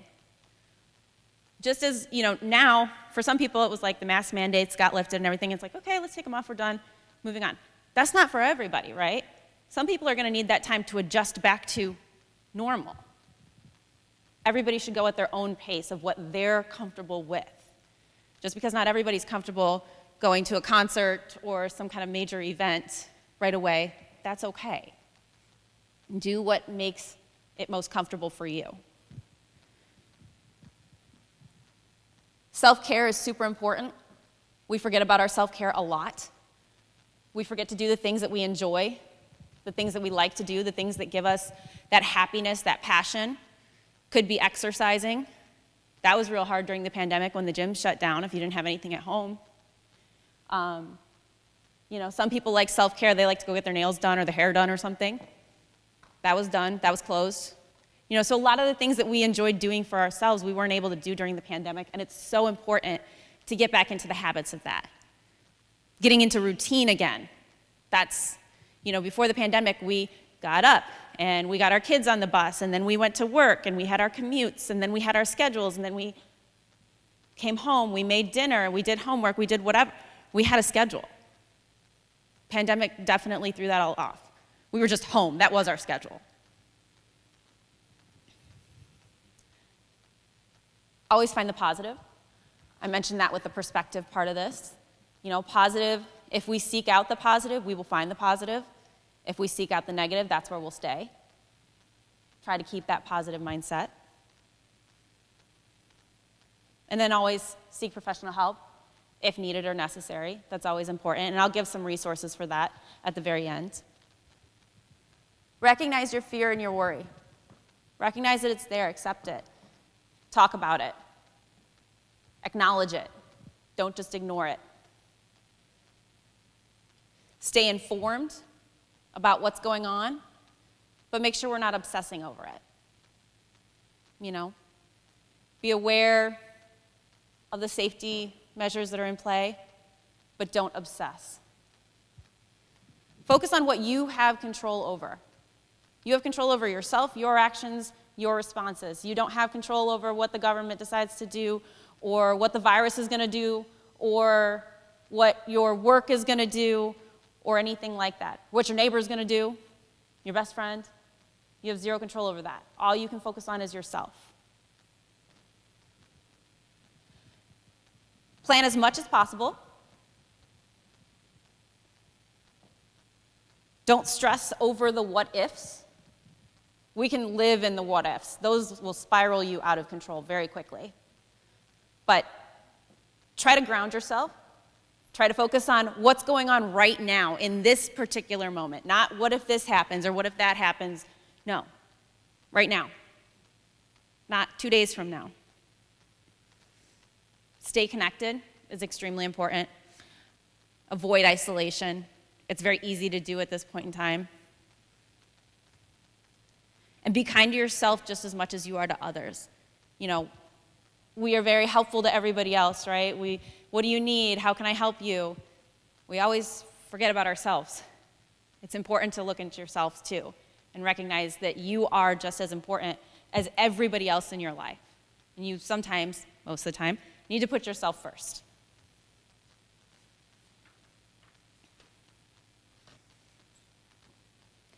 So this is just some advice on seeking help. Mental health services are difficult to access in general, pre-pandemic and everything else, but these are just some easier ways to try and find some providers. Contacting your primary care provider is a great access point to getting mental health services. They can do a referral if needed. Insurance companies also can make that connection of who is in network with your services, they can try and hook you up that way. And then the SAMHSA, which is the Substance Abuse and Mental Health Service Administration.gov, they have a treatment locator on their website that is very specific. I mean, you can find bilingual therapists or psychiatrists or substance abuse treatment based on your private insurance or Medicaid, or in this area within 25 miles. It's very, very detailed in helping to locate some services for both substance abuse and mental health treatment. And that is all I have. Is there any questions?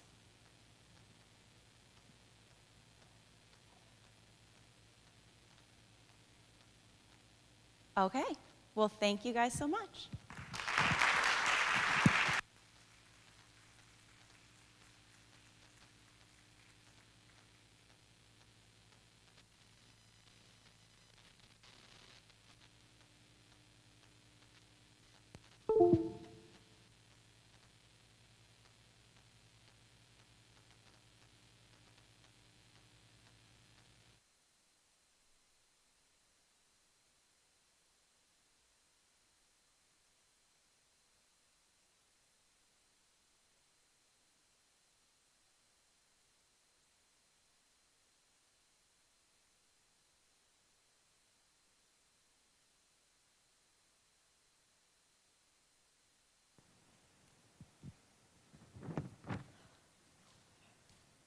All right. Our next speaker today is Dr. Wayne Bass. He is a professor of humanities and religious studies at Heartland Community College. He holds a bachelor's in English from the University of North Carolina in Wilmington, and a master's in religious studies from the University of Tennessee, and a PhD in Asian languages and cultures from UCLA. Wayne has won multiple teaching awards, including Heartland's Outstanding Faculty of the Year and UCLA's Distinguished Teaching Assistant Award. All right, everyone, welcome Dr. Wayne Bass.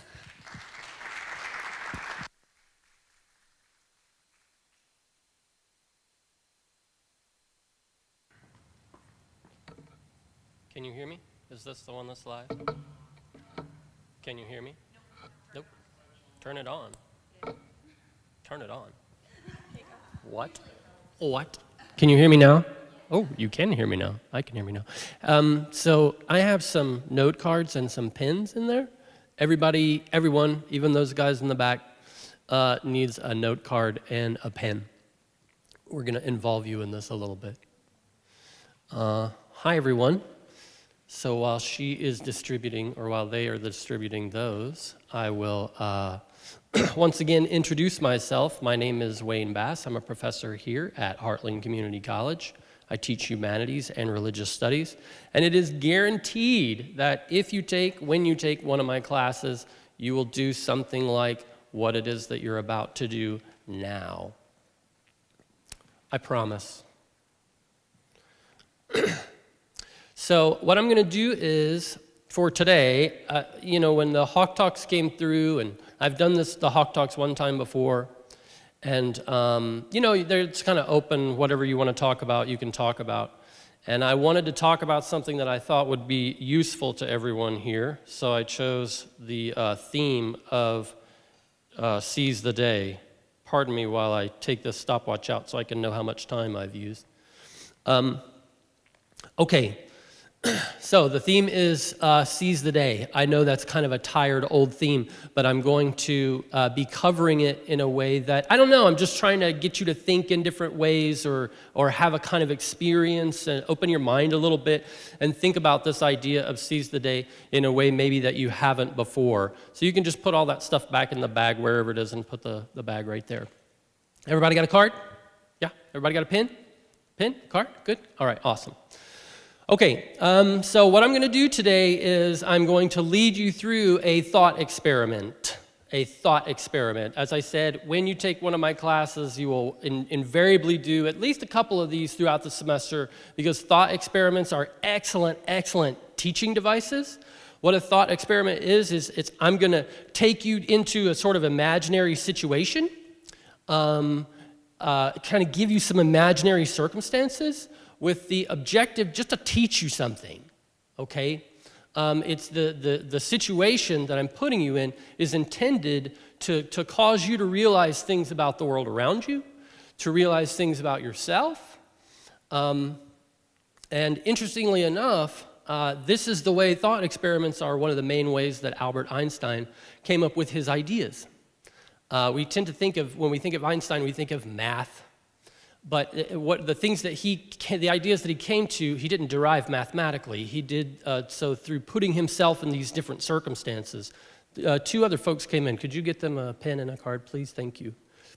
Okay, so his idea, the idea of time dilation, the idea that time is relative, Einstein realized this because he was in a train receding, moving away from a clock tower, and he imagined if I was, what would happen if I was moving at the speed of light, and he realized that the clock hands wouldn't appear to move to him, but they would to the people that were there, and that's when he realized that our experience of time is actually relative, that's time dilation. He came up with that using a thought experiment.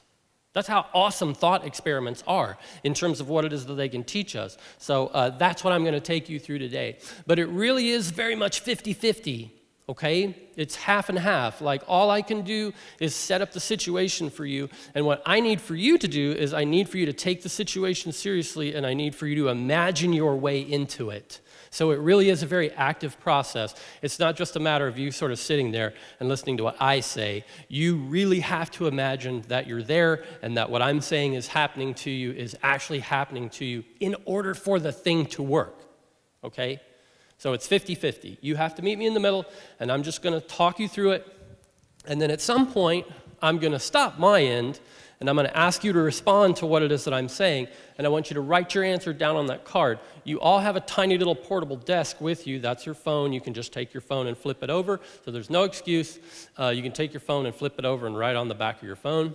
But at some point, I will prompt you to do so, and when I do, I will do my teacherly duty and maybe just kind of monitor and make sure that everyone is writing something down, okay? We just had somebody else walk in.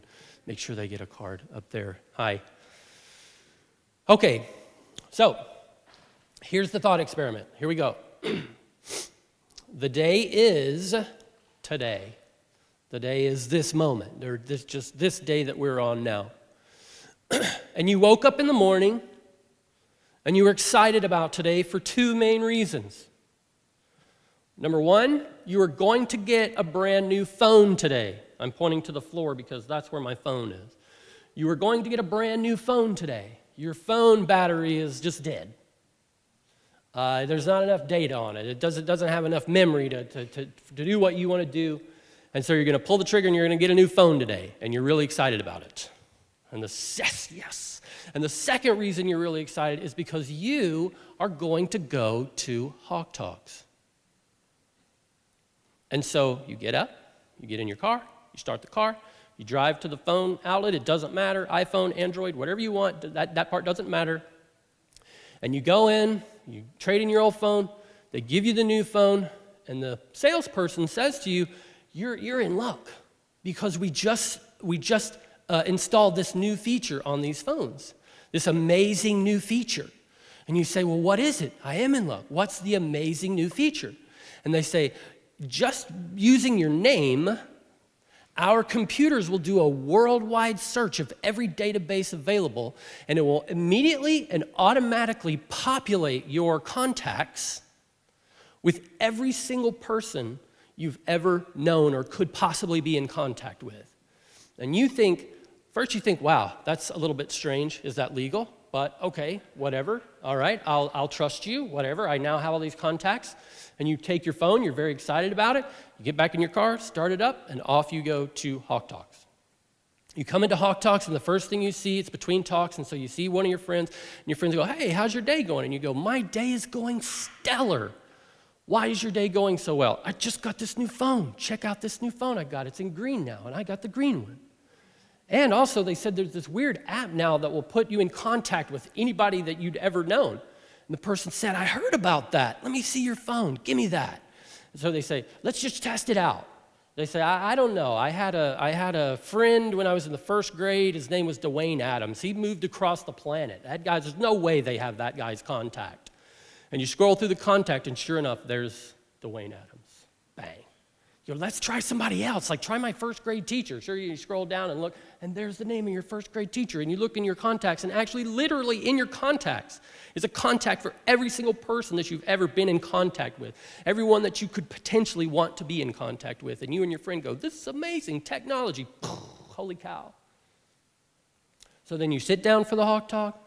You watch one Hawk Talk, you're so inspired, you're so invigorated. You watch another Hawk Talk, you're so even more inspiration, even more invigorated than that, and you watch another and another. And so you walk out of the auditorium, ACEC auditorium, with a renewed sense of purpose and meaning and inspiration, all this wisdom having come to you from the stage of Heartland Community College, the best community college in the state of Illinois. And you get into your car, you start the key, you've got so much to think about. You've got a new phone, you've got so much to think about. Now pay attention, because this is where it's going to get a little bit interesting. You come out here to Rab and you turn left on Rab. Maybe that's the way that you go home. Or maybe you have to go someplace next that forces you to turn left on Rab here. And as you're moving down Rab, you're thinking, and you're coming up on the corner, or the intersection of Rab and Main up here. You're all with me? Rab and Main right over here. And you look over in the corner of your eye and you see a truck, a big truck coming this way, a tanker truck coming your way. You don't think anything about it. You look and you see that the crosswalk sign is dialing down, so you go, I better gun it if I'm going to get across there. Your light's green, you go. You enter the intersection. And those of you who ever been in an accident, you know that feeling, your stomach sinks. It takes about a quarter of a second to realize, and your whole world just goes completely different and shifts into a new place. Because you see that tanker truck that was coming the other way, north on Main, either doesn't see the light or doesn't care, because that truck is barreling straight through the intersection. And the next thing you experience is the world shaking as metal comes into metal. Tons of metal comes into tons of metal. And your whole world starts to turn upside down. Glasses flying all around you. You black out just for a second. But then you wake up. And you're completely disoriented because you're in your car, but you're laying on your side. The car has fallen on its side. And now you're looking out of your windshield, but it's like this. And you don't feel a lot of pain, just a lot of shock. And you immediately think that's good. That's good. Okay, I don't feel a lot of pain. But you've been in a major, major automobile accident. You know that. And so you start to kind of shift yourself to try to see if you can get away, get out. But you see that the dashboard has shifted down and it's pinned your legs down. And so you kind of wriggle around and look down, and you don't see any pools of blood anywhere. You don't feel any pain. And so you think everything's okay, everything's going to be okay, but you can't move. You're pinned inside the car. And so you start to take inventory of what's around you to see what can help you. And as soon as you get a good look outside the window, your heart sinks. Because you see that the tanker truck that was coming north on Main was carrying gasoline. And you see that it is now gushing gallons of gasoline onto the road. And you look at one little end of your car and you see that some part of your car caught fire. And you see the gasoline coming in waves, a little bit closer and closer and closer to that tiny little flame. And all at once, those questions that everyone asks, where will I die? When will I die? How will I die? All those questions, you now know. You will die at the intersection of Main and Rab. You will die in about 2 or 3 minutes. And you will die of whatever wounds are inflicted when that gasoline finally meets the fire and everything within 30 yards of you just goes to the sky. You are surprised that you feel a sense of lucidity.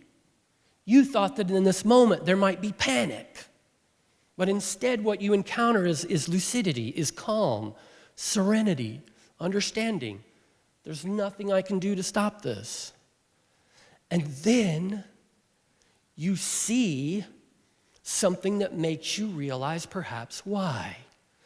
You look down and notice that the phone has landed within reach of your arm. And you remember the salesman telling you, you can contact anyone you want. You open up your phone, you start to scroll through, and you have this moment of realization that the last thing that you will do in this life is make one call to one person that you have known before and tell them one thing that's going to last about 2 minutes. That's it. That will be your last intentional action in this life. To open your phone, you've got every contact of everyone that you could ever want to be in touch with, thanks to the miracle of modern technology. You know you do, because you and your friend tested it at Hawk Talks, and you've got 2 minutes. Okay, you're sitting in the car, on your side, you're watching waves of gasoline advance towards the little flicker. You have your phone in your hand, you open it up, you go to the contacts. Now, I'm going to stop, and I want for you to take maybe 3 to 5 minutes. I'll just kind of look and monitor and see. And on that piece of paper, I want you to write down, first thing that I want you to write down is I want you to write down the name of the person that you are going to contact.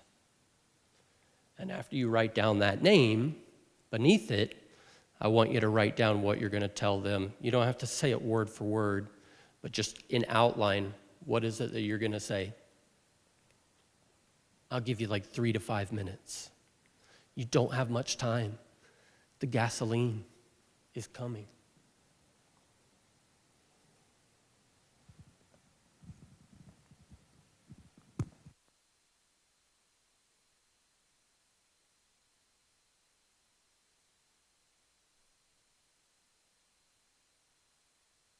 As I said, I'm going to do my duty as a professor and walk about and just make sure that everyone is writing something on their note cards. Don't think too much about it.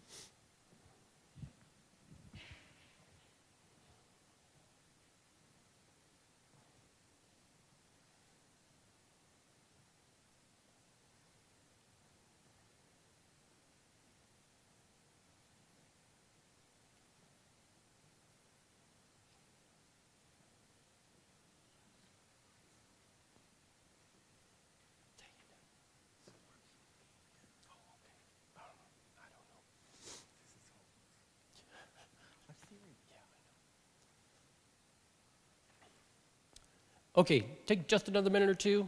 How many are finished? Give me a thumbs up if you're done. Thumbs up? Thumbs up high in the air? Okay, take just one more minute.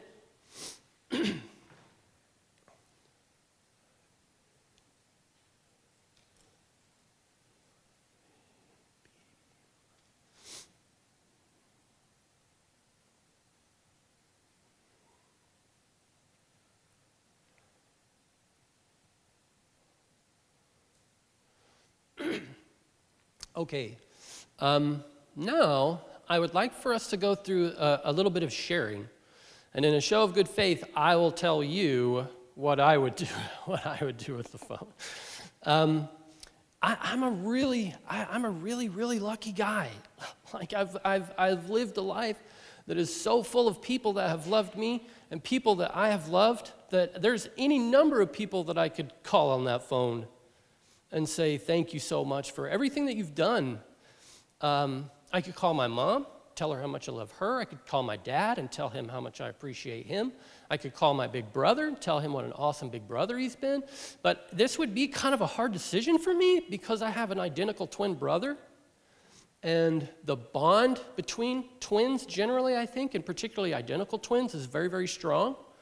So it would be hard not to call my brother because he was here when I got here. He arrived with me.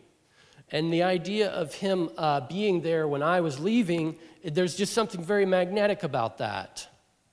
So it's just something very natural about wanting to, the impulse to want to contact him.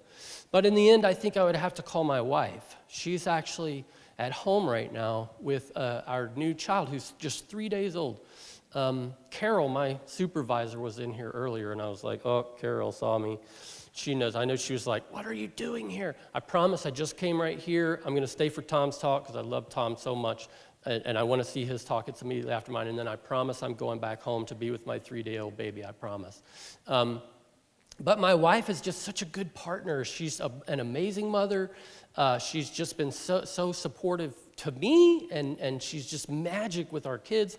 And so I would want to tell her, thank you so much, like for choosing me to take this journey with me. It's a very humbling kind of thing that of everybody on the planet, like I was the one that she chose. And I know that if you asked her of everyone on the planet, who would it be? She would pick me, I would imagine.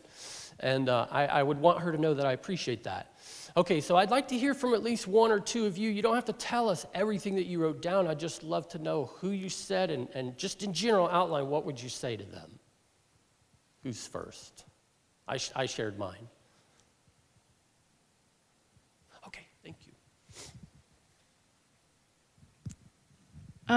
If you know me, this is going to be no surprise, but I chose my mom.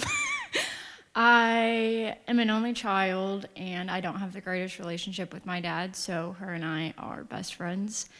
So I just would say thank you for being my best friend, and I couldn't ask for a better mom or a person to look up to, and I will say hi to Grandma for you. That's a great answer. Anybody else? Can we get just one more? One more? Everybody's so private. Excellent, good. It's okay, Morgan. I chose my mom too. And basically for the same reason, my mom's always been my stronghold for me. She has always been there for me and like worried about me all the time. She gets mad if I don't text her within like 5 minutes of her texting me, even when I'm out an 8-hour shift or something like that. But basically I said, I'm okay now, Mom. Don't worry about me anymore. I love you. Good. That's a good answer. We got 2 moms. Excellent. Anybody else? Anybody?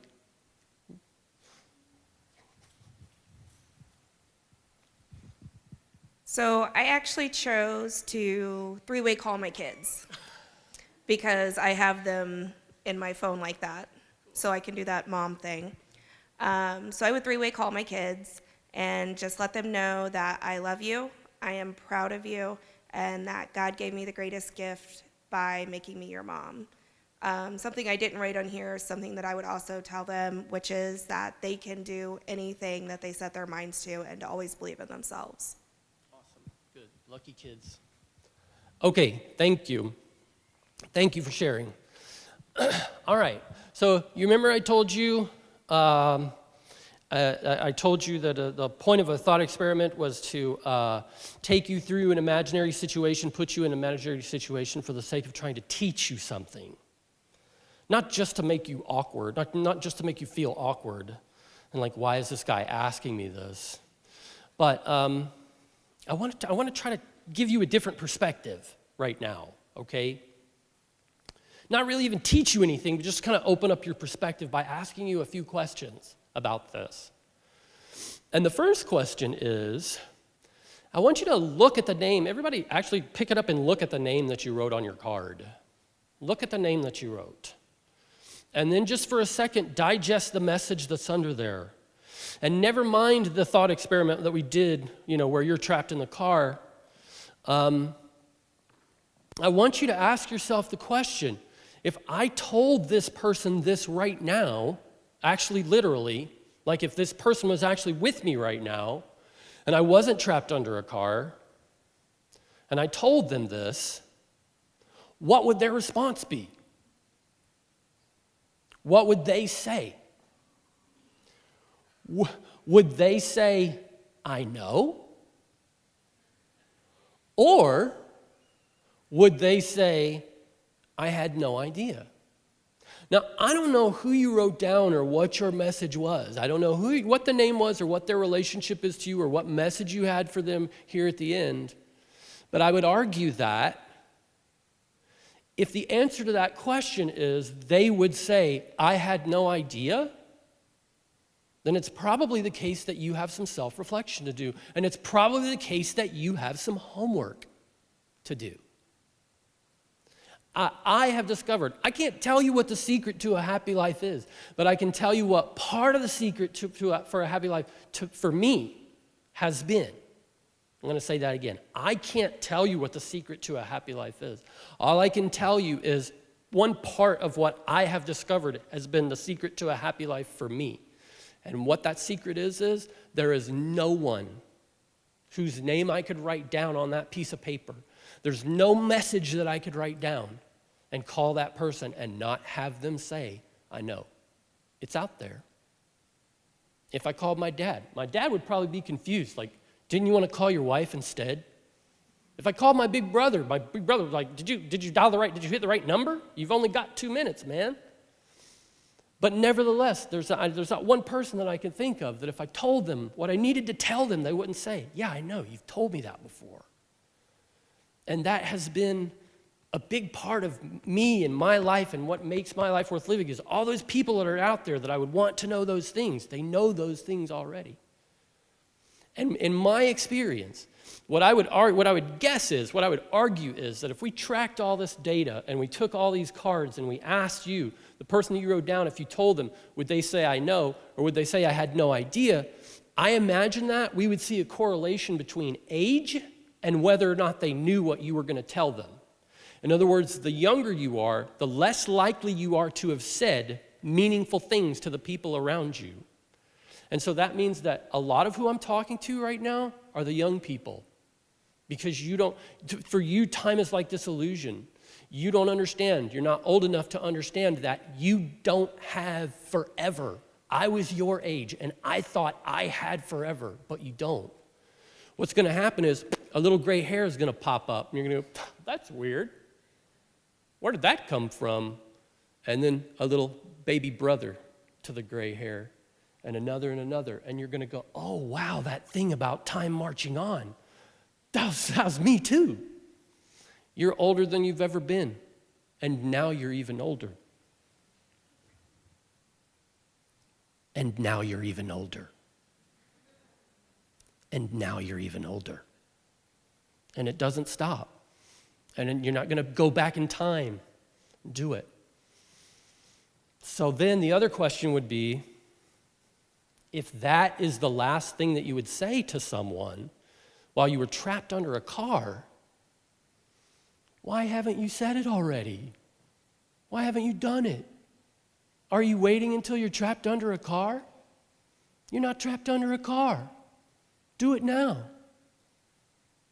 And so that takes us to the other half of this talk.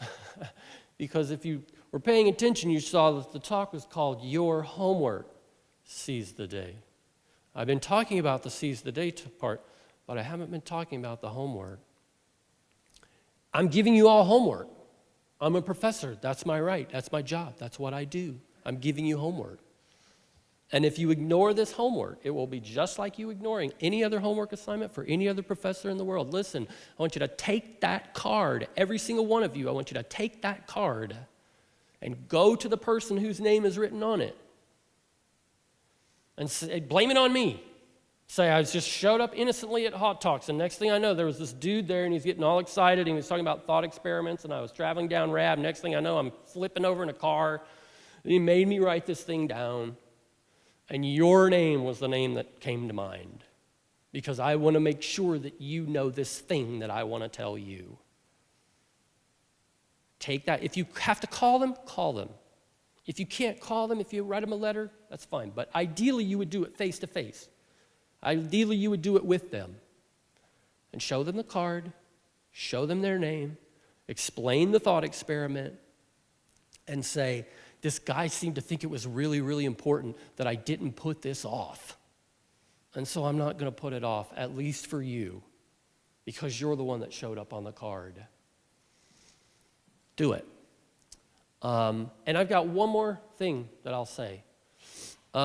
If you would like to, I would love for you to share the results with me. I've done this talk with several of my classes. I've done this thought experiment with several of my classes, and I've given this homework assignment to several of my classes. And I always appreciate it when students, it's mind-blowing, some of the things that my students tell me that they hadn't told people that were close to them. And very often it's very enlightening for them. And so if you would like to share the results, if you do your homework, which I know you're all going to do, if you do your homework and you would like to share the results with me, I would love to hear from you. My email is my name there, wayne.bass@heartland.edu. Okay? So if you want to share the results with me, please feel free to. And thank you so much for being here, and thank you for your attention and your participation here.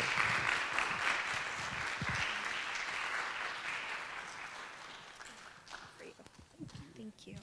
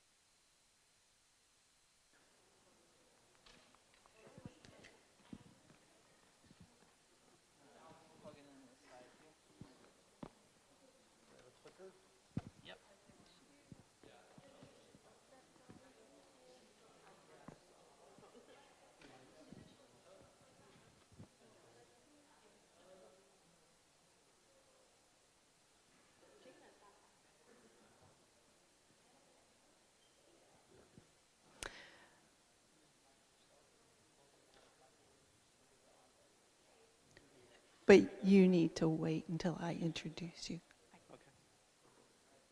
Okay? Okay. Our next speaker of the day is Dr. Tom McCulley. He teaches humanities at Heartland Community College. He and his husband, Ron Frazier, have been together for 39 years. Together, they raised Ron's daughter, Heidi. During the 1990s, they appear as a couple or as a family in the Pantograph, the Decatur Herald, the Chicago Raider, and People magazine. Ron and Tom also appeared on one of the first nationally televised debates about gay marriage via the Rolanda Show, filmed in New York City, along with lawyer Evan Wolfson, a key architect of the gay marriage movement. Today, Ron is retired, Heidi is over 40, and she and her husband, are proud parents of 2 teen boys. Please welcome Dr. Tom.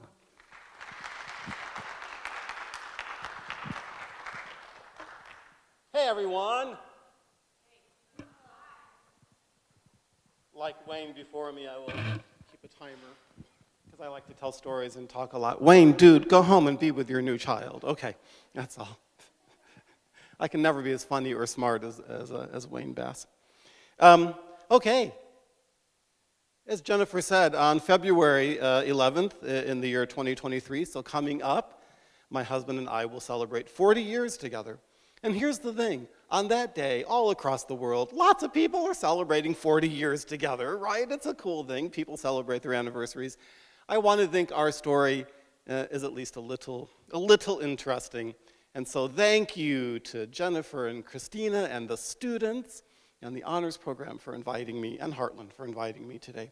So let's talk a little bit about how Ron Frazier, his daughter Heidi, Tom McCulley, became what I like to think of as the all-American family. Who could not fall in love with that guy, right? This is my husband just before we met, like probably 2 or 3 months. I had not met him yet, but I got access to this photo, and then there is his daughter, Heidi.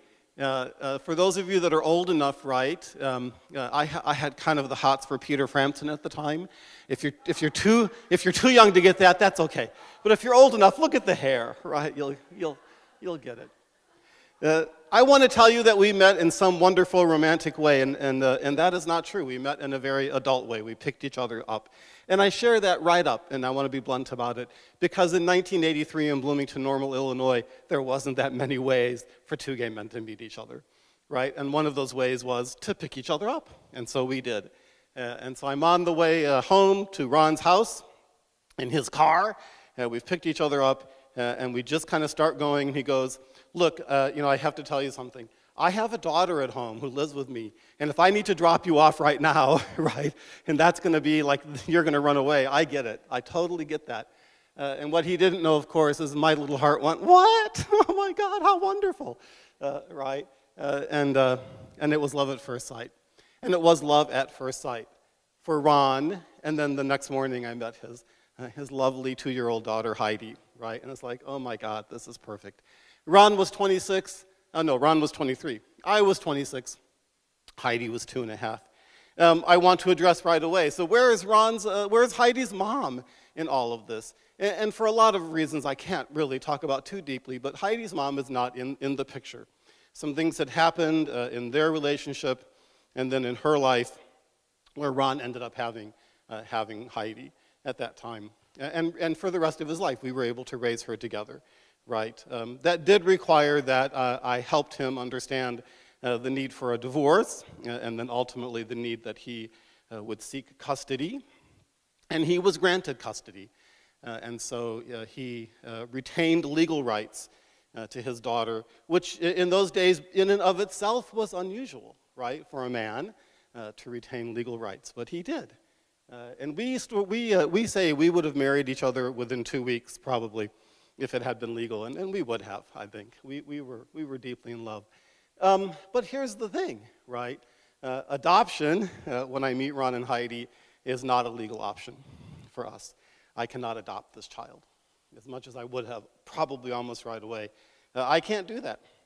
Not until 1995 in Illinois, by the way, and other states have followed suit. Some states are still fighting the legal ability for gay parents to adopt each other's children. So then the early years, and this is, if it's Tuesday, it must be France, right? You're getting the crash course on this relationship.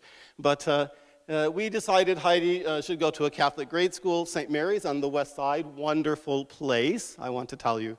And for as much as that might seem like an odd choice for 2 men, gay men raising a daughter, in fact, it was the perfect choice. And we had a nun there, Sister Ann, best nun ever. She has left us since then. But best nun ever. She kept in contact with our family until she died. And she read us like a book 2 minutes after she met us, after we took Heidi to that school, and took us aside, and she's like, I get it. And she took care of our daughter the whole time she was there. And we will always, of course, love her. The priest there, he knew what was going on within 7 minutes of meeting us, right? And he's like, well, okay, but he took care of our daughter the whole time we were there. Out of obligation, when Ron and I showed up for family events, basketball, the play or whatever, he would pull Ron aside and in front of other people go, well, we have this singles group. And of course, Ron never left me for the singles group. I was very lucky, right? At the same time, we decided we would join the Unitarian Church so that Heidi would have 2 perspectives. We also wanted her to be in Catholic grade school because we wanted her to have really the Judeo-Christian upbringing. That's a big basis of who we are in this country. We wanted her to understand that tradition. The Unitarian Church gave us another kind of a liberal side of thinking about spirituality. And the thing about the local Unitarian Church is they are a welcoming congregation. So when I say our necessary balance, it was to give Heidi both of those worlds, but also that congregation welcomed us in as a gay family. Instantly, we were there. The other things happening in the background, of course, are Ron's family and my family. These are our extended families. And how do we explain our new situation to these families, right? So Ron's family, to be honest, we hid for a while from them because Heidi was technically, biologically tied to that family and therefore legally tied to that family. And I'll remind you of this more than once, right? I did not have legal rights to this child. So for a while, we kind of kept that. Leaping forward, eventually, right, we had those conversations.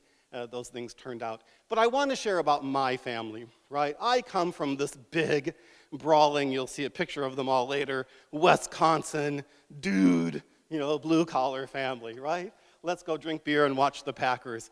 Don't try to watch anybody else. It's the Packers. Wherever you're from, it's the Packers, right? You got to watch the Packers. So I take Ron. We have yearly family reunions. We still have these family reunions in Wisconsin. I take Ron to the first family reunion, and here's all my brothers, right? Like, shaking the hand, right? Do I turn gay if I shake the hand, right? But here's the thing that they didn't read, right? There's a yearly tradition that we still keep in my family of this giant horseshoe match. And Ron beat the pants off of all of them. And after Ron had beat the pants off of all of them, and he was still drinking, I'll come back to that in those days, and he had a couple of beers with them, it was like, hey, right? And so I'm so proud of my family for that, because they took us in right away.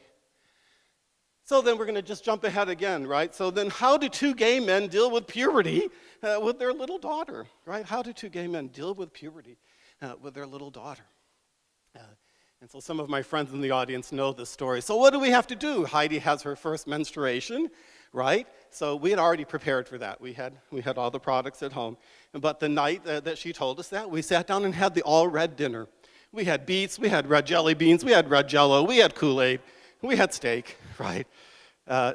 She's almost forgiven us for that now. Almost, right?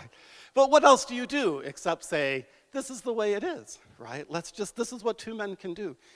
Just to make you squirm a little bit, we've done many talks before, and I used to tell all the straight men in the audience, yeah, I know more about a woman's parts than you'll ever know, because I had to raise a daughter, right?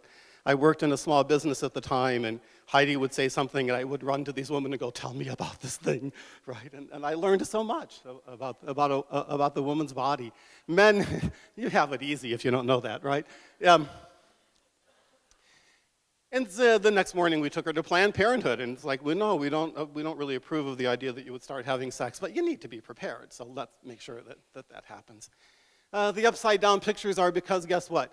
We're not a perfect family, and there was a painful moment in that part of the relationship when Heidi had friends over. She made a really good group of friends at the Unitarian Church.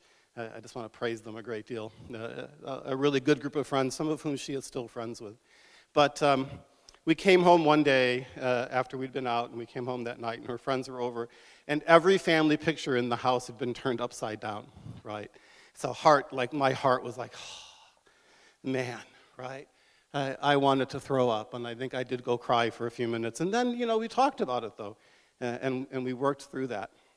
But I never want to paint that we were some perfect picture or that she had this perfect rosy upbringing, right? She had to deal with some stuff, having gay parents. She had to deal with some stuff.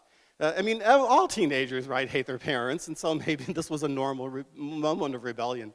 But for us, right, it was kind of a big deal. But we got through that. And then we got to the high school years, and my daughter still loves telling the story.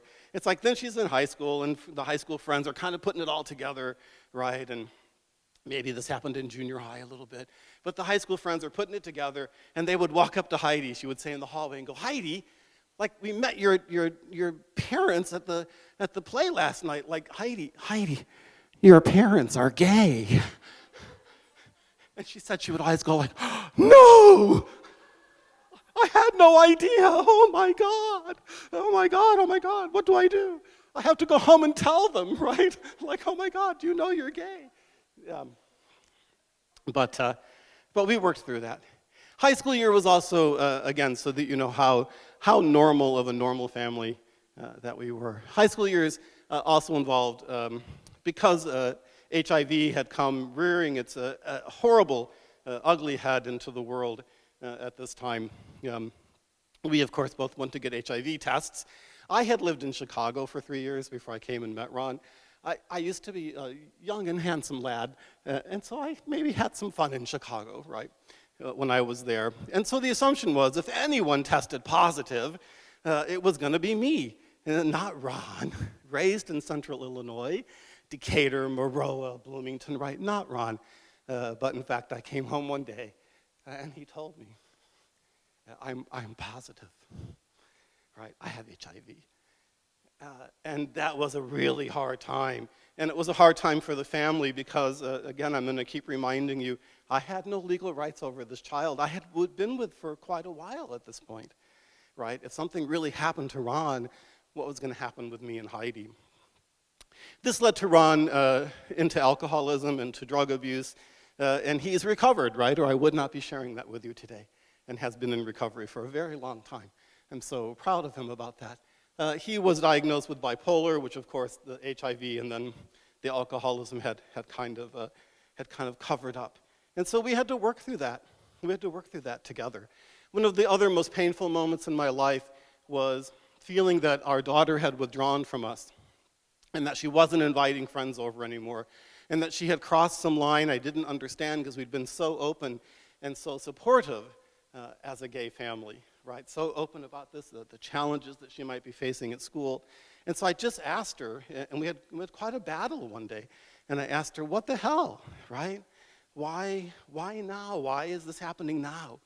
And my daughter weeping, right? This is moments before Ron goes into recovery, weeping, saying, don't you get it, Tom, right? It's not the gay family part. I don't care about that. I love you guys. My dad's drinking. I can't bring my friends home anymore. Right? And so she's the one, her strength at that moment, her strength, right, is the strength that led me to push the confrontation for the next part. How are we doing? Good. And then we're going to just leap forward again. I'll talk a little bit more about this, about how we became a national gay family. So this is People Magazine, 1996. Heidi is 15 years old. If you look at the table of contents page, that's us. There's Heidi at 15. There's Ron, there's me. This is the lovely and amazing Marita Brake, from whom Heidi was taking piano lessons at the time. I only show you the cover because we always, in my family, still to this day, we can't help the joke of they put the wrong Tom on the cover, right? Come on, look at this face, please.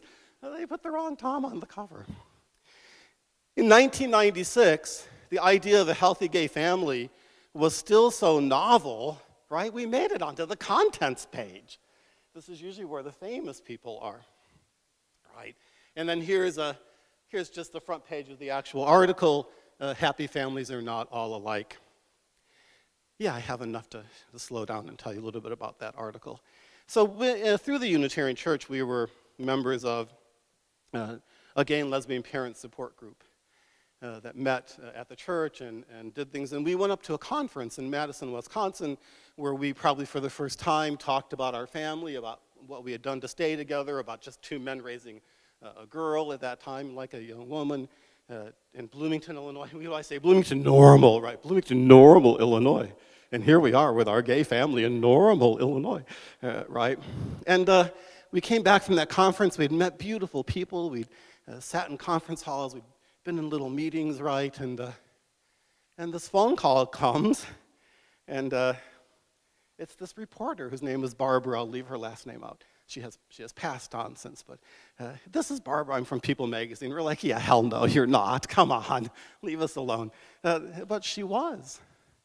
And she said she had gone to another family in that organization in Madison and said, we really want to do this article, right, about gay families in America right now, and would you do it? And that family said no. But we have this family we think you should talk to in Bloomington Normal, Illinois. So Barbara came down the first time, she talked to us. Barbara came down the second time and said, I really want to do this article. She came down the third time and spent 2 days with us, right? And then a photographer came down and spent 3 days with us. And paparazzi is, I'll come to that in a minute, the aftermath of this, but yeah. Right, everything that we are doing. This is the left corner here is us at the Unitarian Church wedding. That's the second time we married each other. I'll come to that in a minute too. My husband and I have married each other 4 times, but each other 4 times. But the thing that happened in the People magazine article, and where I say People magazine, the wrong family, is Barbara wrote her article. She spent all this time with us. She interviewed our friends. She interviewed people around us. She interviewed the people from our jobs, right? She interviewed Heidi's friends that their parents said that they could. And she literally called us one day and said, they're not going to use you in this article. They're not going to use you. You're too normal, right? And what you don't see, and I would never show, right? You can go look, this is June 10th, I think, 1996.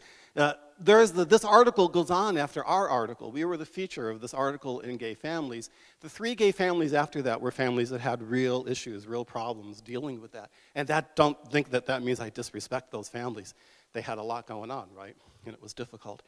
And we just said, I don't know, here, try this. And finally, they got Ron's sister in Indianapolis, right? They got Ron's sister to say, well, okay, I admit this, right? When they first met, and we knew that Tom was going to be helping raise Heidi, we thought, oh, there's something wrong, right? There's something wrong here. And then she said, but then we met Tom, and maybe he's crazy, and we should worry about that. But the other parts, no, right? He's not going to do damage to our daughter. So we ended up in People magazine. We were also in local politics.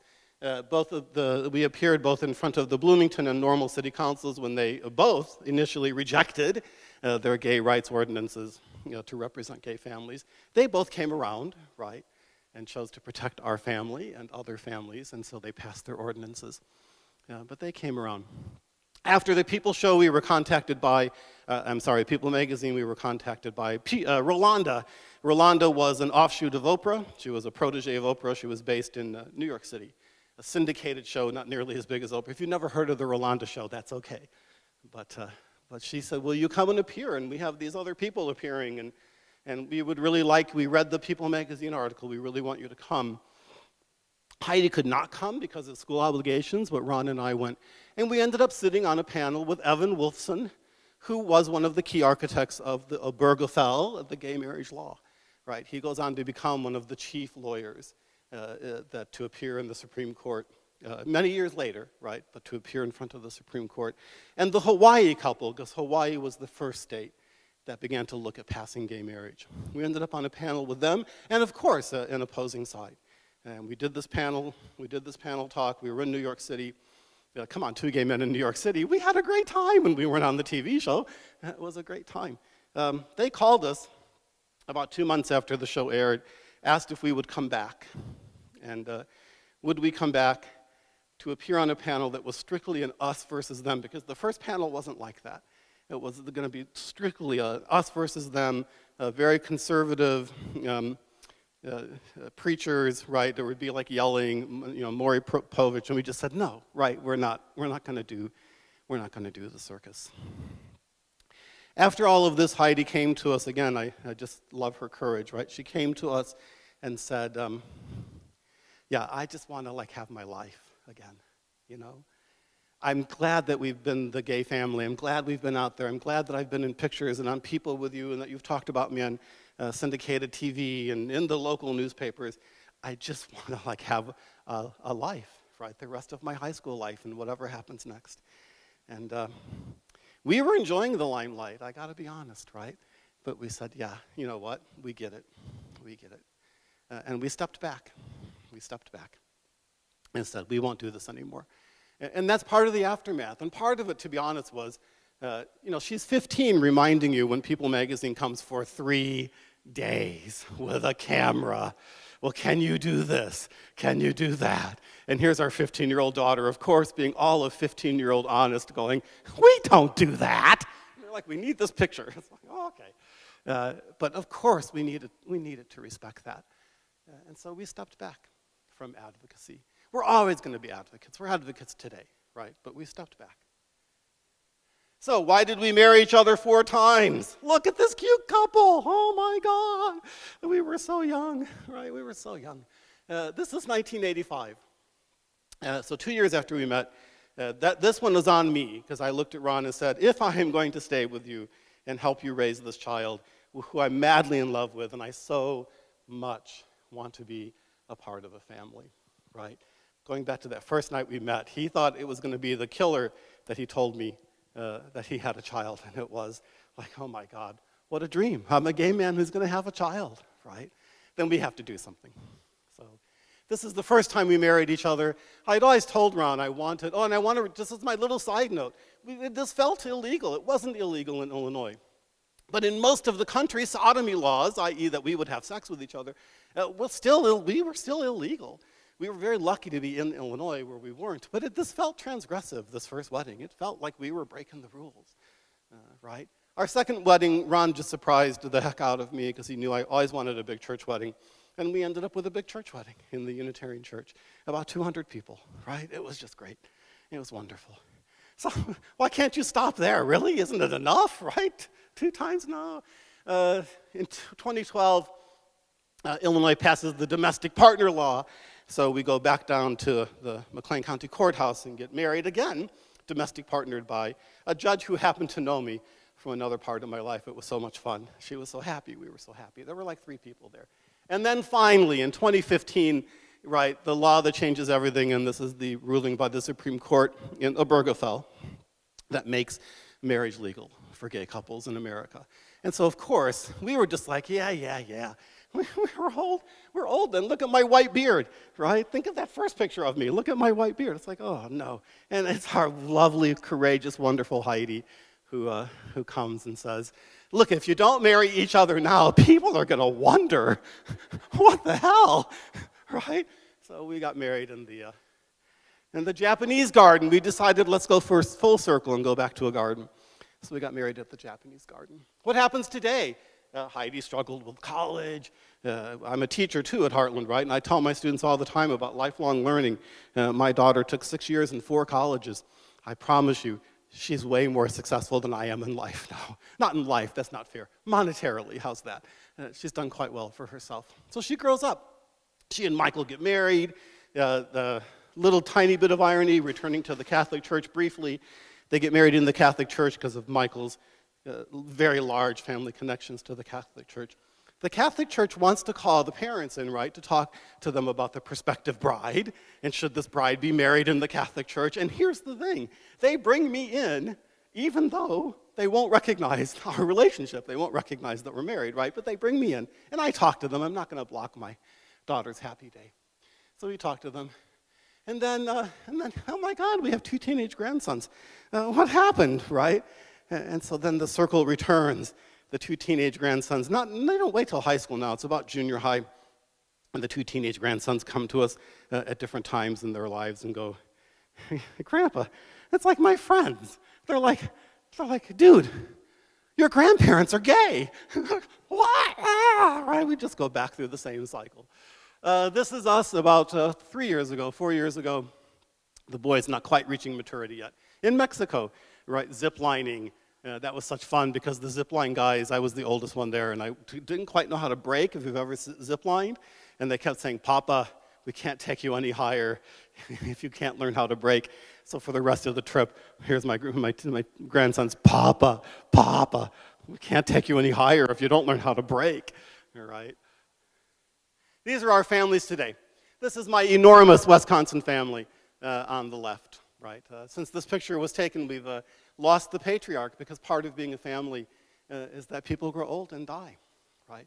So both of our parents are passing. They're at that age now.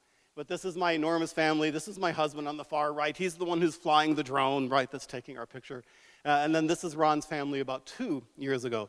We have since lost the matriarch on this side of the family. You can see the grandsons growing up and filling out. So, and then here we are, right? We're growing old. We're growing old together. Today, Heidi is 41. Her husband, Michael, is, I'm in my 40s. He's a little older than she is. Our teenage grandsons are 19 and soon to be 17. That does make me feel a little decrepit sometimes. Ron turns 62 next week. I turn 65 in August, right? We are getting old, and we are embracing that oldness. And I do say this to both of the grandsons, right, who are certainly of reproductive age. It's too early for great grandsons, right? But we are looking forward to meeting them someday in the future. And then this is my coda, peace out. And this is the younger grandson, Finn, doing his little peace out sign. It's not a gang sign, I promise. Peace out sign. It's his little peace out sign. There's my husband behind us. This is 2 weeks ago at Easter at the David. And yes, there I am in my Easter bunny outfit, right? In my Easter bunny outfit. I think I have 2 minutes for questions. Am I right, timekeepers? Do I have about 2 minutes? I have about 2 minutes for questions if you'd like to ask. I'm happy to answer. I am, like, really seriously pseudo-deaf. So I'm going to come down here. So I can come bring a mic to you if you have questions. And if not, then we will just end. Good. Okay. Yes. Yes, I am a ham. Yes. Da, da, da, da, da, da, da. Questions? Then I say thank you again to the group that hosted this today. I appreciate your time.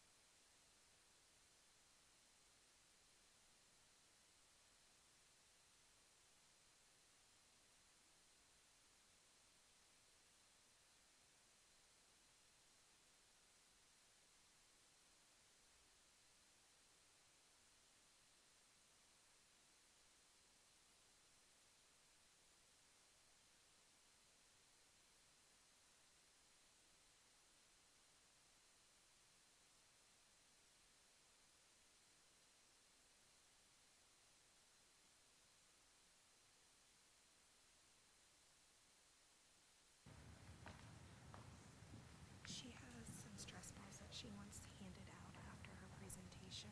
Okay. Do you want to do that? Sure. Could you? What am I Should doing? take, like, Just like at the end. Okay. Okay. Just tell me. and I will do your introduction. And then you can either use these or there's this one's on as well. Oh, just stand behind. Yeah. And like not move. Yeah. You can do whatever you want.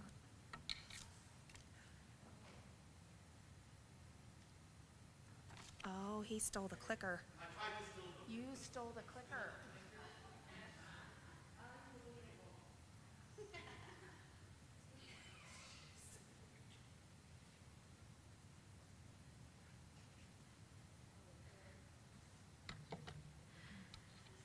Okay, our next speaker of the day is Rebecca Lynn.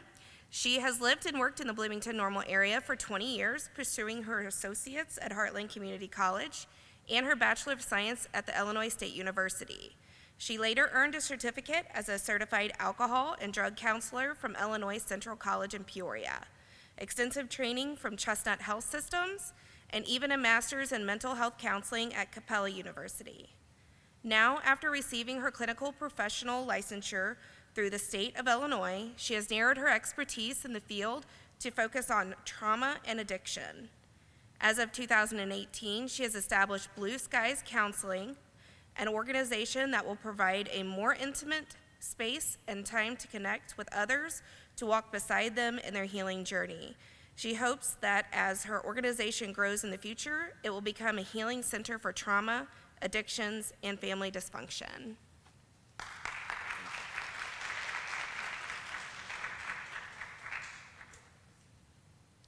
So I have an option of standing here. Can you hear me, everyone? Yes, and just standing behind the stage, so I think I will do that instead of walking.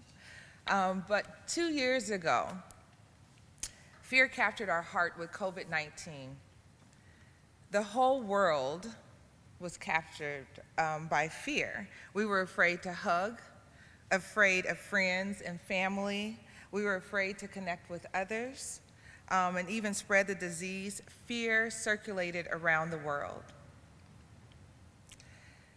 And we were face to face with real danger, real danger. We responded to our fears by avoiding. Locked our doors, gave a side eye to our friends and our neighbors, and no one was permitted in our living spaces, nor did we venture into theirs. Even yearly celebrations such as our birthdays, our holidays, Thanksgiving, I remember being stuck in Bloomington, right? We were afraid of dying. But what if, instead of avoiding our fears, we stepped into our most fearful thoughts to actually connect to them? During my college years, during our college years, I was hoping to speak with more honor students, but we are face to face with many unknowns, some exciting and some very fearsome. I just want to invite you guys all today on a journey into your deepest fears. Oh, I should probably click too, right? Okay. So maybe here, I use this as a guide. But today I want to welcome, my name is Rebecca, and I want to say thank you to Kenny Holdman for inviting me, the honors program, the professor, Christina. I want to thank you for those who listened to my speech beforehand and helped me with organization. And I just thank you all for listening. So what if, instead of avoiding our fears, we actually stepped into them? Today, I would hope to talk about 4 different points of discussion: what fear is, how it affects us, how do we express it,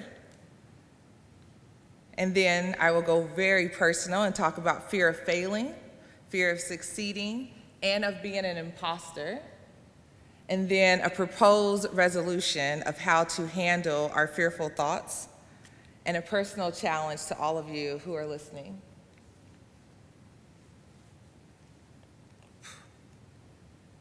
All right. So what is fear? Fear is an emotional state that's in all of us. As we can see with COVID, it was registered in all of us as danger. It indicates danger. There is real danger in the world. We have fearful responses. Oh, sorry. Those fears can be real or imagined. Real or imagined. I want you to pay attention to that one. But how fear affects us is it's an electric shock to our bodies. So what I imagined was, in my childhood, there was an operation game. And the goal of the game was to pick up the body parts without touching the side of the human, without getting electrified. Just imagine that electrified signal as a signal response of fear inside of our body. So that electric shock to your body would be fear, okay? And then fear is also in our thoughts. So we can have some thoughts that are fear of the future, and it always leads to a catastrophic end. Does that make sense? And we also have fearful behaviors, just like the ones I described before of avoidance. So we have our fearful response.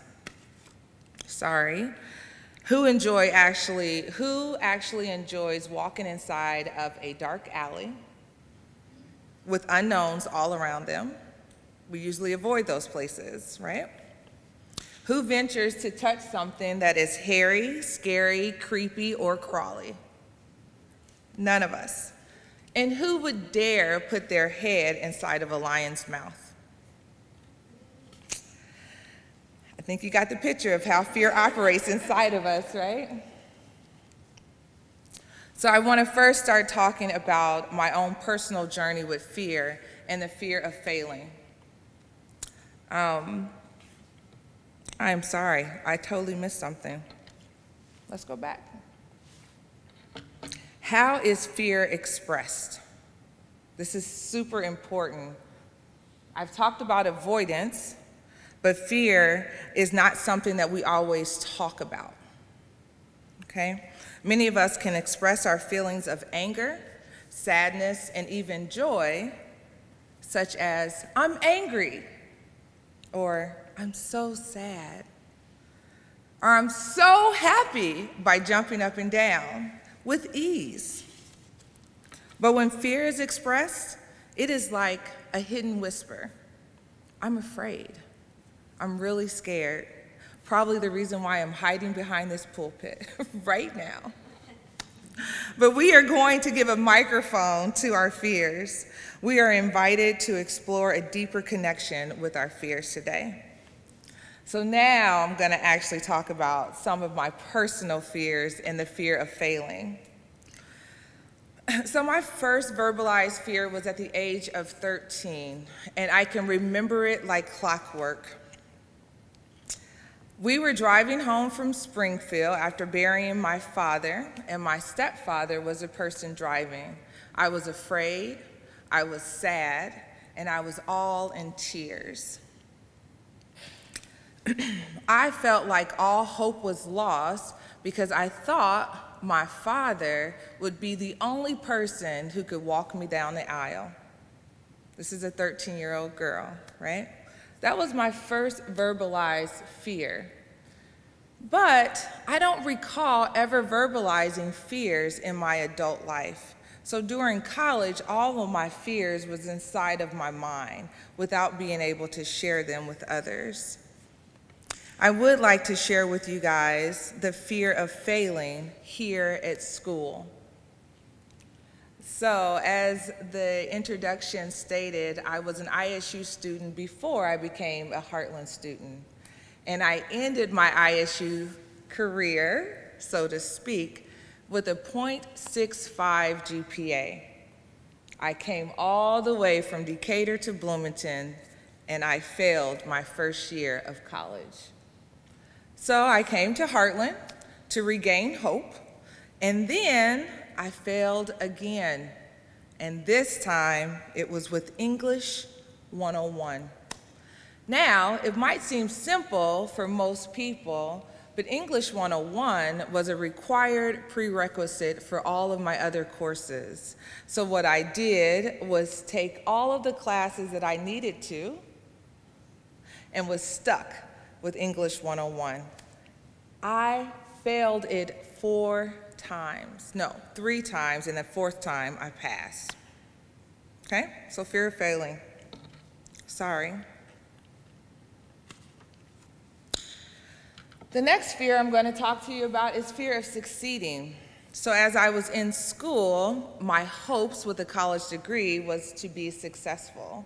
Successful as a professional, successful in graduating, and yet the only thing I kept facing was failure. So English 101 was not the only course that I failed. I also failed Speech 101. Eek, welcome.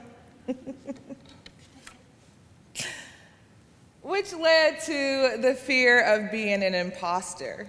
How can you be successful and a professional and you can't speak? Whew. So here, behind the podium is the real me, but in front is a lady speaking. I don't know who she is, right? The fear of being an imposter was that someone sooner or later would find out that I wasn't smart, that I really wasn't a professional, and I really couldn't make it through college. Whereas most students finish college degrees with 4 years, I have my sister as a witness to say it took me 7 years to finish a 4-year degree. 7 long years.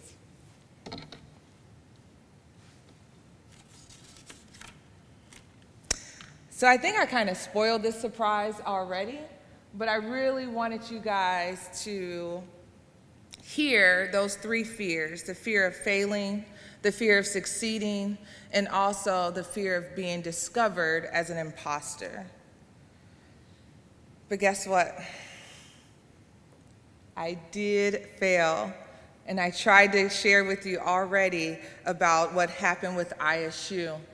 But even after I gained my college degree, my first professional job was also one of the first jobs that I got fired from. Failure seemed to be in my limelight, I guess. So all of my fears came upon me. Fear became more comfortable, but it was hindering my major goals, right? I wanted to be a success. Hopefully, you are thinking to yourself right now, if fear had such an impact upon me, why am I asking any of you to connect to your fears? That's right. So let me share with you. The signal of fear begins the activation of fight or flight response. Is everyone familiar with that, right?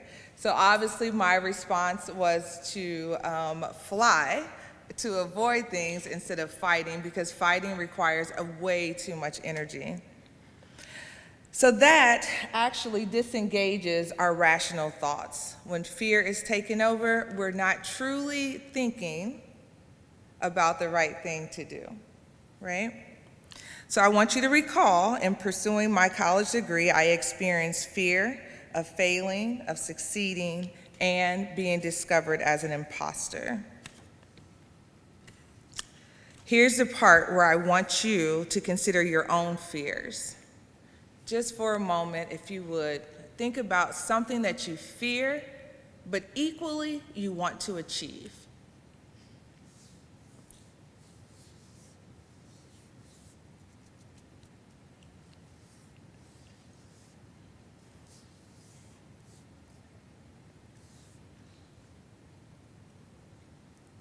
I came up with some, and I know this little poster has some fears here.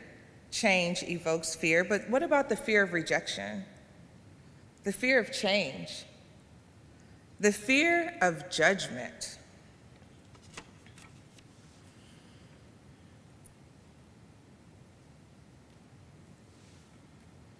I feel like there's some things that I did not say,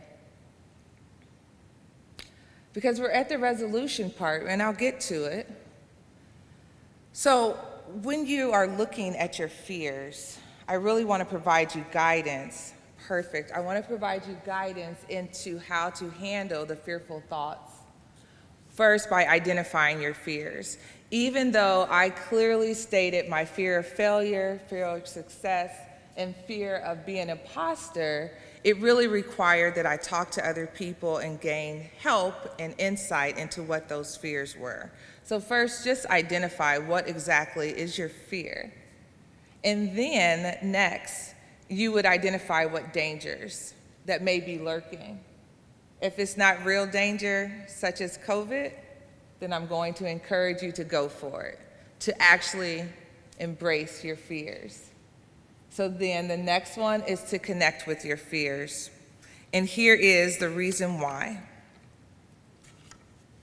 I have a challenge, but it's written through a poem. So I would like to read this poem to you. What if I told you that the greatest fears may connect you with the greatest part of your life? What if I told you that connecting with your fears leads to bravery, confidence, and filled with more joy? Here is a poem that is written by Marianne Williamson that when I first became a counselor, I kept it in my office as my own guide, but it also became encouragement for others. Our deepest fear is not that we are inadequate. Our deepest fear is that we are powerful beyond measure. It is our light and not our darkness that most frightens us. We ask ourselves, who am I to be brilliant, gorgeous, talented, fabulous. Actually, who are you not to be? You are a child of God. Your playing small does not serve the world. There's nothing enlightened about you shrinking so that other people won't feel insecure around you. We are all meant to shine, as children do. We are born to make manifest the glory of God that is within us. It's not just in some of us, it's in all of us. And as we let our light shine, we unconsciously give other people permission to do the same. As we are liberated from our fears, our presence automatically liberates others. Powerful beyond measure. What if you believe that about yourself? In conclusion,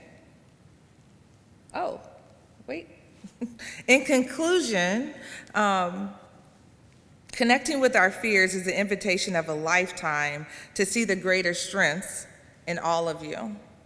I have provided you information about the emotion of fear and how it operates in the body, the mind, and behaviors, but there's a choice today to recognize what fear is communicating. Is it really danger? The world pandemic of COVID highlighted many of our fears because COVID was real danger.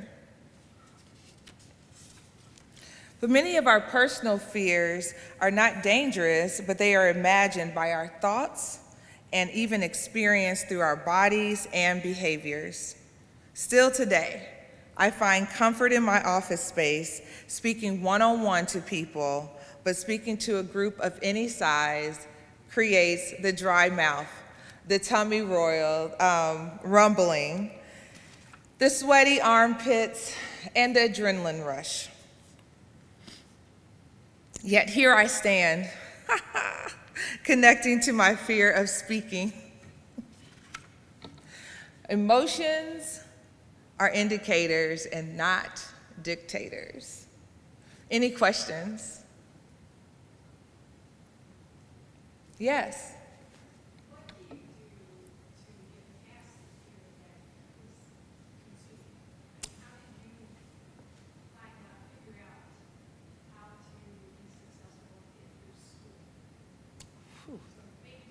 Yeah, that is, and I love it. I appreciate that. So what do you do about the fears that consume you? I just have something, a God inside of me that just refuses to give up. So I hope the determination will help you, but truly identifying what those fears are. I wrote, I'm gonna read something that may answer this question. They simply indicate your here and now feelings, but please don't let these feelings prevent you from speaking, from writing, from connecting, from loving, from trusting, or becoming or transforming into the best person that you can be. So my fears were they weren't real. Does that make sense? And as soon as I encountered them, then they started to dissipate. They started to lessen the intensity of what was going on in my body. And even today, I still felt the nervousness. I still felt every feeling that I remembered 20 years ago, right? And yet, there was something that I wanted to do to help my own personal growth. So thank you for asking. You helped me to remember something. I brought stress balls here. That if someone other than myself would like to have one, you can totally have it. Any other questions? Yes.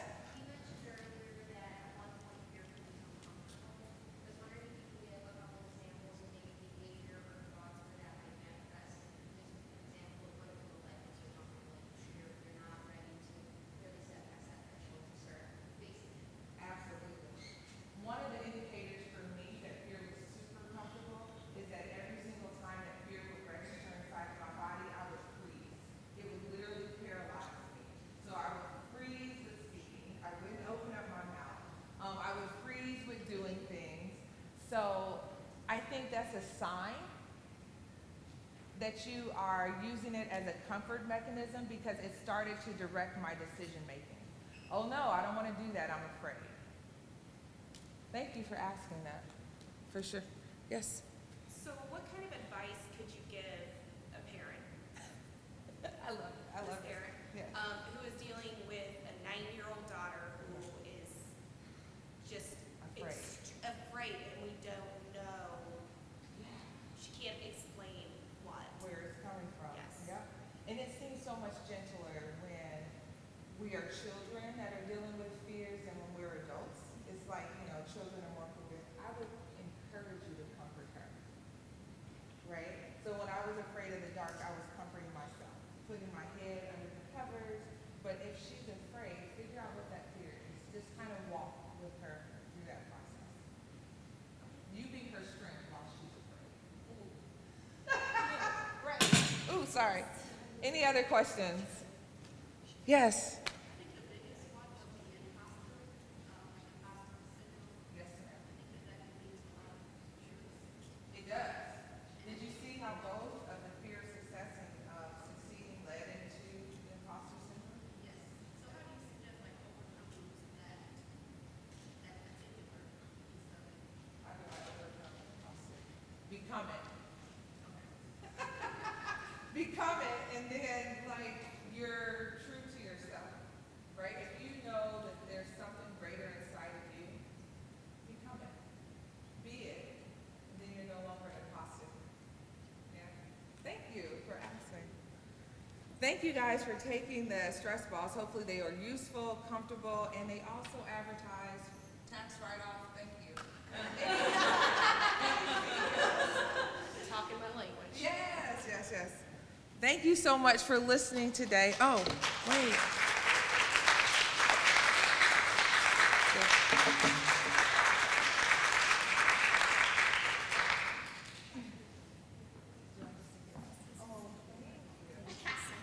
You can just go ahead and take it out there.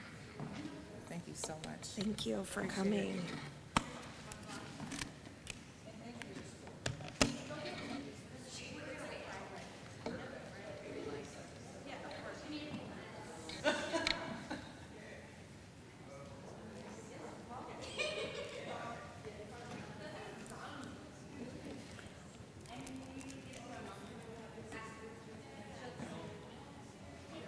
I do not. You don't? Okay, cool.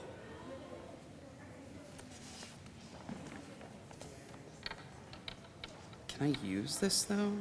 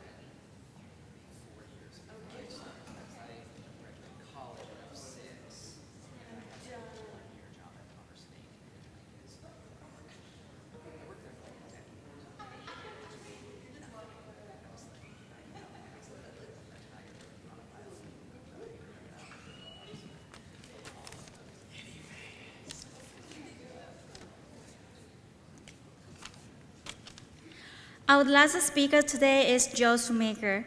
He has been a librarian for a decade and a musician for 3. He lives in central Illinois with his husband and his dog, Maximus. He consumes an inordinate amount of cheese.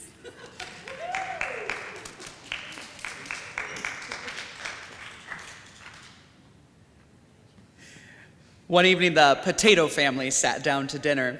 It was a mother potato and 3 daughter potatoes, and they were sitting around and they were talking about their days and their potatoes, so not much was going on usually in their lives. But tonight was different when all of a sudden the eldest daughter potato spoke up and she said, "Mother, I have some news." And the mother said, "Well, that's great, and what is your news?" And the eldest daughter potato said, "Well, Mother, I'm getting married." And the mother said, "Well, that's terrific, and who are you marrying?" And the eldest daughter potato said, "Well, I'm marrying a russet." And the mother said, "A russet? Now that's a fine tater indeed." So they're going talking about how exciting it is that the eldest daughter potato is getting married, and she's making the announcement on this very night, when all of a sudden the middle daughter speaks up and she's like, "Well, I have 2 of some news." And the mother said, "Well, that's good, but what could be better than my eldest daughter potato getting married, making the announcement this very night?" And the middle daughter potato, she spoke up and she said, "Well, I too am getting married." And the mother said, "Well, this is terrific. 2 of my daughters are getting married. They're both making the announcement on the same night, this very night. And who, middle daughter potato, might you be marrying?" And the middle daughter potato said, "Well, I'm marrying an Idaho." And the mother said, "An Idaho? Now that's a fine tater indeed." So they're going talking about how exciting it is. The eldest daughter potato is getting married, and the middle daughter potato is getting married, and they're both making the announcement on the same night, this very night, when all of a sudden the youngest daughter potato speaks up, and she's a little shyer, takes a moment, she raises her hand though, she says, "Mother, I too have some news." And the mother said, "Well, that's okay, but what could be better than my eldest daughter potato, my middle daughter potato getting married, both of them making the announcement on the same night, this very night?" And the youngest daughter, of course, predictably, she says, "Well, I too am getting married, Mother." And Mother said, "Well, this is terrific. This is perfect. All of my daughters are getting married. They're all making the announcement on the same night, this very night. And who, youngest daughter potato, might you be marrying?" And the youngest daughter potato said, "Well, I'm marrying Dan Rather." And the mother said, "Dan Rather, but he's just a commentator." I've been an entertainer, a librarian, a storyteller, and a magician since I was 7 years old. I've told that same stupid joke for at least the last 17 years of my life, and perhaps even longer. I learned it from my grandpa, and because I like to set a low bar for myself. You'll see. I have a deck of cards here with me, and they're all here. I know you all can't see them in this room, but they are all here. They're all mixed together. They're all different. I didn't tell anyone that I was going to do this beforehand, but since you're in the front row, what's your name here? Morgan. Morgan, can you just come up here and touch one of these cards? Any card that you want to. Anyone, just touch it. Anyone with that. That's a joke. You can have that one if you want. Are you sure? So I'm just going to take this card and I'm actually going to set it on the stage, but I want to confirm first, out of all of the cards that you see before you, and there are more over here, this is your final answer. You want the Jack of Clubs. Morgan has selected the Jack of Clubs. She didn't know that she was going to choose the card when she got here, correct? Correct. And here there are 52 choices, and you chose the Jack of Clubs. I'm going to take Morgan's Jack of Clubs, and I'm going to set it right here on the floor of this stage. You might not be able to see it back there, but you can see it kind of right there. Actually, with the rake, you might be able to see it as well. But either way, the Jack of Clubs is sitting on the stage. And I made a prediction. Before I came in here today. There's only one of them on this stool. It's a note card that looks like this. Again, there are 52 cards in the deck, and I think you're going to like what this prediction says when I reveal it to you in just a moment. It could say anything, but you chose the Jack of Clubs. I made this prediction. I committed to it now. I can't change it. This is the prediction that I wrote on this note card. I think you're going to like it. It says, Bruce. Because, Morgan, when I'm practicing this trick, the Jack of Clubs is the one card that I call Bruce. I'm still workshopping it, but on a scale of 1 to 10, Morgan, how impressed do you feel right now? Wow! That's so much better than I'd anticipated. I'm getting 1s and 2s from this, but a 7 at the last speaker of 2 days worth of work, maybe you're just tired. The Jack of Clubs is the one card that I call Bruce, and in just a moment you're going to want to reach up and turn that card over, but just wait for a minute for me. That is the card that I call Bruce, but I didn't know if you'd believe me, and that's why on the back of this one I wrote the word Paul. Paul is the Queen of Hearts. If you would have chosen the Queen of Hearts, you could have chosen Paul. My grandpa's name was Paul. He told very, very long jokes. My favorite story about my grandpa is how much he loved it when I stabbed myself in the eye. My grandpa built a stage for me. He took me to magic lessons, and he would ask me over and over again, practically every single time he introduced me to someone he knew, do the creamer trick. The creamer trick is the one where I stabbed myself in the eye. It's just that the creamer is the secret. You hide it in your hand, and you stab it with a knife or a fork. It's great. You should try it at home. My grandfather ruined the punchline every single time. Paul told long jokes. My joke, the one about the potatoes, is longer. My joke, the one about the potatoes, is worse. You see, I'm not here this afternoon to teach, preach, or proclaim. No one wants me to do that. I was asked instead to share about this tiny little book that I wrote, which I'll get to in just a moment. And it is, in a lot of ways, a creative memoir, and it has a lot to do with my life and my upbringing and my family. And as a result, it's deeply personal, and it's something that I take great pride in, as well as at least find it mildly embarrassing in parts. But all of these are good things, I suppose. My grandma's name was Viola. This card says Viola. If you would have chosen the 6 of spades, you would have chosen the card that says Viola. Viola and I would roll $50. I don't know why we did that, but it was a thing that we would do every weekend. And one day, I found a coin in my roll that was the same size and the same shape. Everything else about it, though, was different. Viola told me to keep the coin. She wasn't interested in it because it wasn't a $50. It was a 1909 Morgan silver dollar, and in mint condition, it would have been worth $900. It's in trash condition, and it's essentially worthless, and I still have it, and I love it way more than I would ever love $900. Not that $900 is a bad thing. I've written the names of family members on the back of these cards because it's a joke, and it's a silly little trick, and it doesn't really matter, except for, to me, it does. This is my sister Ronnie. She's one of my most ardent supporters. This is my father, Richard. Richard is on the 4 of spades. If you would have chosen the 4 of spades, you would have chosen the card that says Richard. And this is my mother, Tina. And they're all different. I don't want to go through all of them. This is my Uncle Jeff. But I did write something on the back of the Jack of Clubs as well. I predicted the word Bruce. You can go ahead now, Morgan, if you want to, and approach the Jack of Clubs and turn it over and see what it says. It says Bruce. I grew up with all of these people in the Catholic tradition. So I wrote a tiny little sort of creative memoir which fictionalizes these people and much of my upbringing, and I'm happy to share some of those pages with you now. The first section of the book that I will be reading is pages 6 through 8. Growing up Catholic is kind of hilarious, I'm sure you agree. They don't tell you why you do anything, so here's the plan. Dress up, kind of. Save your best clothing. You know, for me, that's the fancy shirt, the one with the buttons and the bow tie, because neckties are stupid. And did you know my story would be so quickly so divisive? Well, anyway, I submit necktie lovers can keep reading, even though they're wrong. And also the bow tie is fake, because 0 human beings have time for real bow ties. Robots and other artificial intelligence probably do for Christmas and Easter. But still, this isn't casual Friday. And here, it's not your Sunday best, per se, but leave the cargo shorts at home. Actually, let's get this out of the way. We don't wear cargo shorts. Go, take those to your nearest donation bin. For some reason, Goodwill accepts them and gives your parents a tax deduction letter, despite the utter uselessness and total lack of resaleability. Go ahead, we'll wait. I assure you, this is for the best. So divisive. And back to Catholicism and not knowing anything about it, but we are good Catholics here, so we still do everything, and we always sit in the same pew, and we genuflect. This is one of the best words, and is too rarely used. And we sit, and we stand, and when the bells ring, the bread turns into actual Jesus, and I think the miracle is that it still tastes stale and weird. We're there. Most of us don't know why we do what we do, but we do it every week over and over again, and we are there until we are not. I fell in love with this youth group at a Baptist church down the street because it was funny and meaningful, and also because they had pizza. And while it was probably the pizza, it could have also been that I actually heard a bunch of adults speaking in language about the Bible that made sense to me that kept me going. But to be perfectly transparent, it was actually the pizza.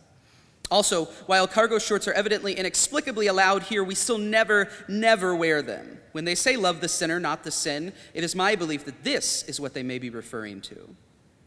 Now that I have been going to this small group for the past 2 years, I truly feel a greater understanding of Jesus and who he is and what his message actually means, much more than I ever got in 14 years of Catholicism, which is not necessarily intended to be a knock on Catholicism. After all, it is the root of all of our denominations. It is the root of who I am. Indeed, Catholicism is calisthenics, but it's so much more than that. No matter what this youth group teaches me or what church I end up belonging to, I'll always go back to my family church from time to time and worship with them because it's important to them, and frankly, it's important to me. I just also like a greater understanding of Jesus and pizza. Duh. The cargo shorts bit is an actual tribute to Andrew. Andrew is my husband, for those that don't know, which is all of you. I talked to people that I knew when I practiced this, but that's all of you. If you read my book, you'll know that he's the Tim to my Charlie. He hates cargo shorts, and for the record, I used to own some. And then I got married. The passage that I just read was very early on in the book, and it's really a very short passage. And in fact, this presentation meant to highlight the book and my upbringing may be longer than the book itself. I didn't check the word count. Actually, of course I did. It's exactly 1,283 words. The story continues with the introduction of Tim, and they go to church together, and they participate in theater together, and they chat about their favorite words, and in reality, it is a romance.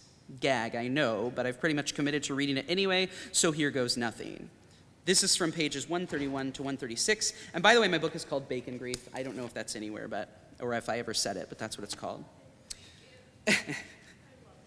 By the way, I thrive in the chorus. I'm really good at it. For example, my first stage direction is to cross downstage left to upstage right. There's a fountain in the middle, and I'm supposed to linger a bit there, so my cross lasts for 2.5 pages, and it looks like the street is busy even though it isn't.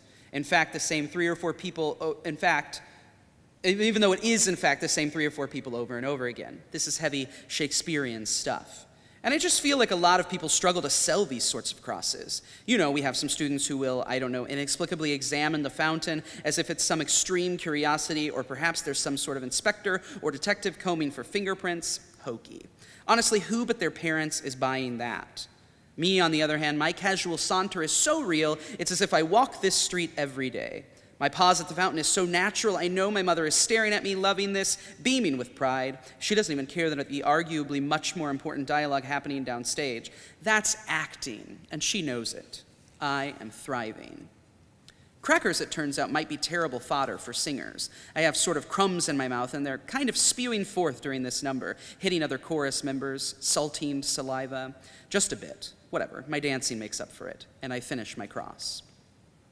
I only have a few scenes, of course, but I'm nailing them. Otherwise, I spend my time waiting in the wings, eyes and ears on Tim and Sarah, mostly on Tim. He's such a gift to our theater program, and even with such limited preparation, this role really fits him. I'm excited because my next stage direction is to walk by with 2 suitcases and hand one to him, tip my hat, and I'm off. It's another nearly full cast scene, and I added the handoff of the suitcase myself because I wanted some interaction with our leading man, my leading man. Otherwise, we're not blocked together at all, which was some kind of oversight, and honestly, he had to get his prop from somewhere. Mrs. S. either didn't notice or did. In any case, the hat tip, again, completely natural, was all hers. Genius. I am rocking this fedora. The thing about props, suitcases, really any container, the thing that sets me apart is I'm always thinking about the contents, how much they should weigh. This is because it drives me crazy how actors, real ones, people on television and in the movies, stand there with a cup of coffee so unbearably, obviously empty. I guess I get it. I suppose I sympathize with the idea of not wanting to get burned or spilling or something. Maybe the prop budget is too small for coffee-like contents. I don't know. I doubt it. But honestly, sir, you're Ben Affleck. You've got 207 Oscars or whatever. Maybe you don't. Who cares? Just the point is, act like the cup is full. It's literally your job. And how hard is it? How am I supposed to believe you're Batman or some kind of astronaut or athlete or you ever even actually like Jennifer Garner when you can't even fake sloshing around any kind of liquid? So it goes without saying that I've spent a lot of time analyzing these pieces of luggage, how I would carry them if they had anything in them. Tim's, the one I hand him, I've decided contains 6 folded up t-shirts and 3 beautiful cable knit sweaters and 4 pairs of pants, at least one of which I hope is purple as I'm handing it off. He leans in. It's as if he has to whisper something to me, only to me, and he puts his face upstage of mine even though he's a central role, the focal point to my passerby, and what could he possibly have to say only unbelievably and very, very quickly, perhaps imperceptibly to everyone but me, only me, obviously me. He kisses me on the cheek, and he walks away to continue the scene with his empty suitcase in hand. I walk off. He kissed me. So it doesn't matter that he sucked at carrying his suitcase, that it's obviously empty, that the whole auditorium, including my mother, knows it's empty. He kissed me. We talked about the suitcase, you know. Of course we did. Of course, while he's trying to memorize countless lines and songs, I tell him how important it is to believe in the weight of the suitcase. Really lift the thing. Carry it. Struggle. Play it up. It matters. It doesn't matter, I guess. Only, okay, obviously I can't leave it at that. It does. It totally does. It definitely matters. It just matters so much less because 2 weeks ago we were fighting about holding hands in public, and now, in front of everyone and no one but me and God, I have had my first kiss. So what if the guy sucks at handling his props? He kissed me. I am thriving. Tim and Charlie initially meet online because Andrew and Joel initially met online, and Tim is a pastor's son because Andrew is a pastor's son, and Charlie looks great in purple pants and a fedora because, duh. By the way, Tim and Charlie wind up at the end of the book, spoiler alert, going to a church just like the church Andrew and Joel go to now because, duh. There are some serious notes in the book, and some sort of heavy notes are accidentally glossed over, but I truly did set out to write a silly, happy book mostly full of nonsense. The young adult fiction space is angsty, y'all, and in my decade of librarianship and my extensive work within the Rainbow Roundtable of the American Library Association, which you might or might not know is the oldest gay professional organization in the nation, by the way. Having sat on several award committees there, I noticed that the same message was found within the books of queer teens with faith backgrounds, and they were always the same. The transgender or the gay or the lesbian or the bisexual or the intersex or the questioning teenager always and always leaves the faith. And while that is a truth for many young people today, LGBTQIA+ and otherwise, it wasn't my truth, and I knew there were others like me, others that wanted to cling to Jesus. Here are just a few of them. Quote, I'd love to see more books that celebrate faith and sexuality. As someone who identifies as a lesbian woman and a Christian, I search for fiction that reflects my life, and as I'm sure you know, it just isn't there yet. So along with the congrats goes a very grateful thank you, end quote. Quote, this is wonderful.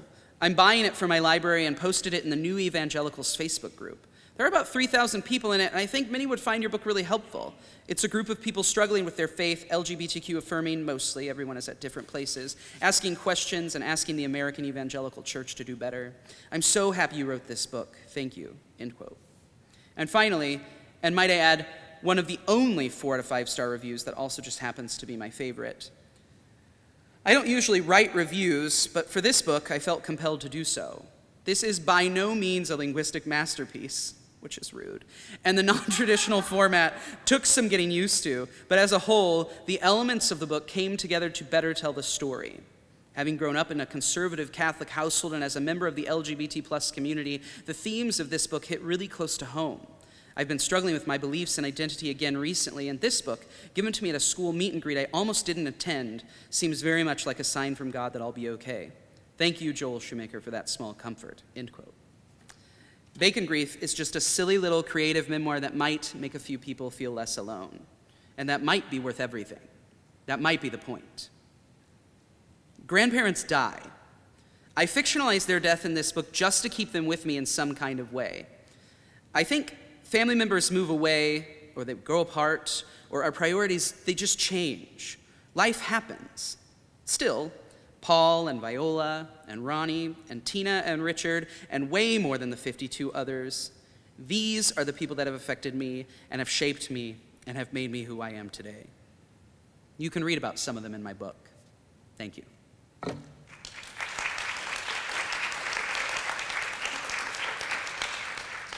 I can take questions if you want. I know or we can just go home, right? What do you want to do?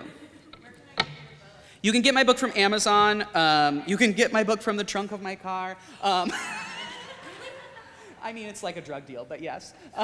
So it is soon to be available on audiobook, which I'm very excited about. I have a very cool reader for it, so that'll be out soon too, on Audible and iTunes and things like that. So it is self-published work. I did send it through the traditional publishing process, but it was just too short.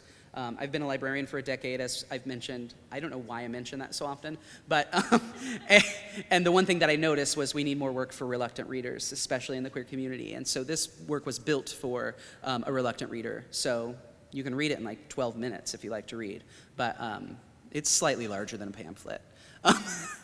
Anybody else have any questions? the autograph is always free. My handwriting is awful. And so I think it diminishes the value. But it is a thing that I can do. Well, thank you so much for having me. I really appreciate it, and enjoy the rest of your afternoon. Thank you.